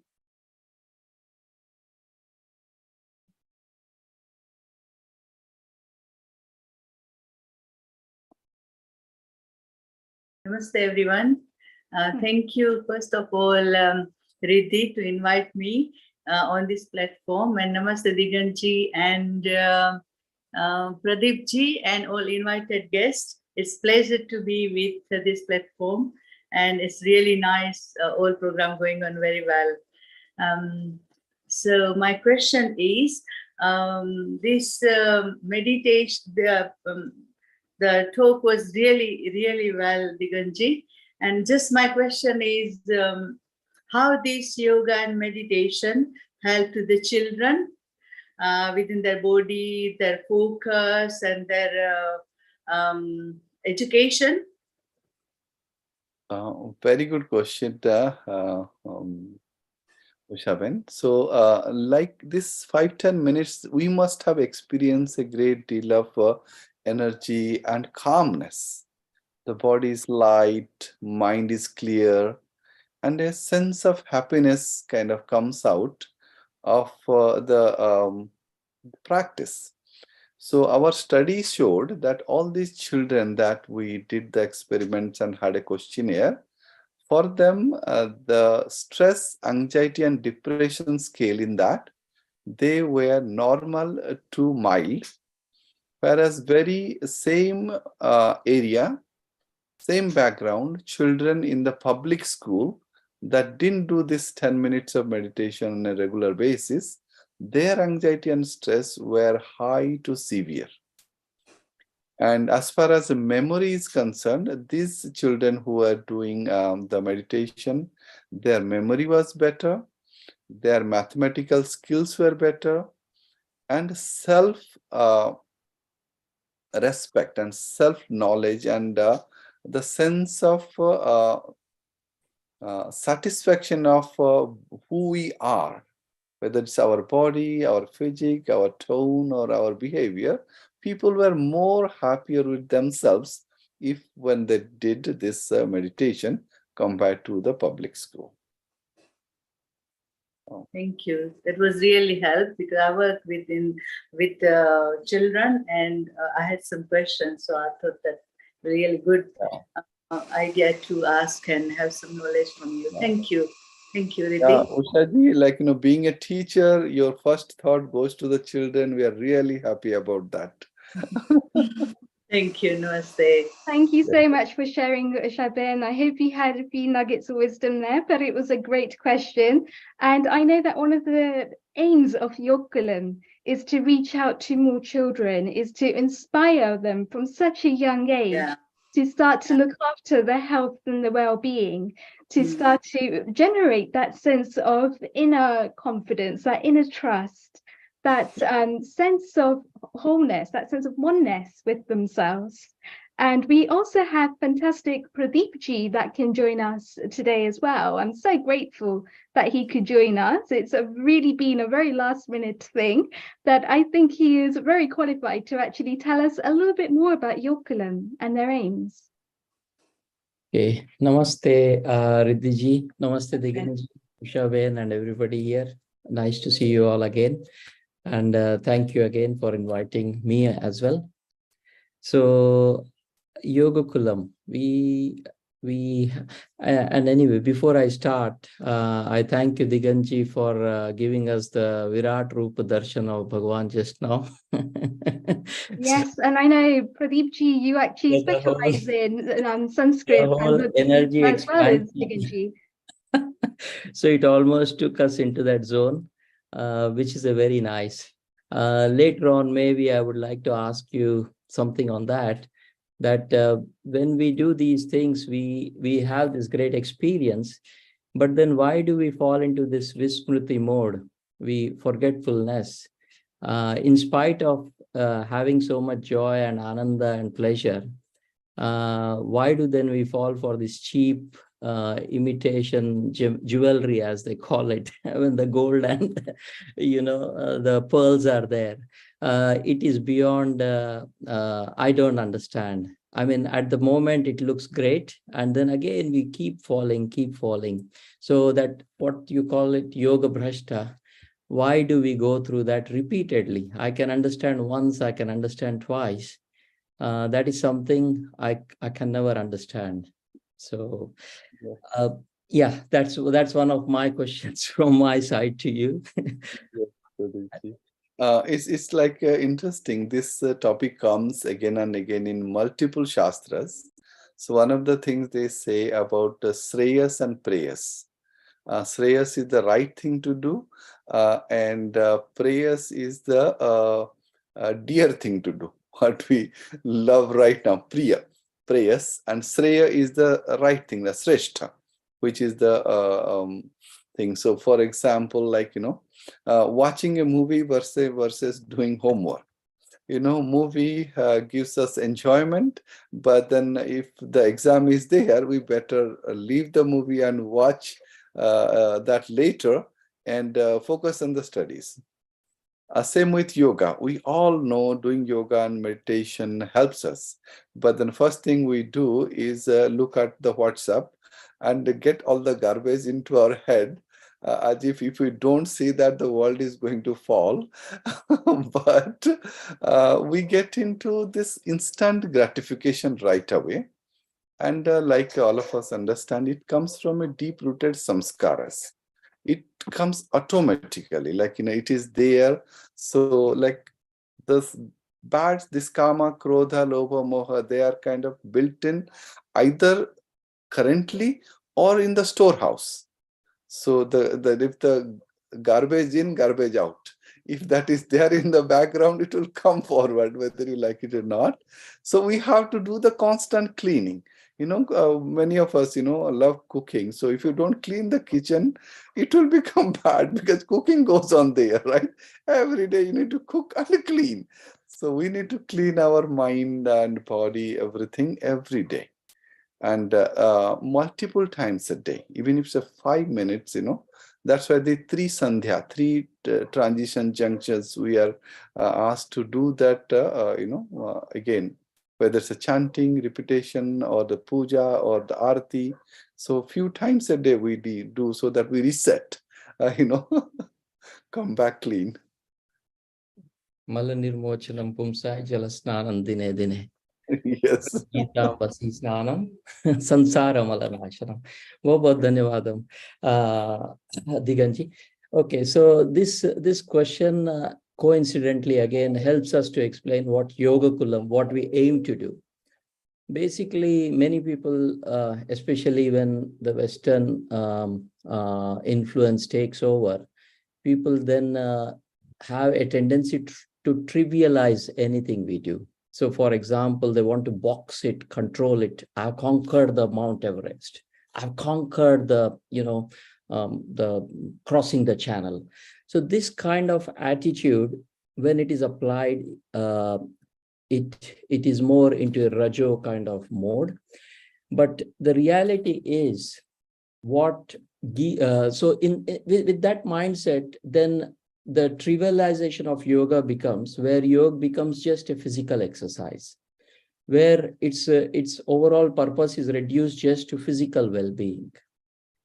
But when you connect it with the roots, as we see in the Bhagavad Gita, the starting point of the lecture of Sri Krishna starts from who are we? We are Atman and we are not the body. So that is one of the first goals of Yoga Kulam, to connect it with our Indic roots, our Vedic roots, our Shastras, so that it is not trivialized to just to the physical form or physical exercises, but it is seen in a samagra form, which is what it should be, right? And then who it is meant for. Many a time, again, the other extreme of the story is Indians think they are superior to anybody else because this Shastra belongs to us. I'm Hindu, the Bhagavad Gita is mine, and everybody else is tucha, So this kind of mindset then again leads to the other side of the extreme, which is that it is my property kind of thing. No, this is for all living entities. So the second fold goal is to expand it to for all the living entities, irrespective of the race, caste, creed, religion, geography, etc., etc. Then the third part, if we look at it, is this is the horizontal expansion. And then the first, as I said, the Indic roots, and then going beyond the asanas, or going beyond the, even in practical terms. So even in our teachers training course, we don't limit only to the asanas and pranayama, for example. We bring in elements of Bhagavad Gita, of course, Yoga Shastra is there, and all the other deeper elements, so that they help us to understand this Yoga Shastra as a kind of a science of self-realization, and then a mode to connect with that Paramatman. So keeping it into the overall what we call mindset, basically. So these are the main, I would say, the fundamental, central, or kind of our goals. And so the that's final, amazing, because actually in the Bhagavad Gita anywhere, it doesn't mention the name Hindu anywhere.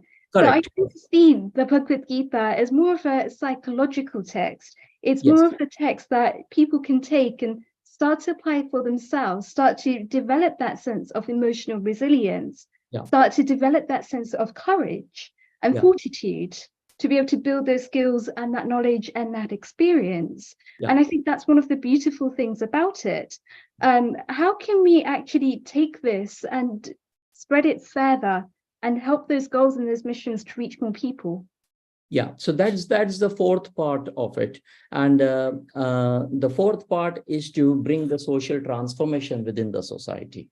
Because at the end of the day, what's the point? If I'm traveling, I can drive my car all the way anywhere. What's the point? What's the aim I'm looking for? That I want the society to be more healthy, more spiritually conscious. We want the society to be more compassionate, more connected, and not be less selfish. So all that can happen only, like what Diganji explained, when we are more self-aware and more conscious of who we are. So this then brings in the social transformation. So that's the ultimate goal. So that's what the name conscious there. What does it actually mean to rise as a conscious leader? Sorry, come again. What does consciousness actually mean? Consciousness means, well, it reminds me of a simple shloka which Bhagwan gave in Bhagavad Gita. Yad yada charati shreshthas tatta deve taro janaha sayat pramanam kurute lokastade anuvartate. So a conscious leader is setting an example for the society. What the leader does, then the regular people, common people follow their example, and they become the template for the society. So if a leader is not conscious, then the society falls down. But if a leader is conscious, and then that society becomes more strong, stable. And that is why even after thousands of years, we still crave and we still use the Ram Rajya as the benchmark. And there's a reason for that, because Sri Ram lived as a Atmaram, as a fully conscious, how a human being should live, how a king should live, how a son should live, how a husband should live, how a father should live, how a human being should live. So these are the examples what he has set. And that's why after even eons and eons of time passes, but that template doesn't go away. So a conscious leader is one who applies these principles in their life and set an example for the society to follow. So that's why at Yoga Kilam, we don't try to do things ourselves. We try to connect with all the other organizations, doesn't matter who they are, who are connected with yoga in some form or Ayurveda in some form, and bring them on to, in a network. So that even though there might be some shortcomings or some primary focus of some organizations might be only well-being, some of them might be only physical, it's all right. But when we combine all those and bring the balance, then overall we can change this message and bring the social transformation within the society. So that's our goal, to connect with all the. So when Diganji was here, for example, for over 2 months, day in, day out, that was his goal, just to go and meet and connect with as many yoga practitioners across the UK. And going forward, I think he'll be aiming to do the same in, we all are trying to do at our levels, but of course, he leads the way for us to, connect and do that across the Europe as well. So, and North America and South American examples he has already given and is already doing it. So by doing all these, now individually they may look small steps, but when you connect all these dots, they then suddenly become a power or a powerful tool for social transformation. That's what we believe and we think. So then can we actually start to look at yoga a lot more wider? Because I think during Diganji's session, he mentioned the different types of yoga, so Gnana Yoga, Bhakti Yoga, Raja Yoga, Gnana Yoga. How can we realistically start to see beyond the names of yoga and to get into a much deeper sense? Okay, so if I need to go, let's say from here to central London, I can go from, via tube, I can go via the congestion charge road, I can go via a cab, I can go even walking, depending upon where I am, right? So there are so many roads. What we shouldn't forget is what's the ultimate goal. These are just the mediums, but the ultimate goal is to reach the destination. So as long as our destination is clear in our head, it doesn't matter which way we go or which method we use. Of course, our general inclination, so if I'm more of an action-oriented person, I may use the Karma Yoga mode because that suits my personality well. But somebody else may use, Raja Yoga because they are more into meditative mode or Dhyana Yoga mode, basically. So irrespective of what depends upon the person to find out what works for them and then utilize the right mode. So for example, if I have budget and I can pay for the cab, I'll use cab to reach that destination. But somebody whose budget is very less, they may want to use the tube, for example. Somebody may prefer to walk, and so on and so forth. Sorry, Diganji was saying something. Same question to you, Diganji. Actually, you said it so rightly and very well explained that every one of us have a different attitude, and we follow that. But what we are doing right now in this forum is bringing various ways of seeing things and doing things. I think this is probably the answer to Riteji, what you're asking. How can we bring the depth? By bringing various traditions and options that is available to people, and they can choose, experience, and whatever they are into, they can go deep into it. Yeah. Yes. And I think it's fascinating that your curriculum is actually starting to develop a 200-hour course for your teachers to really be able to look into it. And it's also looking at sister sciences as well. So Pradeepji, I'd like you to go through that a little bit further. I think we've actually got two amazing invites on the screen now for our audience. Could you tell us a little bit more about it? Sure. So as a part of International Yoga Day, various parts of UK, lots of shakhas also did. Yesterday, we had a wonderful program in South Harrow, where I was told, please, as Yoga Kulam team member, you have to come and address. So I went with my sheets of some shlokas and this and that, you know, all the complicated stuff. And once I went there, I saw that 70% of the audience was between 6 and 9. So that completely, I had to improvise so fast, because with these shlokas, those kids would have just moved away. So I had to then, and this is the beauty of our samskaras and that it is meant for every person. You can adapt it to a 6-year-old kid. And ironically, I used the story of Dhruva Maharaj, who was 6-year-old when he did the Vrikshasana. In the Vrikshasana pose, he did the japa of Om Namo Bhagavate Vasudevaya and found Narayana. So, and that becomes the Bhakti Yoga, for example. And that became so appealing to these kids, because most of them could, from that age group, so they could relate with that kind of thing. And that's the beauty of our way of growing and developing and learning about our self-awareness and the other bits. So, and by actually having that deeper connection, do they also develop that deeper connection within themselves? Yes, because I remember when I was told yesterday before I went, one of the organizers contacted me and they said, let me warn you, there will be few kids. He didn't mention 70%, but that's a different story. When he said few kids, and they said, look, we can make arrangement to take the kids out for some sports or games separately.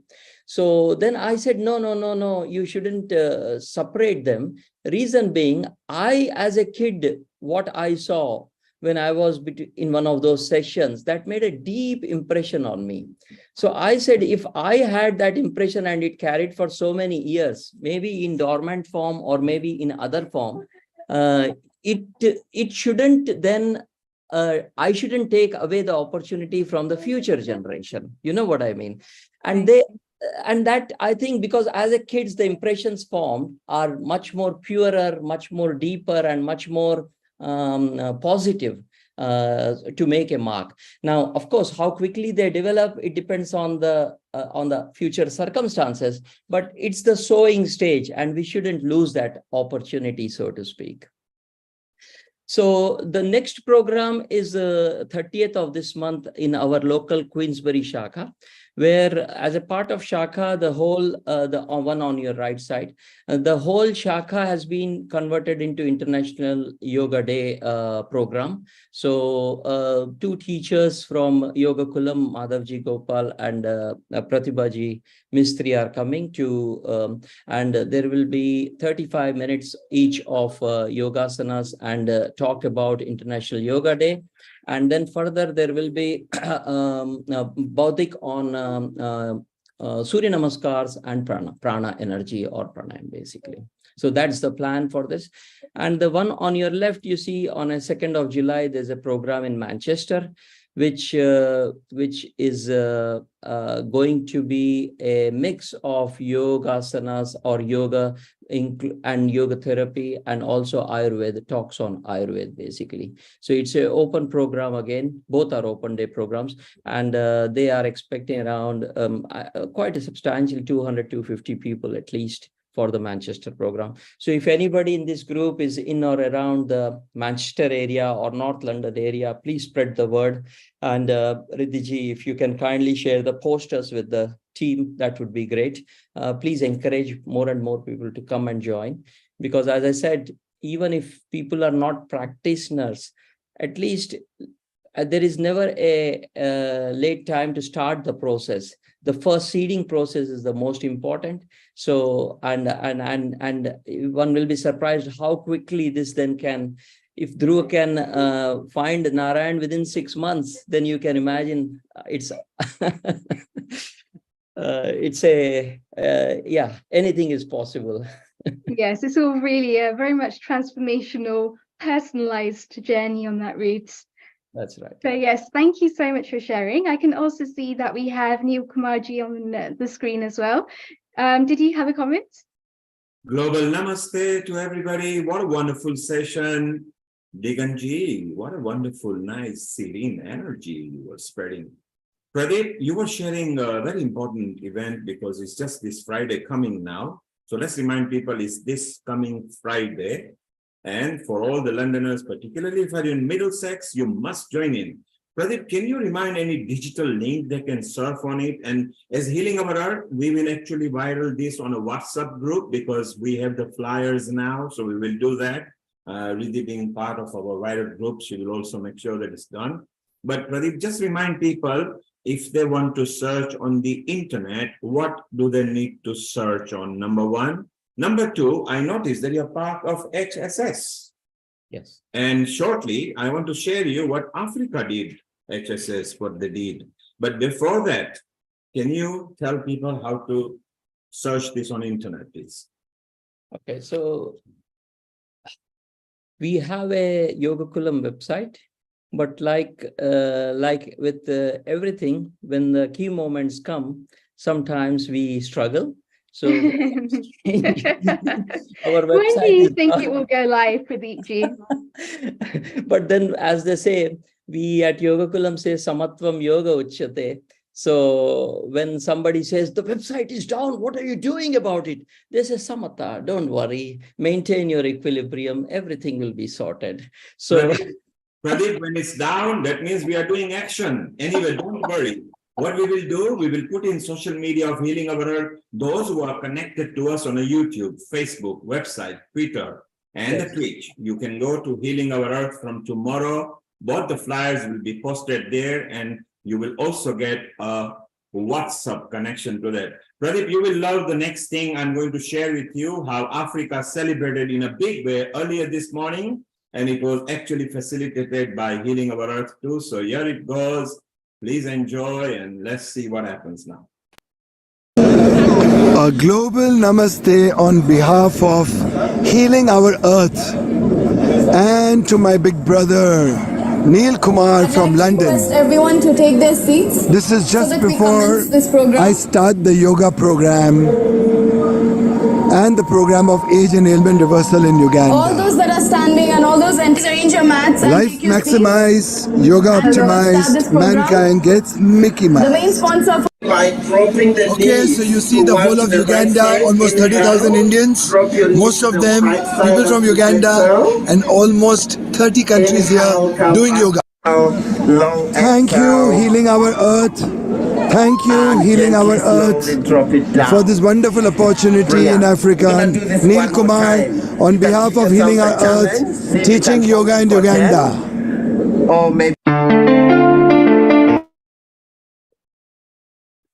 I've got to say, fantastic.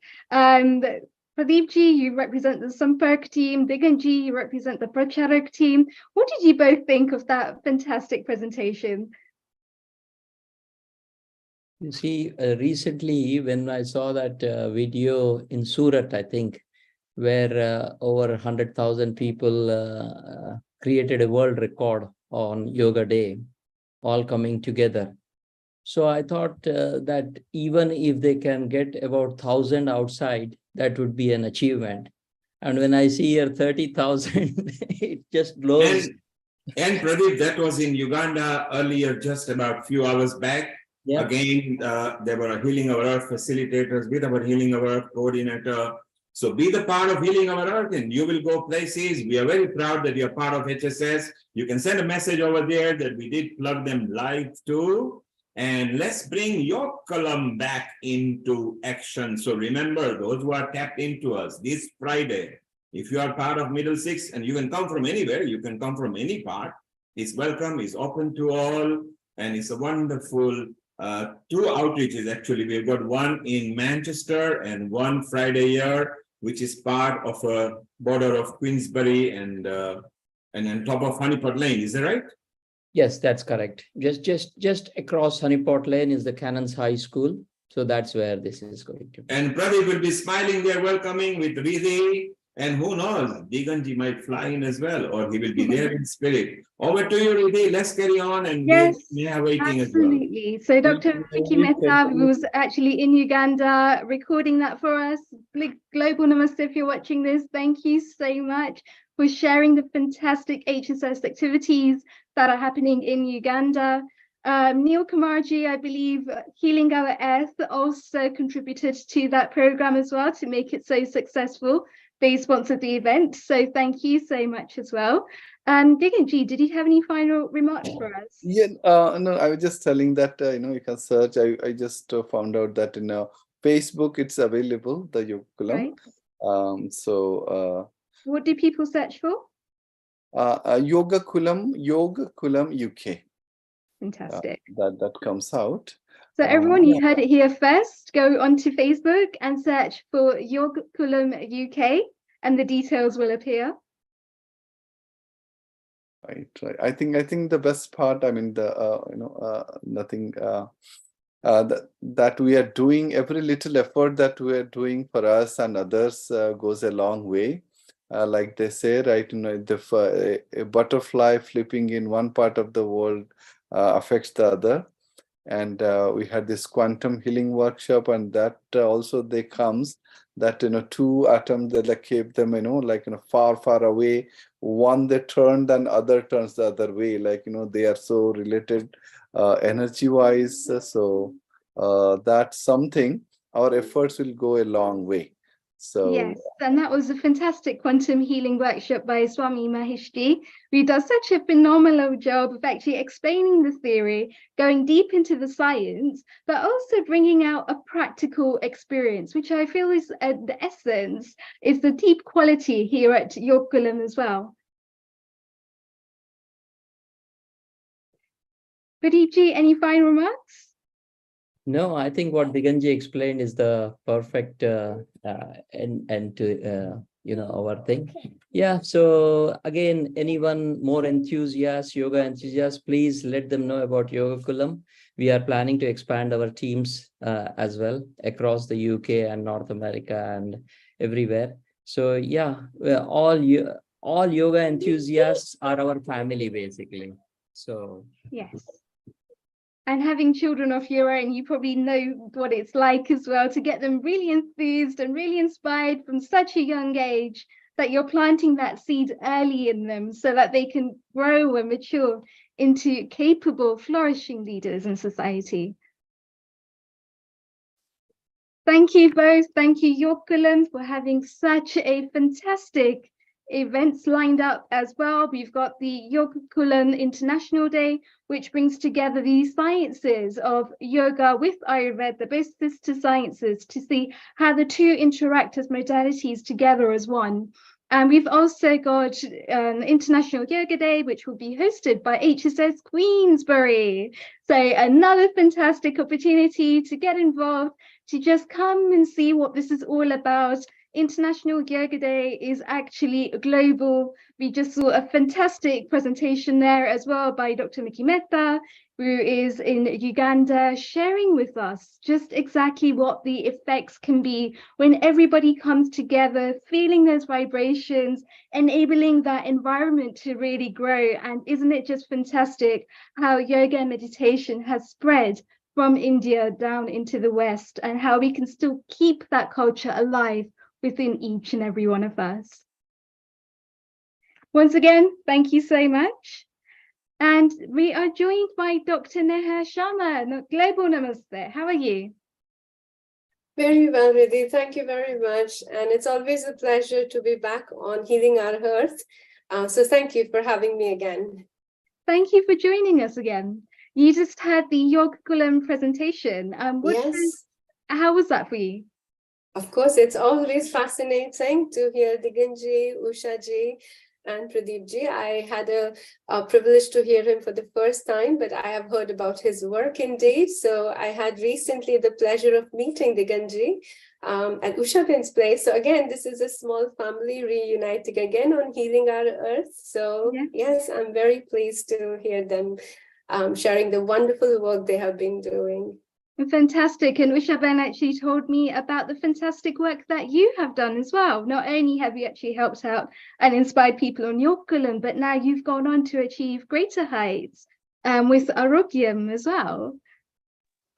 I think it's a team effort, but more of a team effort. I think it was a community-led initiative, which actually taken it to the very high next level, where people started leading the change they wanted to bring in their lives.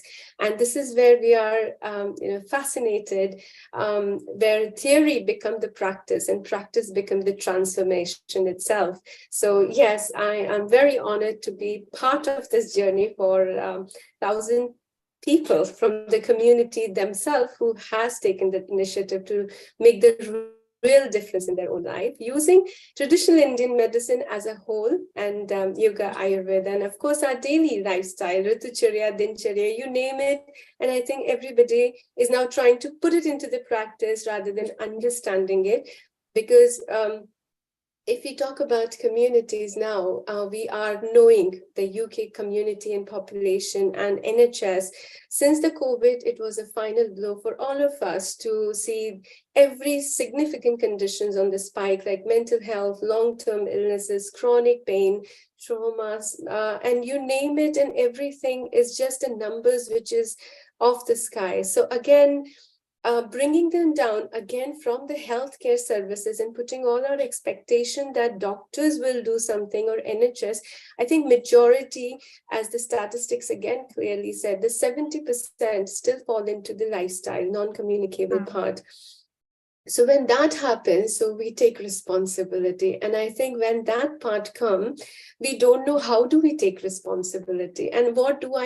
I know so many things, but the real challenge is I'm tired, fatigue is real. The pain is real. The mental health challenges are significant that I don't know where to start. And I put one step forward and the chronic pain or fatigue hit me back. So I take 10 more back. So again, sometimes supported self-management is essential. And this is where Arogyam brought all those concepts from, whether we say from the NHS long-term plans to our holistic plans together and see what feasibility brings for people to pick up and start taking small steps, but then bringing the real change. And I think that's where the Arogyam had the greater opportunities to see the change.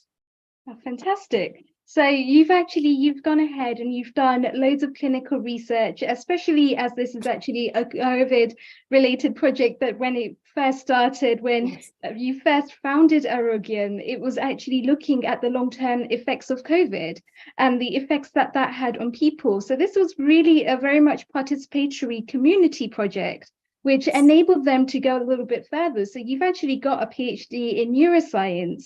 So you've been able to use your knowledge of the medical science, do your research, and then find a holistic model that enables a sense of personalization, enables a sense of people to really feel that sense of bio-individuality. which is fantastic. So can you tell us a little bit more about this participatory research project? Yes, of course. Yes, my major studies were clinical research administration, and putting that whole degree into clinical research, I did specialization in neuroscience, and later I joined World Health Organization, United Nations on mental health, substance abuse. When I joined UNICEF, it was children, so child abuse and the child labor project, which was the primary concern. So when I joined these public platforms where my role was primarily the policies and implementation into the developing countries, what I saw, the miseries, anything but the miseries. And no matter what we say, what I have been involved significantly was trauma. And this is where the connection between the trauma, the life trauma, to the long-term illnesses and the future generation is bound to have this. I mean, this is unavoidable. So we know by research there is a significant connection with all of that. But then when it comes to the solution, today we have majority of the population who has significant, like simply if I put it, fibromyalgia, we all know we have nothing on those part. But fibromyalgia, 50% statistics says that related to PTSD, and PTSD has significantly connection, developing fibromyalgia sooner or later. So it's like a ticking bomb. You cannot avoid that. And anything you do, you will always have a risk of flare-up. So it's a vicious cycle. So what I was very interested to breaking that. So some point, getting into this cycle to see where the points meet and where we can actually open up and start to talk about recovery, rehab. I mean, so far we are only doing is the management. So if you have an anxiety or you have a panic disorder, you do breathing, you do exercise, you have diabetes, you do walk, this is management, and it is important. But there is no way we are still talking about recovery, rehab. And that is very much possible because all of these conditions are lifestyle disorders. Very much possible that you change significantly to come to that certain point that you almost can manage without having any symptoms. So this is still a concept. So when I came to the community levels, my first project was in Leicester, and this is where we started to look into. And the problem was significant in terms of, the appointments. We don't know what to do. And we got to understand when we talk about trauma and chronic illnesses, there is a significant damage, structural damage in the brain. So they don't process information as you and I processing. So this brainstorming, educational session, talk session, even a simple advice from the GP, sometimes they're lost. They don't know what to do with that. GP said it's on in your head. He's not believing me. This is a misunderstanding. But because their brain has a different processing, they take time to understand. So we have to understand brain to body connections in terms of getting and reaching out to break it down in a simple and doable steps. So when I did this first project in the UK, which was not too long ago, just before COVID strike in 2020. So that's the same year we started with chronic pain. And we found wrongdoing of yoga a lot. We found the significant barriers were wrong asanas, wrong pranayams, because they were doing general yoga classes without having the awareness that it could be a flare-up connected to their own clinical conditions. We did talk to therapists, teachers, and they actually do give the disclaimers that, if you have a condition, be cautious, but what are we cautious about? So again, there was a gap in communicating on community level. I'm not questioning the practice part, but on community level, when you have 50 people gathering, it's hard to track. So then we thought, we worked with a physiotherapist together, and we worked out to see doable measure so that side effects, which is very, very real in terms of any practice in a community level, so that we prevent that. And yoga to exercise or anything that people are wanting to try, they do it in a safe mode very first. And then secondly, they start to understand how to unfold the recovery, not just manage.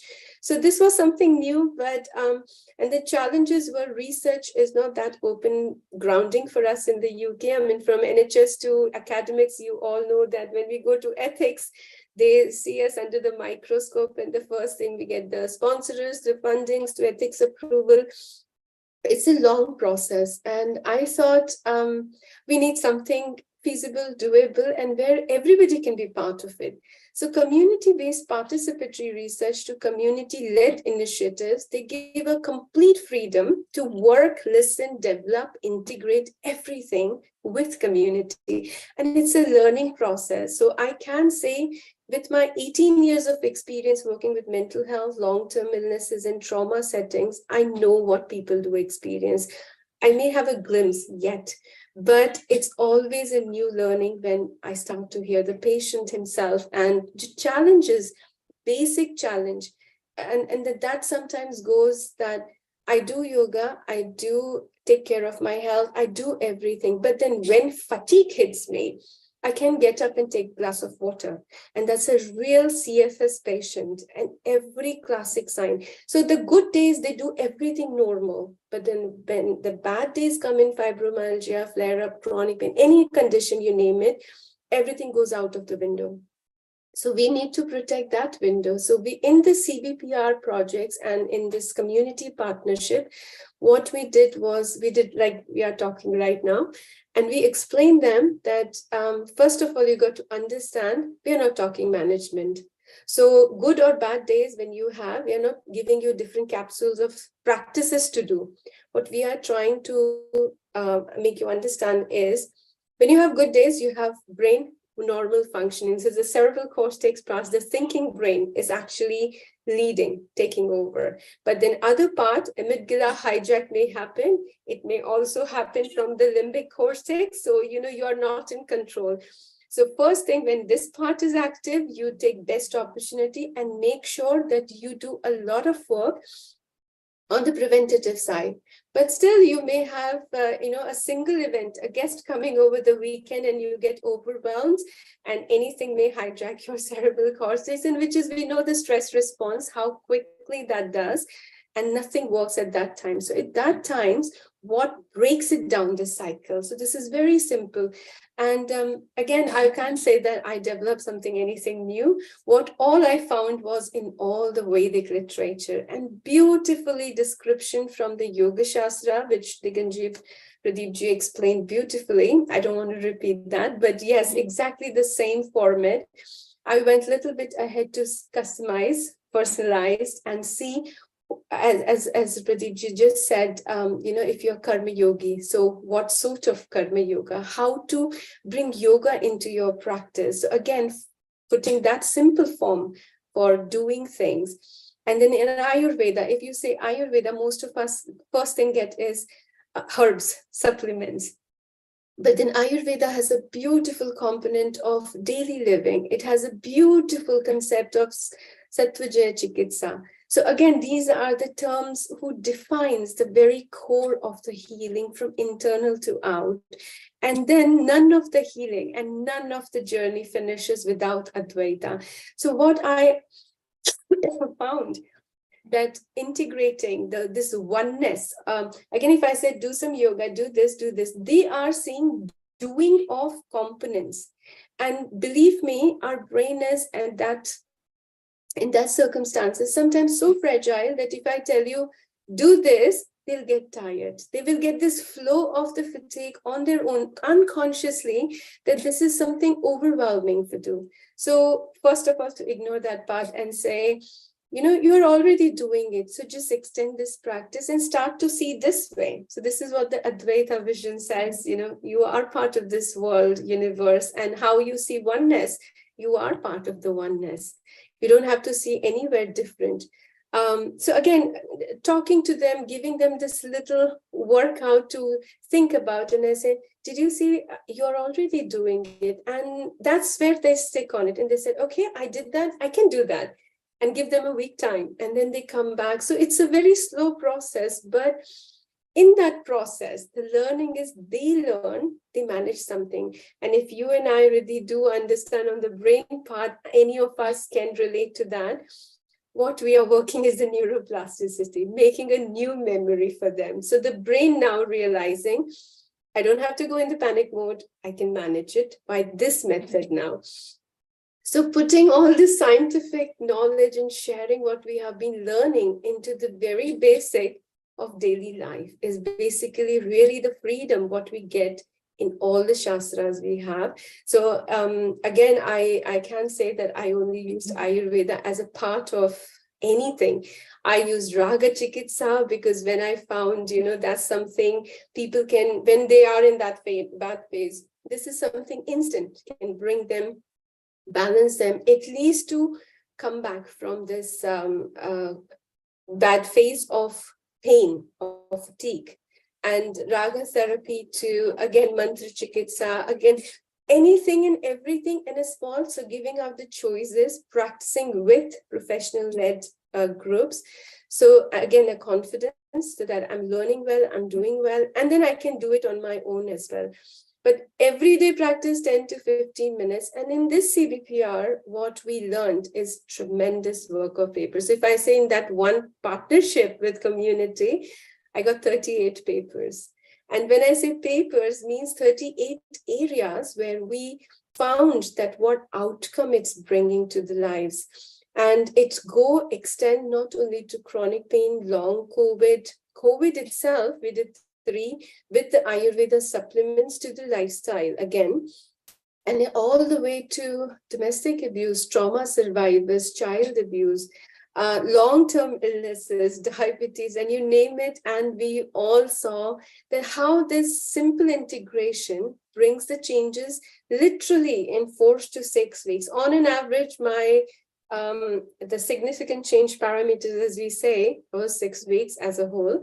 But again, we didn't measure just only the psychological questionnaire format, anxiety, depression, because when we talk about the whole health, we have to consider the changes also from all levels. So how much quality of life in general, whole physical, mental, emotional, social, and the confidence, self-esteem, vitality. So all that as a whole, how am I feeling? How am I doing? Then functional disability in real terms, that how much I'm doing better, doing my everyday job to my outside job, which was a hurdle before, my relationship. So again, how much I'm now hoping to work with new people, social anxiety, getting back to work or going into the community settings, groups. So all of that as a whole, and the whole idea was Arogyam to develop this concept as a whole health. So this is where we also evaluated and asked them to maintain this evaluation on their own. So it's nothing like we did the research on them, but we gave them the freedom also to track their changes. And when they see this changes happening, that brings automatically a confidence. And now you will be very surprised. People tell me what they need. So when I put it in a group and I say, okay, so we did this very well, and how are you all feeling?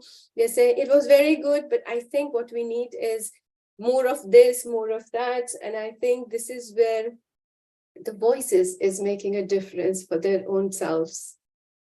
That's fantastic. So that's a really clear summary there of exactly the type of projects, the type of triggers that they're facing, the types of situations that they're having.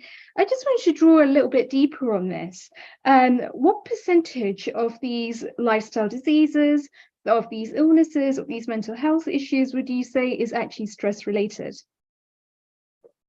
If we talk about statistically and from the clinical perspective, yes, a lot of them, we do talk about 60 to 70% in general, and psychosomatic elements. And this is where lifestyle disorder is all psychosomatic illnesses. And recent, I would say recent means last decade only, we have a complete different branch of medicine, which is developing as a psychosomatic medicine. So the whole idea, which it's bringing together, is few different concepts. As we understand more of psychosomatic, we are understanding the solution at the same time. So the stress related is all related to the mind. So it could be any stress which is triggering. So as Diganji just mentioned, that in the mind when it starts. Now the beautiful concept from the Yoga Shastra that it is not new there. In Yoga Vasisht, it already described beautifully Adija Vyadi and Anadija Vyadi, and then whole classification of all the diseases is talked about. So there also, the majority falls into, as it defined, Adija Vyadi. And then there is a Sara and Samanya, two further categories. So, and just for our audience, what does that actually mean in English? Can you translate? Yes. So this is a conversation between Rishi Valmiki and Sri Ram, and this is where a part of that he describes what diseases and how it develops. So it does talk about that we have 5 koshas, and from 5 koshas, the disturbance starts to appear first in the Manume kosha, the mind. And when the disturbance starts to appear, it's called Adi. And that Adi is basically the agitation, what we simply define if in English. The idea is that, from there, it starts to disturb the Pranayama kosha. And in the classic text, it says, Atijinatam, Kujinatvam, and Ajinatvam. So the 3 changes you start to see in your digestion. So when the prana disturbs, you see the first changes that appears in the body is your digestion. So indigestion, over or disturbed digestion. So when these starts to happen, that means that Adi is disturbing now the balance in the body. And so then it's actually really interesting. So what we're actually learning here is how the mind and the body is connected. So the mind-body axis connected through the breath. It does define, yes, and we also know now, again, this is not a scientific comparison, because again, when we talk about the science, we don't recognize prana as prana as we define in the Yoga Shastra, but you will be surprised when it talks about, again, this could be a little of my own perception into it, understanding the brain, neuropsychiatry, and body-mind connection. But the prana is the energy, the flow of the energy. And if you see the nervous system, the neurotransmitters in the nervous system, and the whole message transmission is nothing but the flow of energy. So again, we cannot say that it's a nervous system as exactly the translated form, because yoga does in a very more subtle way. It includes much larger perspective. Scientifically, we are still looking at levels. We are still talking about levels. So brain is different, and then we have nervous system, and then we have body. So those are excellent biochemical markers that yes. show us what's actually happening, that we can track Yes. and we can see the changes. Yes. Also building on that, are there like biochemical markers as well, which enable us to see the differences between a person that is in flight, a person that is in fight, and a person that is in freeze? And are there things that we can then start to do on a neurochemical level to start to change the way that the brain is starting to trigger some of these things? And can we flip that? Can we reverse it? Absolutely. And there are 2 ways of doing it. And again, if I go the extended connection between the yoga, Ayurveda, again, to certain levels, when we talk about the healing, the Ayurveda is the science of healing, the treatment part. And yoga, when it becomes a part of Ayurveda to join as a healing, the recovery, the treatment, it becomes yoga chikitsa, yoga therapy, what we know. But then when yoga is actually the journey of your spiritual life way forward, when you're just not focusing on healing treatment, then you expand your vision, and your practice automatically expands to the bhakti, karma, jnana. And that's again one of the paths you take, but then very soon, actually the difference of the path also disappears. So that's the level you're reaching to Advaita, where the non-duality starts to unfold. Now, when you talk about this fight and flight response and rest and digest response, the relaxation, so whether it's parasympathetic or sympathetic, we all know that it can happen even if you do the breath work. Let's simply say, just holding your breath, changing your breath pattern, you can actually reverse this entering into the body. So like even if we take the concept of the yoga science, and you can literally see the changes, immediate changes. And this is not very surprising fact for us now, because we know from the clinical trials, when we have an anxiety, acute stages, or panic acute stages, we have seen the Brahmari impact. We have seen how does that vibration does impact the brain. We have extended studies on the brain waves to explain that it actually can help to reverse this stress response entering into the body and doing the complete fight or flight or freeze response. There is another concept when it go more toward preventative and recovery. So, you don't even let the trigger. That does also has a possible way. So, and that happens from the Vijnanamaya Kosha. And the most fascinating part for me to, see the changes now, that we all are still on the psychosomatic. We still all are still too much indulged into brain to body, but there is something called intellect, and we know that that is the supreme connection, what we see from the yoga, jnana, advaita, whichever text you pick up, it all talking about the intellectual part of you. And that signifies, doesn't know which brain part yet signifies intellect alone, because we haven't seen the intellect as a separate, as intelligence. And if I say, if we put it in brain centers, it's still IQ. But I think it's more than IQ. It's not just IQ intelligence we are talking. The intellect, what we are talking about, differentiating right and wrong, and then synchronizing ourselves with the universal right. So Vijnana. So it goes beyond. To do that, how can we start to differentiate between the right and the wrong? We all know the right and wrong. I mean, again, this is where the intellect we all have, if we develop, when we grow with the world, when we are growing with the culture, with the surroundings, we grow that part of us. Now, this is where the culturing, the traditions, the environment, and we know from the genetic side of it as well, that environment does make a soul difference, because genetics only expresses when we have environment for that, whether it's good or bad. So again, the yoga doesn't negate the importance of the environment, and this is where the good upbringing, good interaction.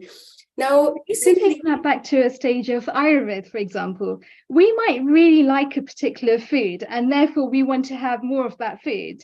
But we know actually it's not agreeing so well with our stomach. It's not working so well. We can't really digest it. So we're getting undigested food particles, for example. So even though we know the difference there between right and wrong, we're still likely to go for our likes as opposed to our dislikes. Yes. This is where this concept, when we talk about, this is where still, if I put it the Vijnanamaya Kosha, the most of the time we are in conflict.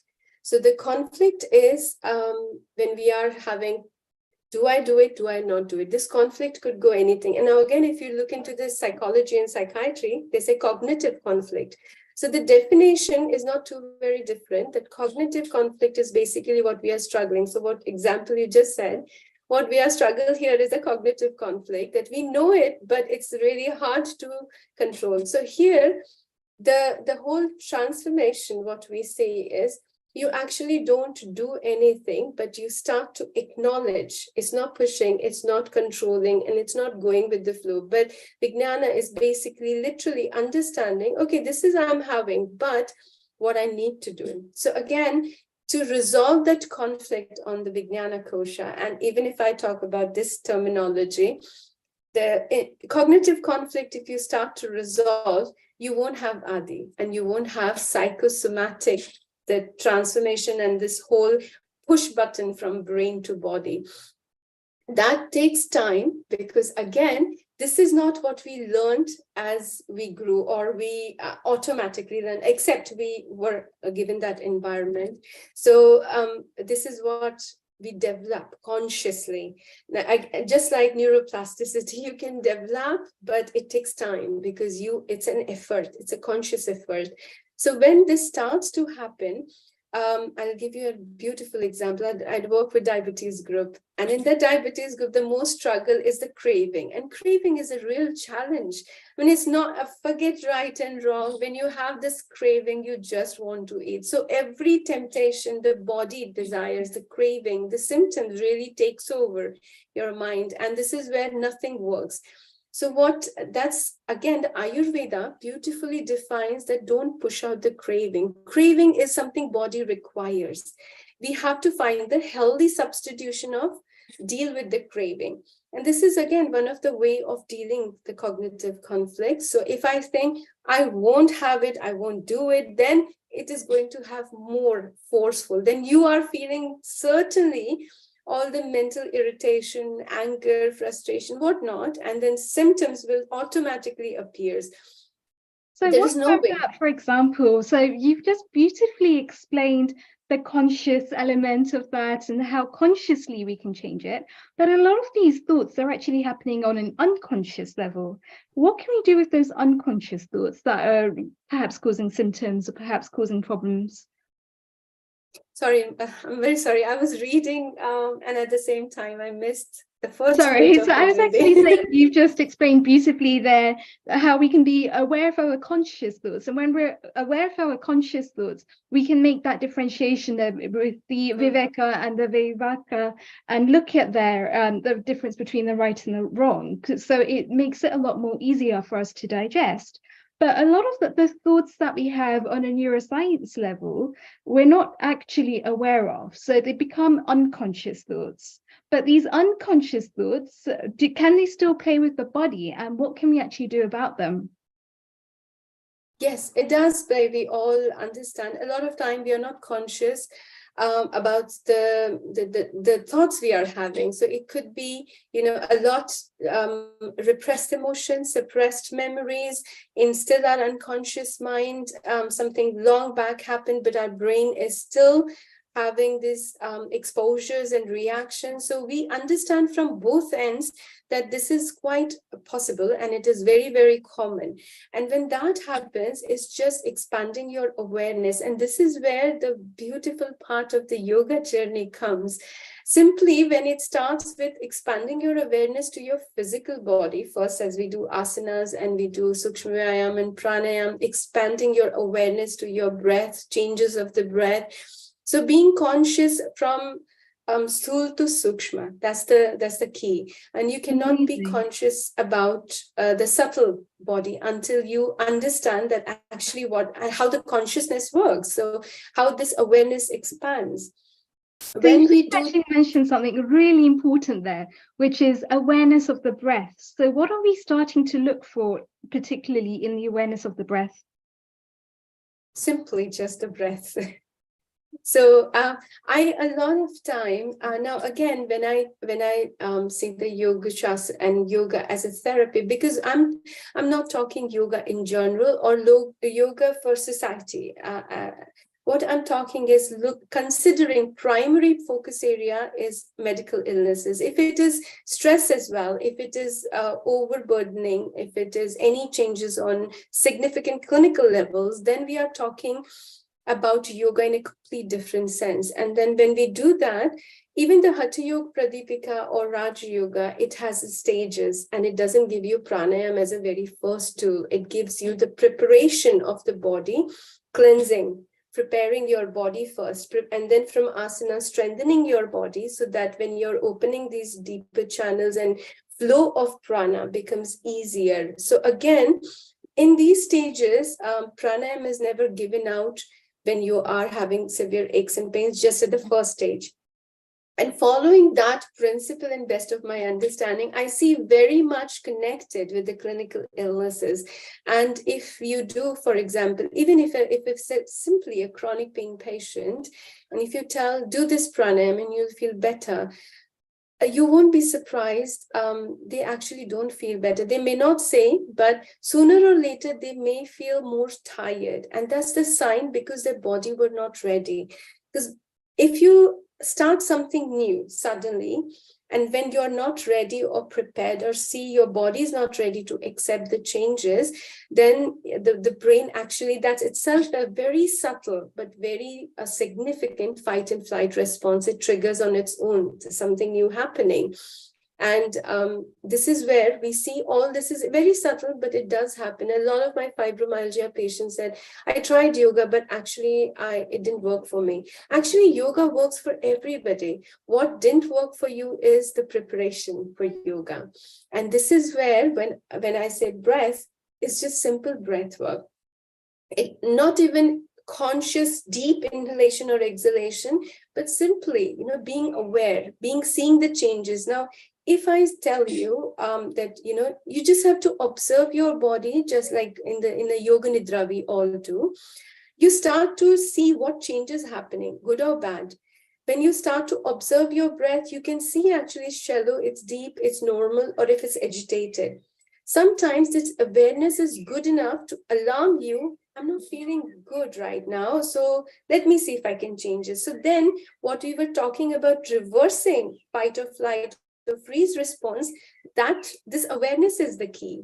It won't happen without this awareness, because if you don't see brain to body, we know how subtle this is. So this awareness only can make you aware that these changes may start to happen. And now I started, because the Arogyam community is 3 months old and everybody is quite, this fast understanding brain to body responses. So now I started to give out, let's go a little bit more deeper and see Vijnana. And this is where I start to tell them, just understand what is triggering this Adi. I'm talking Adi again, but again, in terms of mental agitation, what triggered? Mind doesn't irritate on its own. As Diganji and I think Yoga Kulam team beautifully said, your true nature is happiness. So it's not going to trigger anything on its own. You will be in a perfect harmony until unless something as a conflict, or that conflict starts to irritate your mind to say, actually, I'm not really liking it. Or do I do it? Don't I do it? If I don't do it, this may happen. If I do it, this may happen. So see the two brain doing the conversation. So the right brain, left brain, again, the conflict, we can name it in any way, even from the scientific term. And that happens and that triggers the stress response, anxiety, panic, and a lot of time. This is how the Adi is going into the Vyadhi. So now the going deeper, we are talking about the subtle changes. What is triggering your anxiety? And I, again, if I may allow to give an example, I had a patient, I won't say patient, but it was a wonderful lady. And she is going through a significant trauma, fear of her life, which she is going through for 10 years, let's say. She's a trauma survivor. And the fear is the one which triggers when she thinks that she's going to face. Now, that fear has expanded to the uniform law enforcement, to authority, even to the doctors. So when I said, forget about I'm a doctor or forget my title, you call me Neha. And so the one fear of hesitation of talking, and so that fear we have to manage. Now, one time, every time she has a panic attack, and it's a severe when she ends up every time in A&E. So this time I told her, when you have this, breathlessness, you need to call me, not call 999. Because we know from the history, it's a panic attack. And when she did, and I said, okay, you just have to talk to me. I said, do I breathe? Do I walk? Do I do what? And I said, don't do anything. Just stay with me on the phone. Let's talk. What happened? What really happened yesterday? And she said, I got a call. And that simplifies me that, something happened and that triggered her anxiety. Now, I can tell her every time, I'm here, you breathe, you relax, and I can reverse the cycle of stress and fight or flight or freeze response, which is one way possible. But how long can I be on the call? Every time I can't be there. So the next level goes to say, you know what, let's talk about what happened on the call. You are safe, you're fine, you're not going to face this. They are trying to help you, I'm here. So again, intellectually, if I put it in a way, reasoning, calming down, talking, reasoning, seeing things from a perspective and analyzing on her own. And I say, do you think you should be worried? And she said, no, actually. And I said, okay, so when you're not worried, you're fine. And by the time this conversation is happening, you will see the breath settling down. Now, then end of the call, every time, 2-3 times, I had to remind her, you managed without breath work. So I had to give her a new memory. So next time her brain remembers, I don't need to do the breath work. I have to see, is it going to affect me? And if it's not, I don't have to be worried. The stress response will not trigger. And this is again, it's just not, it's a one experimental way I put every time with the patients group, with any group, you talk it group therapy as an exercise, but we know the concept comes from the Yoga Vasishtha to Advaita, anywhere you name it, they are not very differently talking. What all they are talking is understand. And there is a beautifully Neti concept in Advaita, Neti, when, this is not me, this is not me, this is not what is affecting. So again, giving them a different tool of analyzing and say, then why am I worried? They won't be worried. This whole conversation is actually for the brain, not for the lady. So the brain starts to see and actually stops responding to the stressors, which is not really a stressors. So at certain level, we got to find the independence. The supported self-management has to go to this next level of self-management. Otherwise, this is another burden on the whole system that we are always there. How long? So the next level of progress is taking responsibility in a healthy way. And they can do, all of them can do. And a 10 years trauma survivor can take responsibility and manage her panic attacks without ending up in A&E. Imagine what potential unfolds when we bring it to the mental health settings or clinical health settings. Yeah, absolutely. And I think that's crucial, because panic attacks, they aren't dangerous. They might be discomfortable, but they're not dangerous. Like, people can't die from it. And yet the amount of calls that they actually get for the NHS when it comes to stress-related illnesses, I was doing a little bit of research on this earlier. And what I found was that the stress statistics in the UK show us that 76% of the employees are experiencing moderate to light levels of stress. That could involve feeling overwhelmed. It could be the inability to cope. So they feel overwhelmed. They don't feel like they can cope. They feel like they're spiraling in circles. And all of this is costing the NHS. So then in 2022 to 2023, there were 914,000 cases, which amounted to 17 million working days. The social cost of £105 billion a year spent from the NHS, and the mental health support and services were spending £34 billion each year.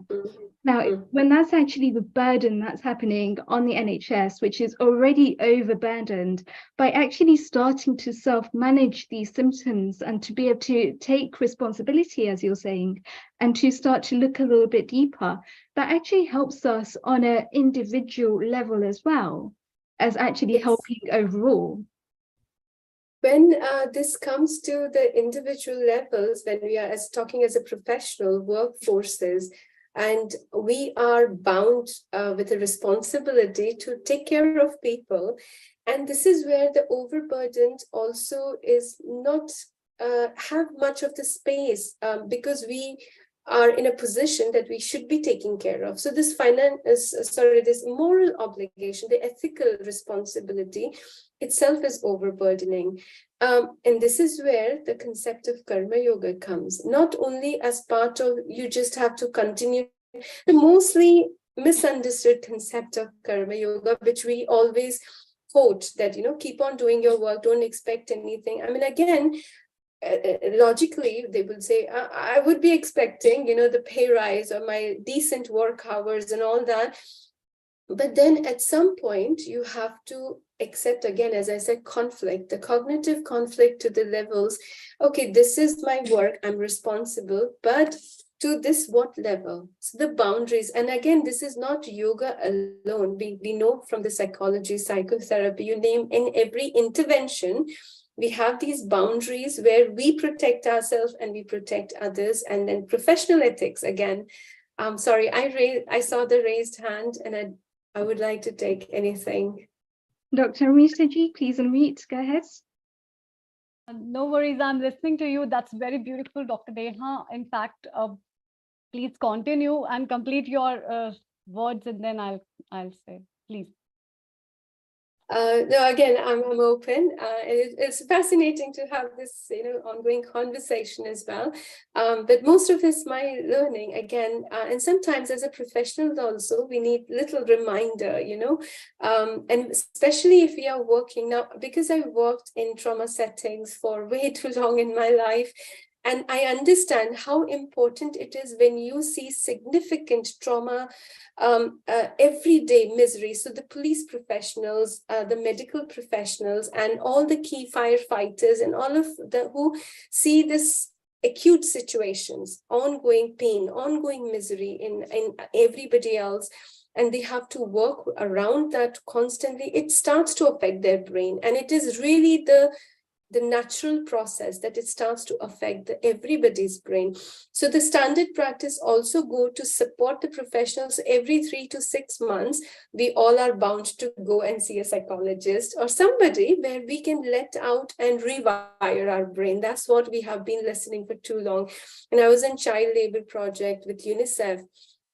That was the most difficult project of my life, seeing children coming to the worst of the states, what not they have suffered in the young age. And responsibility of ours was to make sure they're rehabilitated in the society. Now, you cannot rehabilitate them until you see the whole picture. They're going to go back into the work setting, being abused, until you support the whole family. But the funding to the policy was to children to go to school.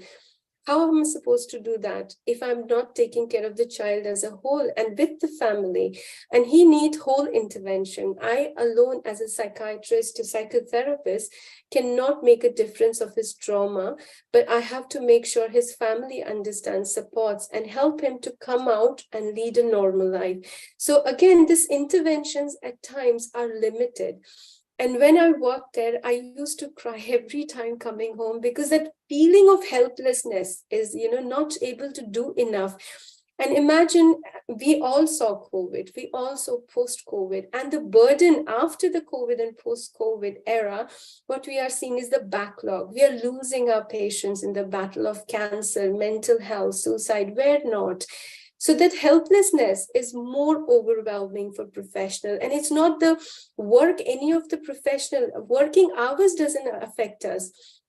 What affects us is this helplessness that we are capable and we are not able to deliver because of the policy changes, because of the changes in the fundings, because of resources.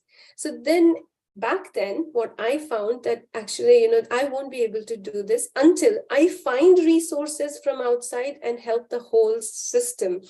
And then I found the corporates, I found the fundraising, I supported the whole family, I explained them. The family intervention had to come in place, and we did the pilot work. The similar situation goes to in our country, if I talk domestic violence.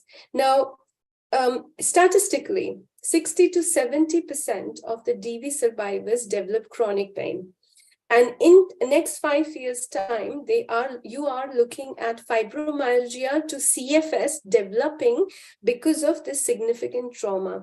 Now, GPs don't have time, and even if they know, we don't know what to do with the DV scenarios. We only can say, talk to police, do this, where the culturally responsive interventions, trauma-informed care is not really part of the system yet. So as a professional, if I'm sitting here and listening, what I'm doing is I know that I can do much better than this, but I can do because from the protocol, I don't have provision to do it. What I can do is literally refer.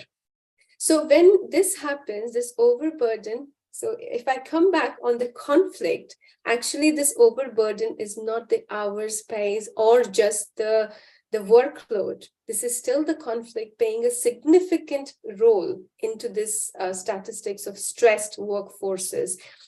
If you talk to police, they know what the scenario is. This whole survivors potentially comes to NHS only, because then they develop mental health to the physical health. Now, the both systems are struggling, and if children involved, the social services is overburdened at the same time with the same case, and none of them are able to help. So it's not just one professional, it's many professionals involved, but yet the whole approach is not on a single platform. We are still looking health, we're still looking the law, and we are still looking at the children prospect. But what about the mother?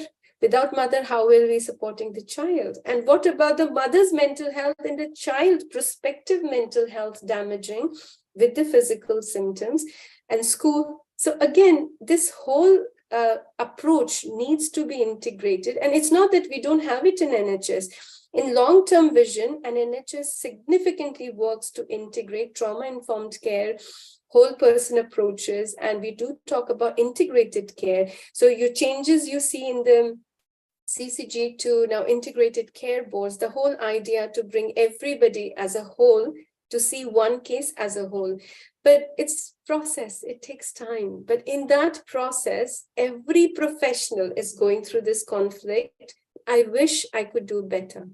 And believe me, every single professional is experiencing the pain he or she cannot manage fully, which is potentially to do. So I will not say this overwhelmed workforce is only the overwhelming hours or poor pay scale, but it is also the system's limitation at times when they cannot do what they meant to do. So we cannot tell them to relax yourself, don't take stress or manage your stress. This is very nice, but it is management alone. It will not solve the problem because they will continue to face every day the same challenge and the stress will come back. Overwhelming will come back. So again, sorry if I've taken too much of that analysis. Thank you so much. In fact, I am really feeling so proud to have you today because you have covered such an important aspect about medicine, about community service, about community healing, yoga, and integrative healing, because these parameters are so important to connect the knots together. Because I think the way beautifully you have explained the combination of science, what science talks about, and it's all about the mindfulness when I talk about the modern terms, which is being told, which is the connection of yourself. And when you talk about Adi and connection with the Advaita, the non-dual self. So when your connection with your inner self will come, the way beautifully you have been working up, it's very, very creditable. And I want to congratulate you from my side as well as the whole team of Healing Our Earth, because that's really a wonderful effort, which I think should be promoted at many, many levels. Because you talked about every small aspect which is related with the child abuse, or it may talk about the traumas, or we may talk about the yoga, which is done in a wrongful way as well. I had been personally talking about with this on thousands of platforms about right way to do yoga as a modality to heal, and the medical aspects to be considered before yoga taking in integrative therapies and the combination of alternative therapies with the conventional system of medicine, how beautifully you have integrated. And the understanding, because these things are not new things, but they are so old sciences which have to be incorporated in the minds of people in today's form. As you said that, yes, it's already there with you. So it's all about the mind playing up with you, and how well our Shastras, our scriptures, and the traditional therapies world over have been talking about that. It's all about how we think about the memory, the mind, and the intellect. And because the body of the human body and the human the realm of a human being is blessed with that mind, which is not gifted to an animal or a plant. And so we are definitely blessed on that. I would like to go through your papers as well. When you talk about so many researchers, I can understand like you could have got so much of parameter to do 10 times more research than you have done right now. So I have a very small question for you. Because you have had understanding about Yoga Shastras and about Ayurveda and about the mental aspect as a neuroscientist, right? So when we talk about the koshas, how do you put these koshas in the anatomical terms of today? I don't think we should be doing that for the reason, because this is talking about self. Literally, if I talk about medically, a few years back, we had a stomach pain, we'll go to gastroenterologist, and we had a headache, we still didn't know whether to go neurologist or psychiatrist, but we never went to psychiatrist because that's a shame. Again, it's a stigma. But now the GPs are the one who takes care of it, makes sense of it. And again, primary care too, if needed. So medically, we are still looking part of us, brain to body to the mind again. But in yoga, in Yoga Shastra, or even Ayurveda, or you name any of our Vedic system, they don't see you separate, you as a whole and you actually as a self. Now that self is the same. So Mahavakyas beautifully explains that, the kosha doesn't make a difference. Annamaya kosha, pranamaya kosha, until you are on that level, you see that. But then ultimately, when you reach out from Anandamaya kosha and you start, this differentiation start to disappear, what all you see is you and me as the same and nothing but the self playing a beautiful play. And universe is nothing but a beautiful play of the self, Brahman itself. So medically, I don't think we have any name for this. But even if I put it together, we are still on a very superficial classification of saying, Annamaya kosha, we know we translate as a body, and the pranamaya kosha we translated energy, but medically we don't know. So we hypothetically still assuming that it's the nervous system, the energy flow, the messages going through that energy in the nervous system, the passed on, which could be the pranamaya kosha, but again we don't know yet scientifically. Manomaya kosha is the mind, but which part of the mind? We have our Neil Kumar over here for his comments. Yes, Have please. him for yes, please. Neil, please, your words, please. And I think, Dr. Neha, you also put up things very well that that you talk about the burden on the NHS and every health service in either way as well, because if these kind of therapies would be integrated on ground, it would really be helpful for people to globally reduce the medical burden on the medical system worldwide as well, rather than people taking up a small pain or a small issue and leading and standing and waiting for the medicines and the doctors. It will be a great job that will be helpful. So it is it's hands off to you actually. No. Global Namaste, ladies. I can see women empowerment here, bringing in lots and lots of information here. And Neha, one of the biggest things that you brought up today was psychosomatic. The mind which doesn't have any problems is a happy mind. The mind that construes a problem which is not there, you are finished. So it's very important to know, don't listen to too many people. If you go and say, I've got a stomach pain, then all your friends will say, my auntie died last week, my uncle died the last month, and oh my God, you could have seen that. And all you had was either acid reflux, or you didn't digest your food properly, or you ate too fast. First, tell your mind that if you got anything, I will let you stay in my body, but I will not feed you oxygen. You want to stay with me? I will learn to live with you if you've got an ailment. If you haven't, make your mind very strong. That's why they say mind over matter. Now, wonderful points, Amrita. Very good discussion. Both of you have got each other's number now. So if you can start exploring and exchanging ideas, you're both of a similar region, similar age.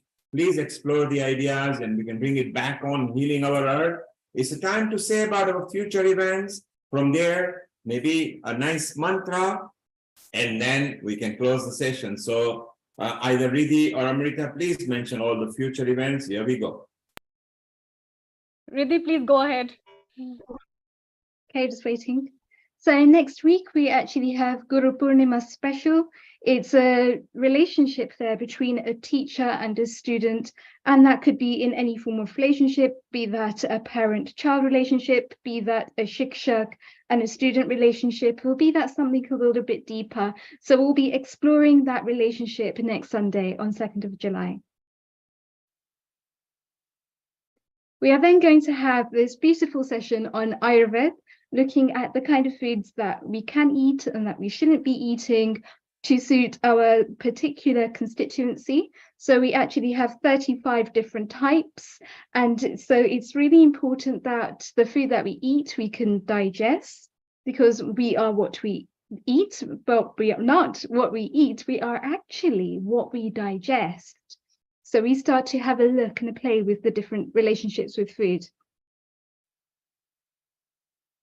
And that is on Sunday, the 16th of July. We will be having a vegan and vegetarian kitchen.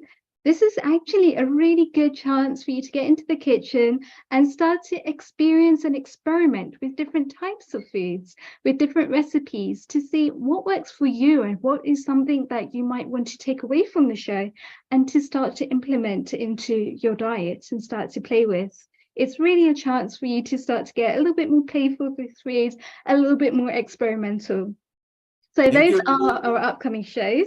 Dr. Neha, I just want to come back to you and say, I really salute your ability to do the work that you're doing. 30 to 35 different experts at Arogyan, all doing different modalities of work. Throughout your participatory projects, you've had 800 to 900 different students that have come in, that have helped you to really shape that framework, but also to be able to grow it a lot more as well. And it's really been your ability to keep an ear to the floor and to be able to listen to the kind of feedback that you're getting and to be able to implement that and give them what it is that they need. We spoke about bio-individuality, we spoke about the way that the mind works, the way that our minds start to process our thoughts. And isn't it just beautiful when we can actually start to change the way that we're thinking, we can start to result in that support from the family and that support of the environment around us. We actually do find that we have that innate ability to cope.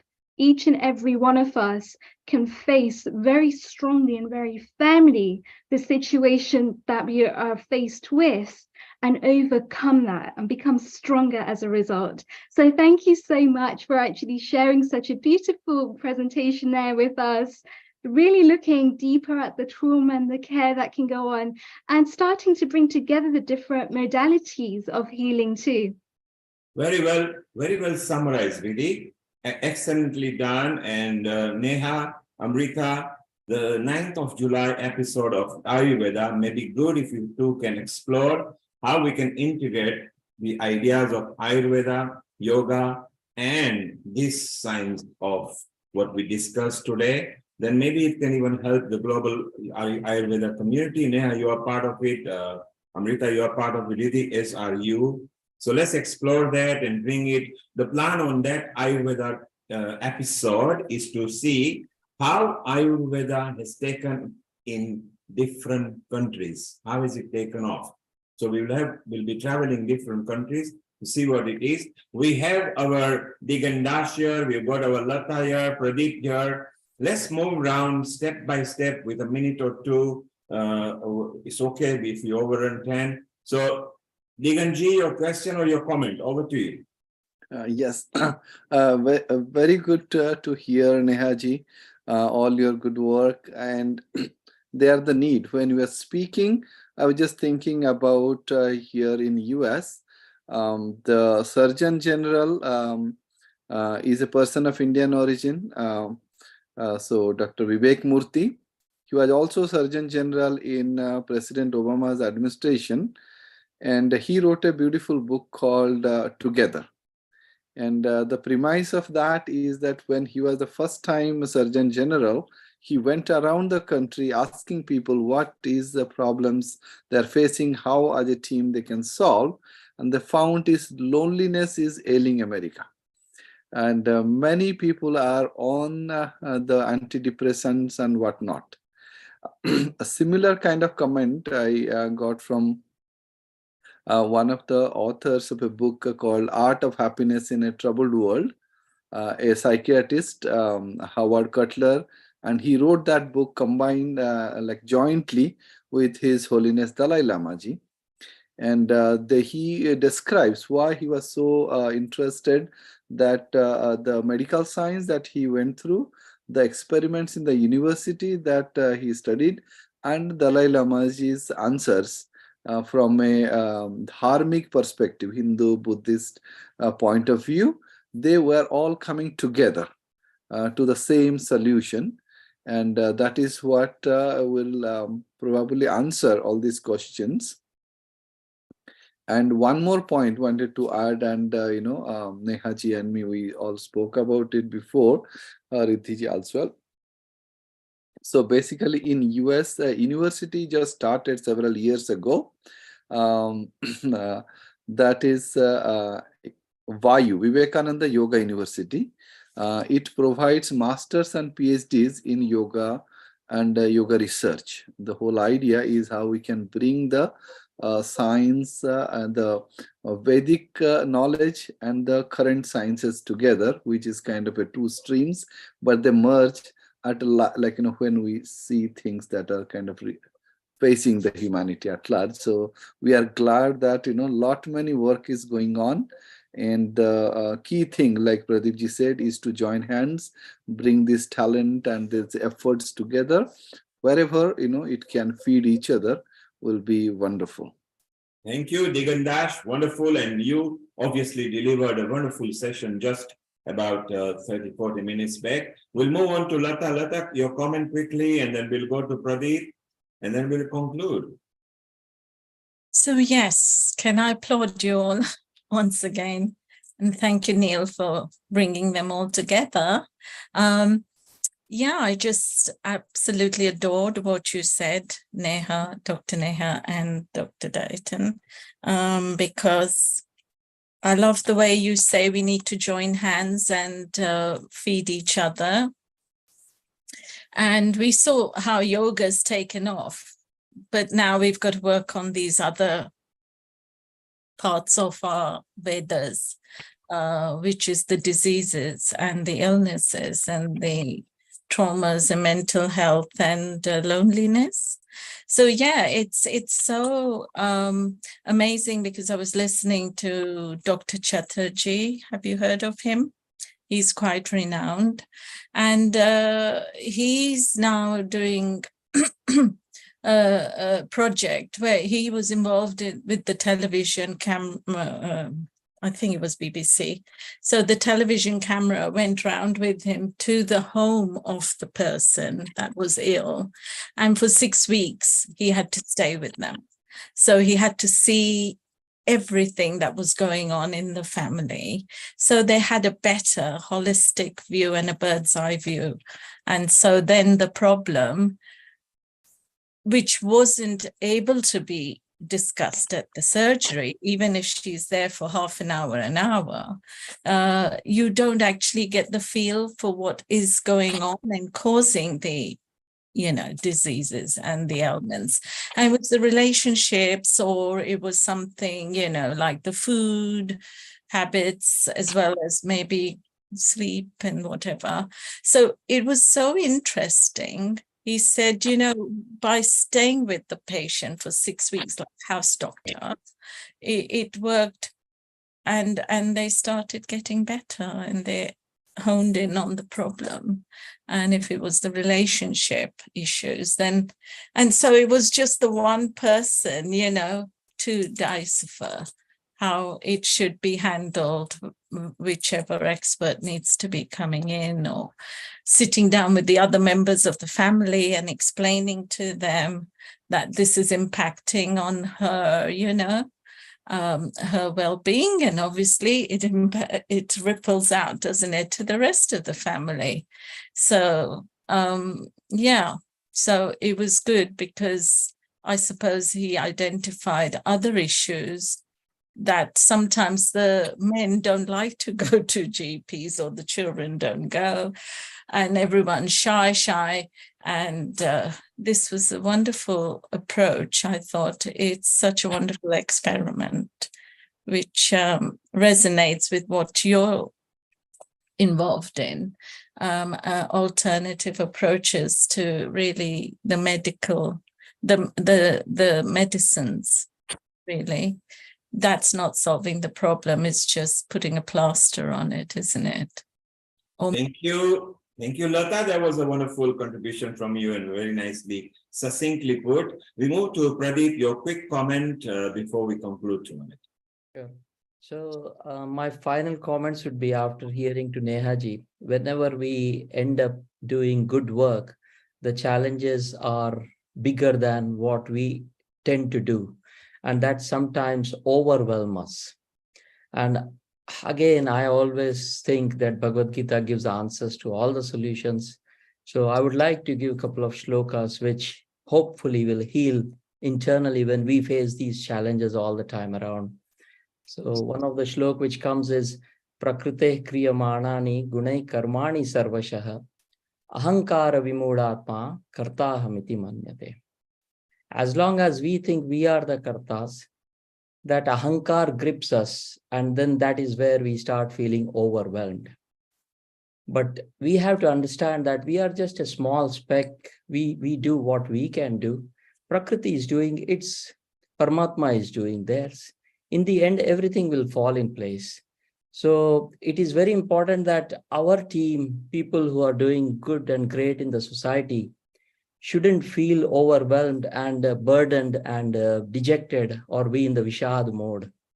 So, and for Karma Yogis, like all of us, again, Karmanyeva adhikaraste ma phaleshu kadachana ma karma phalaheturbur mate sangosva karma.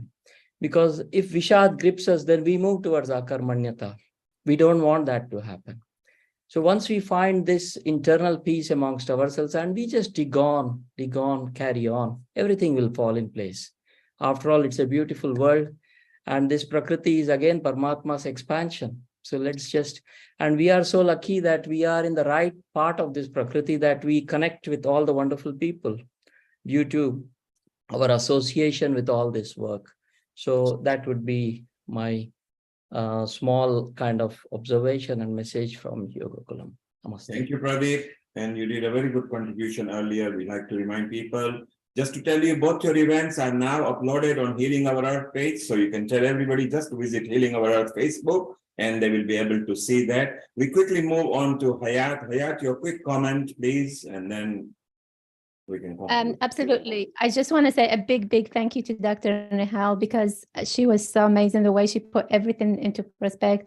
And when you were talking about neuroplasticity, as a therapist myself, I was like nodding, yes, because, you know, the brain likes what's familiar and always avoids what's unfamiliar.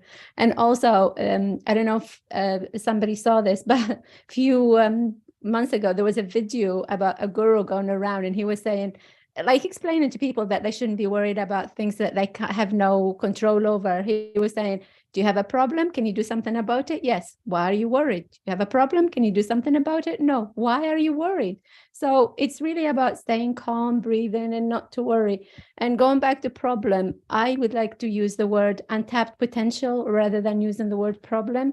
So overall, thank you so much. And Dr. Amrita as well, you were amazing.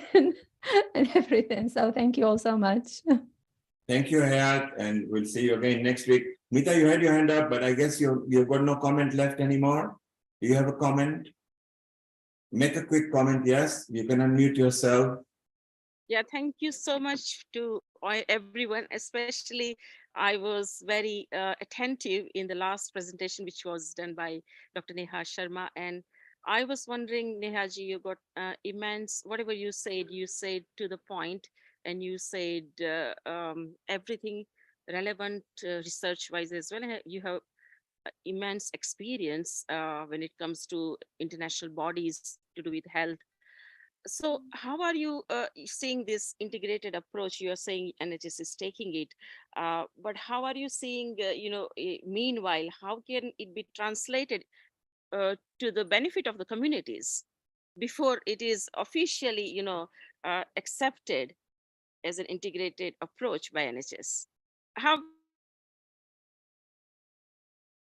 If I may answer, actually, NHS is already including the integrated approaches. When we say integrated approaches, we are talking about integrated health, which means the conventional and non-conventional methods.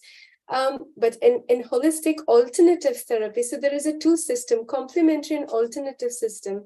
NHS may have limitation of CAM modalities, but integrated approaches are already inclusive. Now, if we talk about what we have done so far, we are talking about yoga, and yoga has been translated different prospectively in the Western world. So Bikram yoga to whatnot yoga, and Ayurveda, when we talk about, it has its own translations of the herbal supplements. So you take giloy, you take ashwagandha, you take this, and this is done. So, and when it comes to these systems of modalities, the NHS requires evidences. And the limitation of any of this system we cannot do in the clinical trials.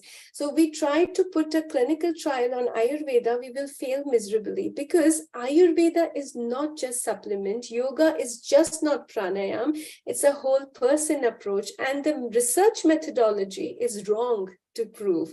So we need approaches which inclusive. So proof of concept studies given by NIHR is a recent model which allows us to do this sort of research of integrated approaches. So you have conventional plus unconventional methods. Now, simply if I say NHS is already doing what we are talking about. So lifestyle changes. Now, Ayurveda talks about lifestyle changes, modification, dincharya to ritucharya, what to eat, how to eat, when to eat. We do the same way. The food, again, so we are talking different terms. They are not going to accept our terms. Same, we are not accepting their terms because we are talking from different perspective. Doesn't mean we are talking two different things.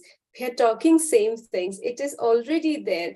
What we need to do is at some point find the common grounds to bring it into the practice. And again, not on NHS. I mean, none of this is required in NHS. None of the GPs has to tell people do yoga or do gym. This is basically personalized choices that I prefer doing yoga because my body actually liked doing this, but I don't like gym. So again, this choices to give the patient, this is something which we have to think about integrating as part of the National Health Services. But rest everything is all available there. Now, as an Asian community, our culture is, our body is adapted to the food. So what Ayurveda is talking about, the same thing. What you like, what you are cultured, your system is already used to of that. Don't change it. And suddenly our GPs or the conventional model says, go vegan or go salads and go this, our body is not going to be adapting very quick. So just a basic understanding, leave it to the personalized choices.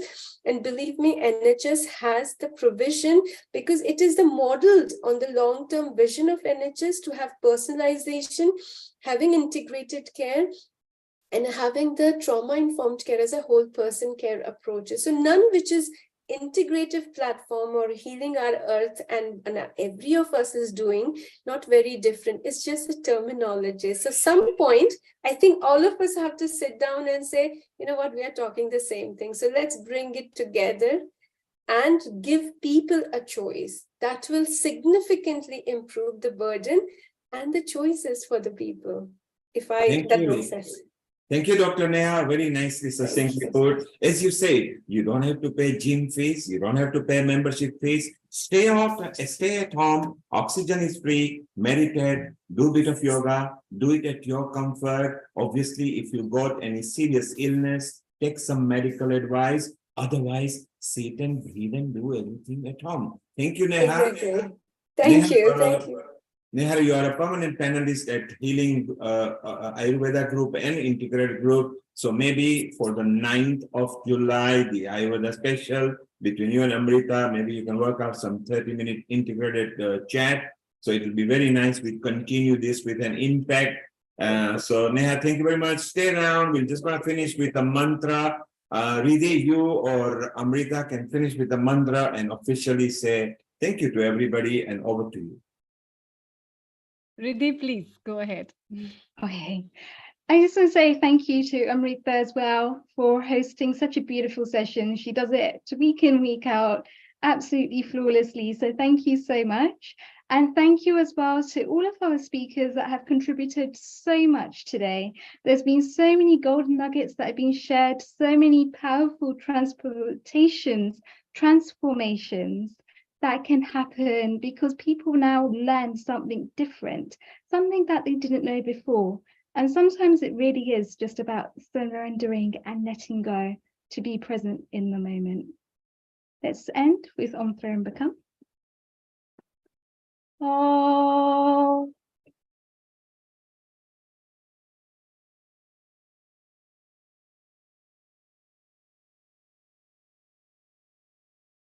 Oh.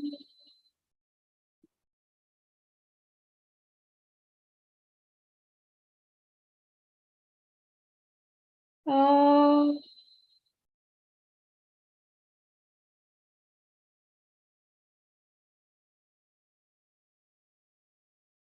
Om Trayambakam Yajamahe Sugandhim Pushtivardhanam Urvarukaviva Bandhana Mrityormukshe Amritat.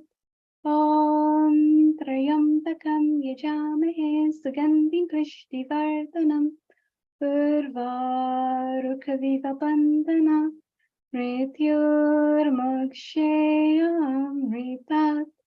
Om Trayambakam Yajamahe Sugandhim Pushtivardhanam Urvarukaviva Bandhana Mrityormukshayamritat.